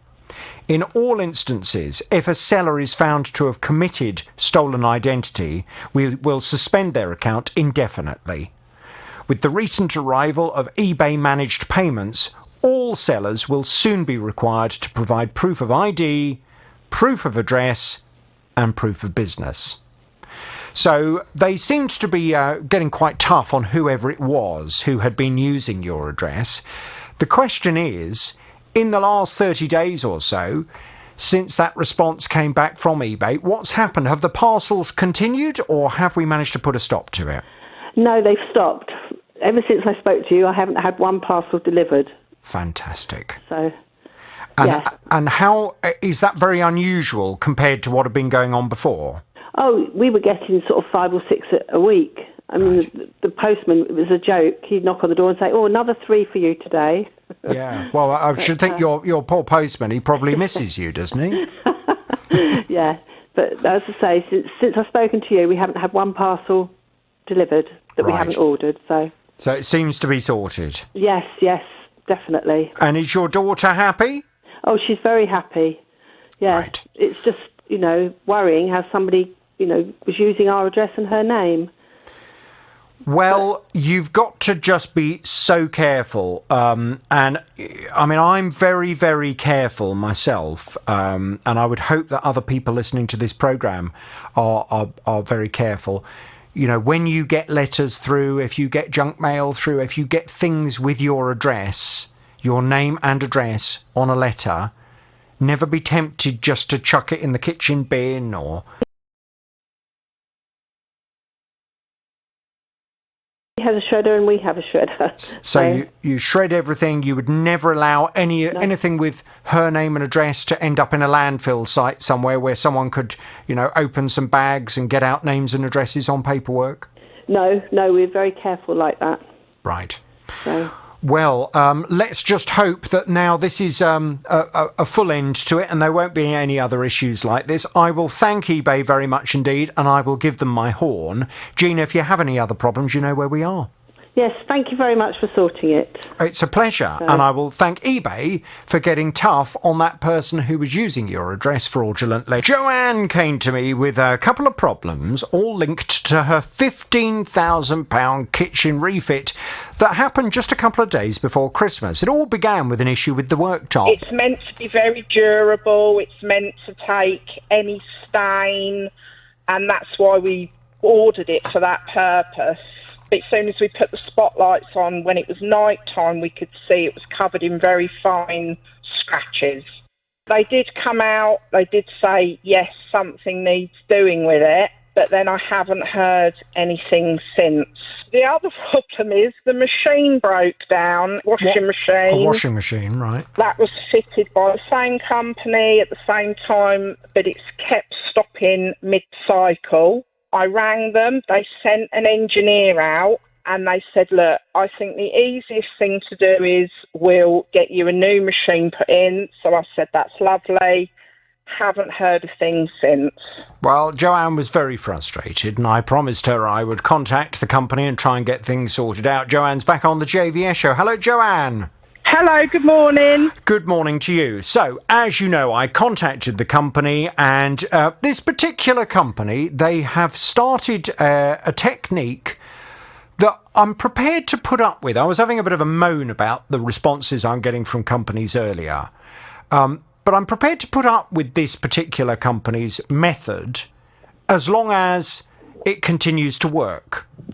Because what this company has started doing is when I contact them, they use a third-party PR firm that deal with their press on their behalf. This particular company, they come back and they say, OK, leave it with us. We'll pass this on to such and such a company and we'll get it sorted. Now, they then never come back with anything for me to read on the programme, which would normally annoy me. But as long as they resolve the problem for the customer, I'm prepared to put up with it. And that's exactly what they've been doing for you. So first of all, they contacted you. And to be fair, they did indeed organise for your washing machine to be replaced. And when you and I last spoke, you were saying, yeah, it's fantastic. The washing machine's now working. Everything was absolutely tickety-boo with the washing machine, yes? Yeah, that's great. But the worktop was proving to be a slightly more complicated issue because you were speaking to this lady at the company who at one point said to you, look, we are not going to give you a new worktop. Yeah. So I'm just making it clear now, that is never going to happen. We're not going to give you a new worktop. She said, what you need to do for these scratches is you need to use some cream cleaner on the worktop over the next 6 weeks, and we're confident that will get rid of the scratches. Well, I mean, I'm sorry, but as far as I'm concerned, I don't think that's reasonable. The scratches were on the worktop when it first arrived in your property. You pointed it out right at the very beginning and said, look at these scratches all over the top. Yeah. They said to you that it would need to be polished out. Now, it may well be that they do have, it would be known as some kind of cutting compound that they could come and to use proper machinery on to polish out those scratches. Yeah. But that's something that they should be doing for you. I don't see why you should be having to use a cream cleaner to yourself try and cut out the scratches that are all over there. And to be honest, in my experience on the kind of worktop that you've got, although cream cleaner is wonderful in terms of the occasional spillage of red wine and things like that, cream cleaner will very often get it out. But you don't want to be using it too much because it will take the top layer of polish off the worktop. So I certainly wouldn't be wanting to use it every day for 6 weeks on my worktop. That's for sure. Exactly, and they still couldn't guarantee that would even get them out. No. So why on earth should you put up with that? I mean, you'd paid over £4,000 for this worktop. Why on earth would you want to put up with a worktop that's covered in scratches through no fault of your own, and you then have to do all this cream cleaning? Well, I went back to the company again, and I said, look, you haven't come back to me yet with a response. I've been prepared to accept that because you've been sorting it for Joanne, but now I'm being told that the worktop issue is not being resolved. Well, again, that seemed to have the desired effect, didn't it? Because suddenly this woman that had told you weren't going to get any more, she suddenly made quite an impressive offer to you, didn't she? actually did, yes. They've actually given me half of the worktop money back. So it's about, what, £2,500, just under? Yeah, 2,158 went into my account yesterday, which I think's a fair compromise. Good. So I'm really pleased. Thank you so much for your help. Well, I wanted to check with you to see if that money had gone through and whether we were now at a stage where we could thank the company and draw a line under it. If you've now got all of that money, then I think that's we've actually reached that point. In terms of the scratches on the worktop, have you spoken to the company that had actually fitted the worktop in the first place, just to see if they can polish it out using proper machinery and a cutting agent of some kind, a cutting compound? No, they're due to come out middle of July for another fitting issue. So I was going to ask them then.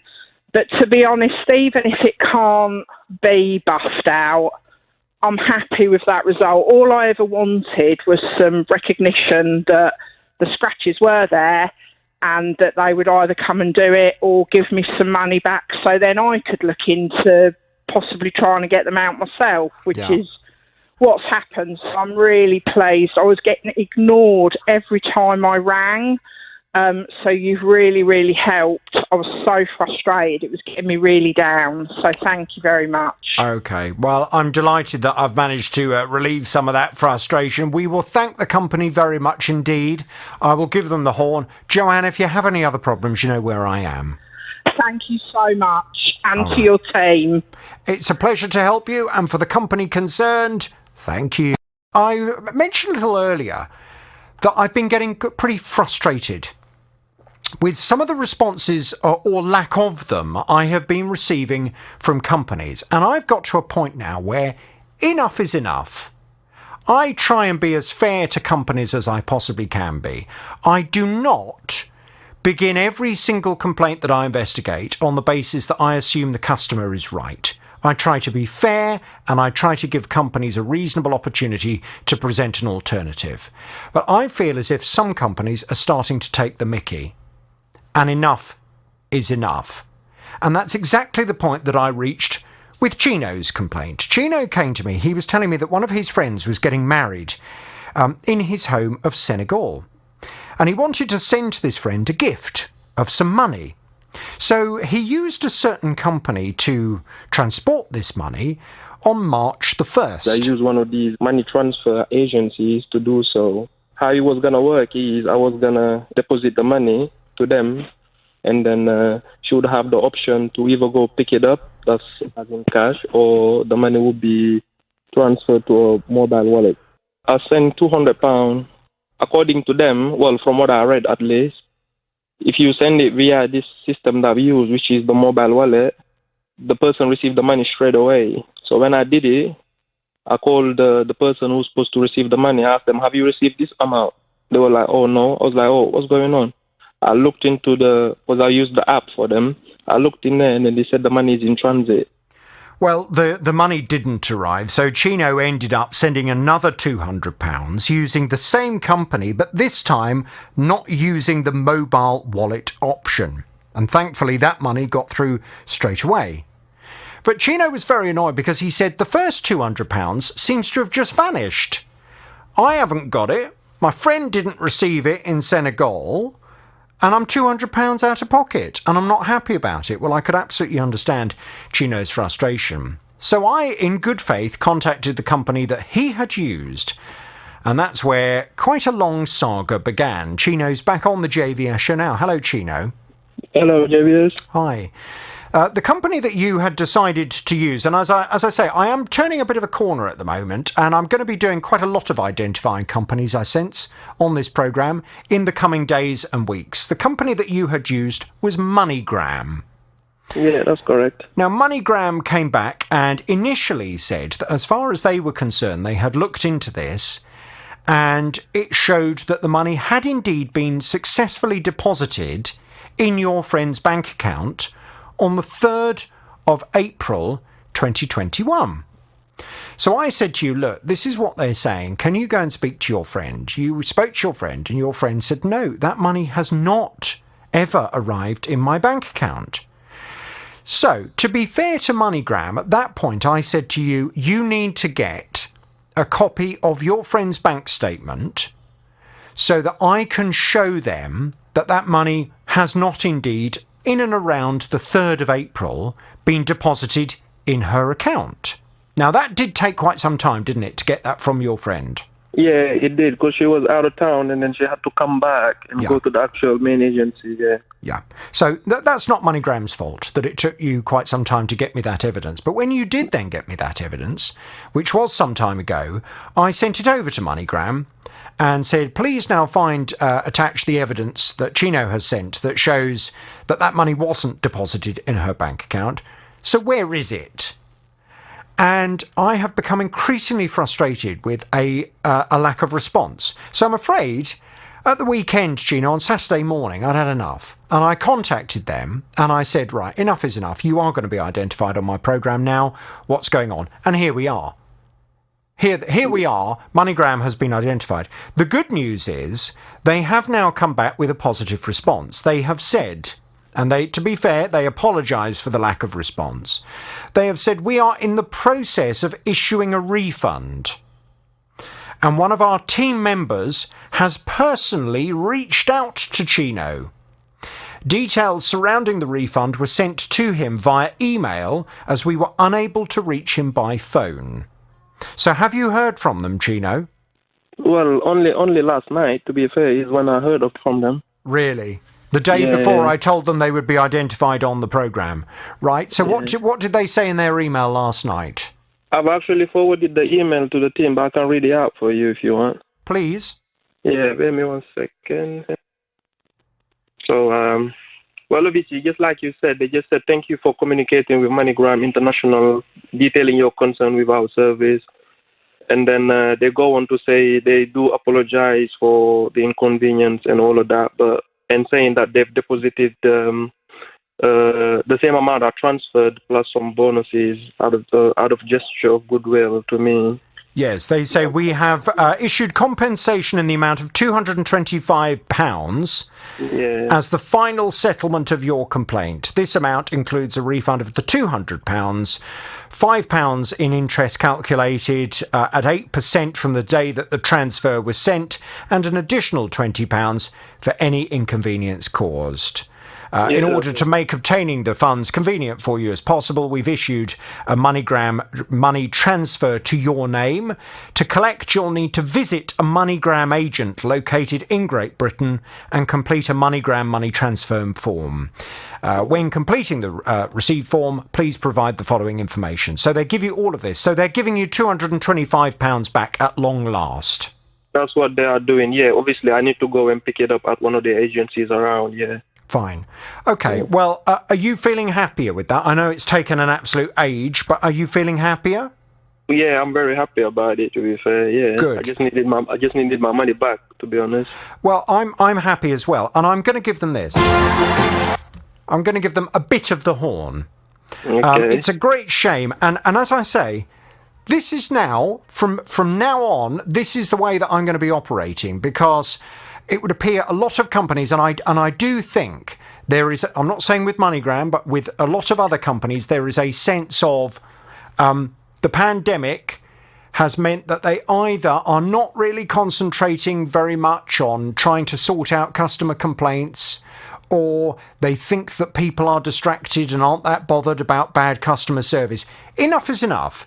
If companies are going to ignore me, they are going to be identified on the programme, because I have a duty of care to my listeners. It's not acceptable and it's not going to continue. So listen and learn, any companies that may well be monitoring this programme. When I come to you with a consumer complaint, I expect you to resolve the complaint in a reasonable way. If you resolve the complaint in a reasonable way, 9 times out of 10, there is never a need for me to identify you on the programme. If that doesn't happen, I'm afraid my patience for that has run out. Chino, I'm delighted that they've agreed to give you the £225 back.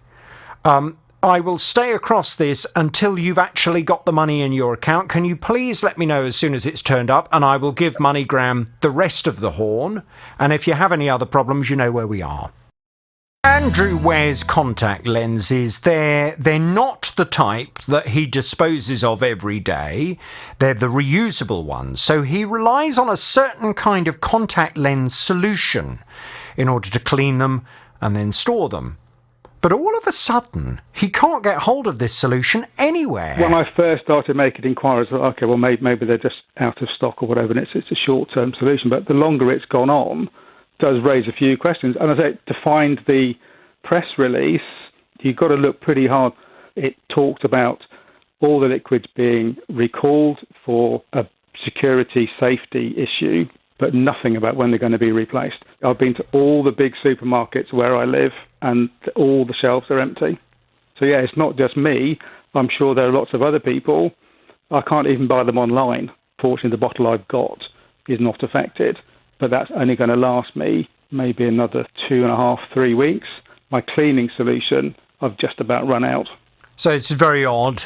What on earth is going on? I've been off to have a word with the company to find out what the situation is, and Andrew's back on the JVS show. Hello, Andrew. Good morning. Right, here we go. Another company name. Bausch and Lomb. That's the name of the company that that make this particular contact lens solution that you require. Yep. They've come back with this. Bausch and Lomb was notified by a third-party supplier in Milan, Italy, of a compliance issue with its sterilisation process. As a result, we are conducting a voluntary recall of selected lots of contact lens solution, eye wash and eye lubricant products. We expect availability of impacted products to be intermittent until September 2021, while the supply is built back up in the marketplace. Okay. So doesn't help me very much. No, it doesn't. So Bausch and Lomb, the suppliers of this particular kind of solution, to be honest, and they're being very transparent, you're probably not going to find it very easy to get hold of any of this stuff until September of this year. Now, okay. So the resupply date on my local supermarket shelf for the 26th of July, which was there yesterday, is a little optimistic then. Yes, it is. It may well be. I mean, to be fair to them, they do say that supply will be impacted. So that doesn't mean there won't be any supply, but it does mean that it's not going to be as easy to get hold of as it would ordinarily be. Now, that said, I have been made aware of one particular local contact lens centre that apparently have some solution in. Okay. If I were to identify that company on the programme, I'm sure they would be absolutely inundated with telephone calls, and every single bottle of the stuff would go within minutes. Absolutely. Because this stuff is in such limited supply. So I think really the only responsible advice I can give to you and others is literally hit the phones, phone all of your local opticians, contact lens centres, all of those places, just to ask them if they have a spare bottle of the stuff. Okay.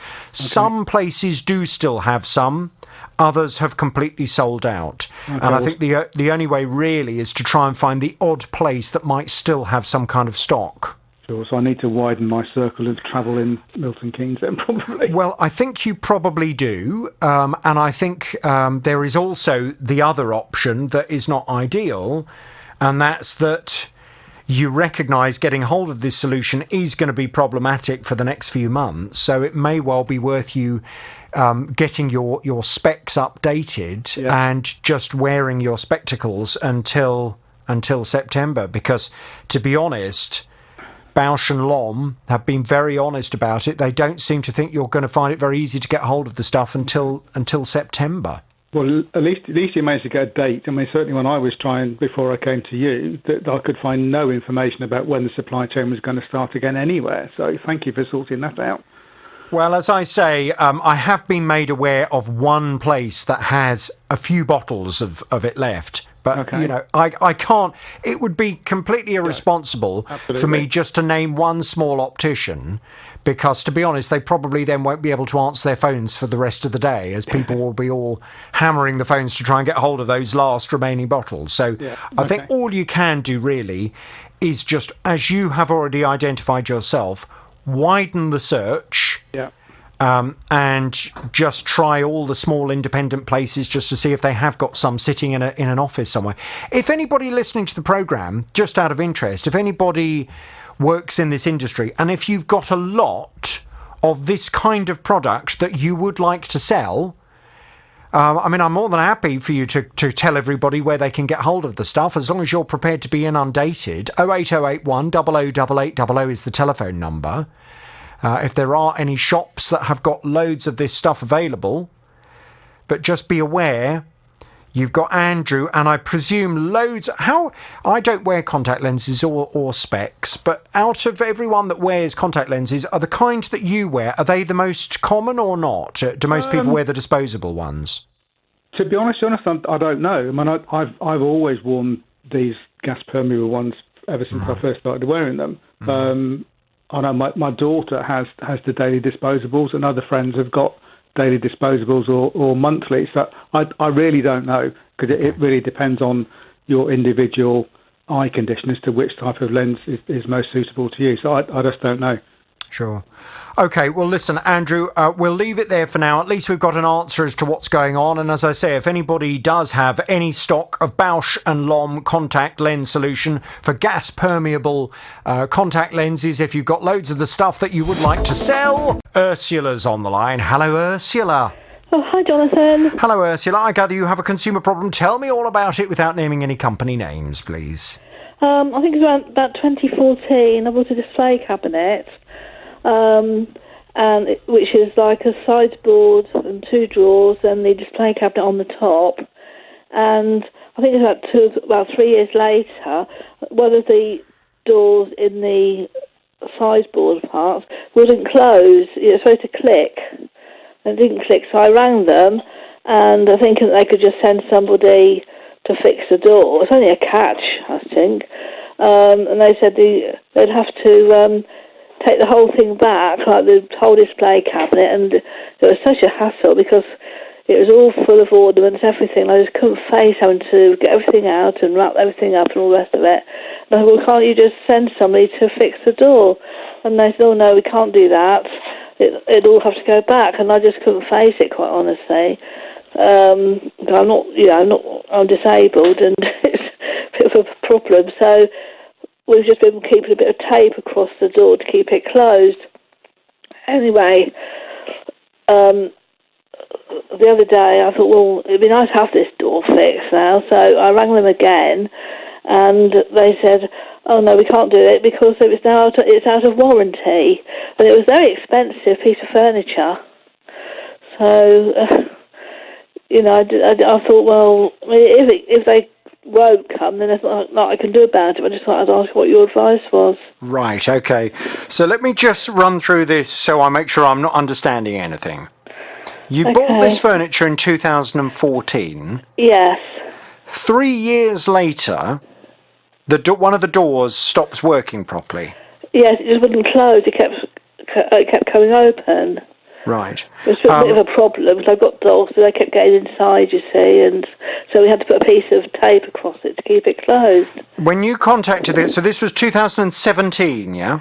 About that, I think, yes. When you contacted the company, they said, OK, well, if you send it back to us, we'll repair it and send it back. Yes, but the whole thing, it was just a hassle. I mean, it just seemed strange. I couldn't just send someone just to fix the door. Right, but they said we can't.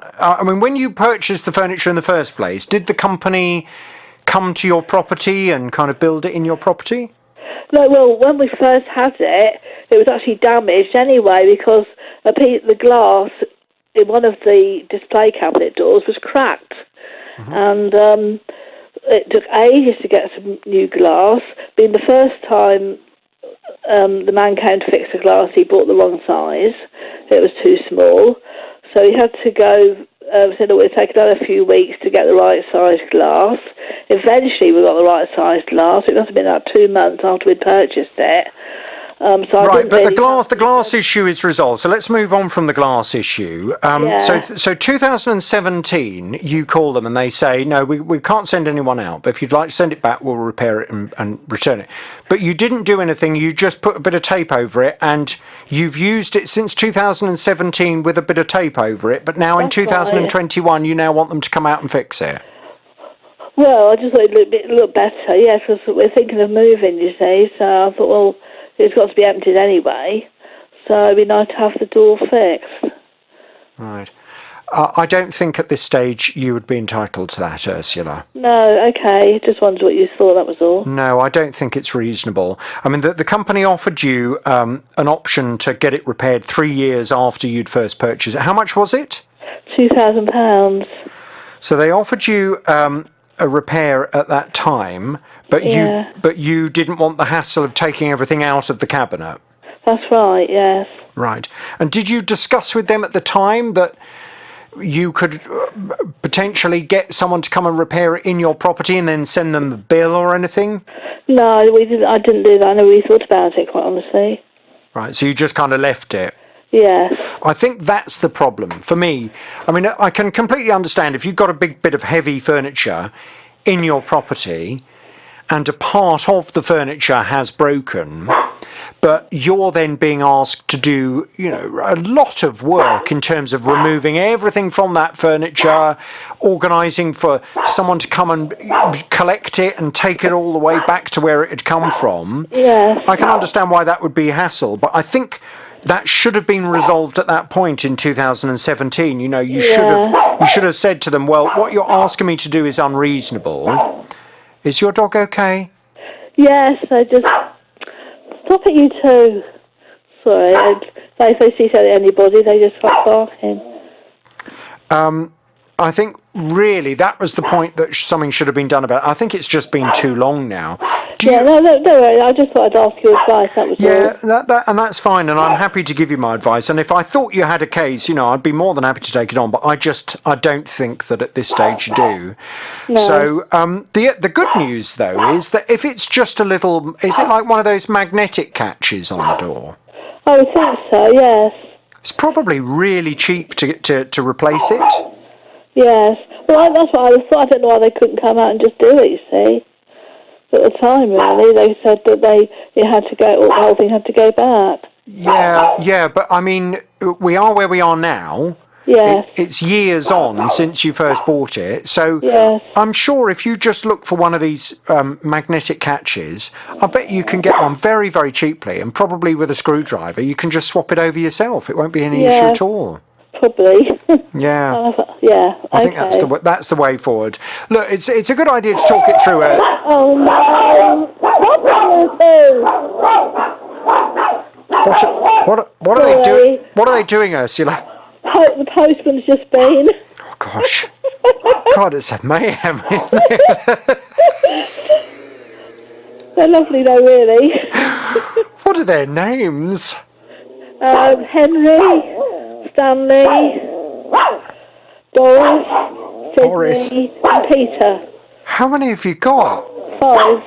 What kind of dogs are they? Chihuahuas.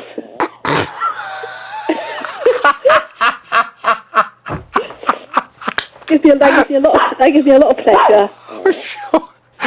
I'm sure. Not sure about your neighbours. They give you a lot of pleasure. Okay, well, Ursula, listen, it's good to talk it through. I'd get on the internet, look for a new catch, and just swap it over yourself if I were you. Okay, then. Okay, thanks very much. Thanks, Jonathan. Now, Anna came to me. She was telling me she decided to buy herself a new front door, costing £2,245. Initially, she was quite happy with it. I was very, very happy. Apart from the salesperson did tell me I would get 5 keys. They only gave me 3. But overall, very pleased. And then the next day, I went to open my front door and it wouldn't open. The actual lock, it's got one of these just little twisty lock and it just wouldn't move. I called the company and when I got through, they were actually really helpful. And they said, don't worry, we'll send out a locksmith. And the locksmith came and said, there's something wrong with the actual lock itself. And he said, there's scratches on it, and it's also not been fitted very well. I was then left with it with a different lock, but the door was opening until the next day. it gets better. So the door jammed again, and this time I was outside, and I had to climb through the window, which was not a pretty sight. You know, my neighbours can see me. They've seen I've got a new front door, and there's me climbing in the window. Really not good. Well, Anna was very unhappy about this, and I can absolutely understand why. It's a lot of money to spend out on a new front door, and you would certainly expect that for that money you've got a very good quality door that doesn't have any kind of issues with the locking mechanism, and yet it would appear her front door had a very fundamental problem with the locking mechanism. I've been off to have a word with the company on Anna's behalf. Anna, good afternoon to you. Hello. No barking dogs in the background for you, Anna, eh? No. Now, this particular company, I was intrigued, actually. I was intrigued when I found out which company it was. Did you get any other quotes, just out of interest? A couple of other ones, yeah. Right. And how did this company's quote compare with others? It was a bit more expensive, but I think the quality of the door was good, so I went with it. Right, okay. And the actual, because for £2,245, for a composite front door, I would want a composite front door that had a completely solid interior to it. So not filled with foam or anything like that. I would want a proper door that nobody would be able to break through. And was this company offering that? Yes, yeah, that's what I've got. Oh, yeah. Interesting, okay. I wasn't aware that they sold that kind of door, but obviously as far as you're concerned... That's the kind that the salesman told me that they have got, so yeah. Okay. Well, as long as that's what you've got, then that's good. And maybe they have changed their front door and the structure of their front door to be a completely solid core, which is what you want. You're making me slightly worried now. I might have to check this out with the company. Well, I would, yes. I mean, I would certainly, if you were told that it was going to be a solid core front door, I think I would definitely want to just make sure that indeed that is the case, and it's not just a door that has a wooden frame to it and then foam on the interior. Okay? Yeah, as far as I know, it's not. That's not what the salesman showed me, but I will check that, actually, now you've said that. Well, I would, because I'm on their website at the moment, and, you know, I'm looking at all kinds of promises that are made regarding the doors, about the locking systems, about the thermal efficiency of the weather performance and all that kind of stuff. Yeah. Well, what I can't see, and it may well be that, you know, it is the case, I can't see any kind of assurance that the door is solid core. Yeah, I couldn't see any on the website, but then when the salesperson came round, that's when they got out of their bag this kind of slice of door that they showed me with all the different inside bits that they were showing me. So I did see what was in the door. Okay. Fine. So yeah, I'm hoping that is, but I will check. Well, yeah, I think it's just worth checking, because normally most companies that would sell a composite door that has a completely solid core to it, they will normally brag about that on their website, or, you know, they'll make a big thing of it, because it does mean that you're getting a much more substantial door to a standard composite door that will have a wooden frame, and then they fill all the middle bit with foam so that it's nicely insulating and soundproof and all of that kind of stuff. And then the plastic coating on the front and the back of it, which makes it look like a nice, you know, solid front door. But in actual fact, all you've got on the interior of that door is a layer of foam. And for me personally, I wouldn't want a front door that was just constructed in that way. So I think it's worth just checking, just to make sure that you have indeed got that, if that's what you were told you were going to get. I will. Now, moving on to the lock. Yeah. I explained the situation to the company, and the company promised that they were going to get somebody out to you, and they were going to come and get this door fixed once and for all. What happened? Well, about 4 hours after I spoke to you last week, I got a phone call from the company saying that they were going to be sending somebody out as soon as possible. And was I free on Monday morning? I was like, yes, definitely. So they sent somebody out on Monday morning yesterday, in fact. They came nice and early. They actually came with the wrong lock, but I said, no, I'm not having that put in. Go away and get me the right lock. And they actually did, and they came back about 3 hours later with the correct lock, with 5 keys and the new internal locking system, and installed it all, and it's all working. I then got another call from the company, and I spent quite a long time actually just talking with them and saying, actually, it shouldn't take me to go on radio for you to fix a problem. It should just be, this is what I've paid for. The locking system didn't work. You should just listen to your customers and fix the door straight away. And are you trying to talk me out of a job, Anna? No. I was going to say, come on, I've got a mortgage to pay here. I've got to say, I've spent like 2.5 weeks trying to get through to this company, and they were not listening to me. And then you call them up, and boom, it's all done. It was amazing.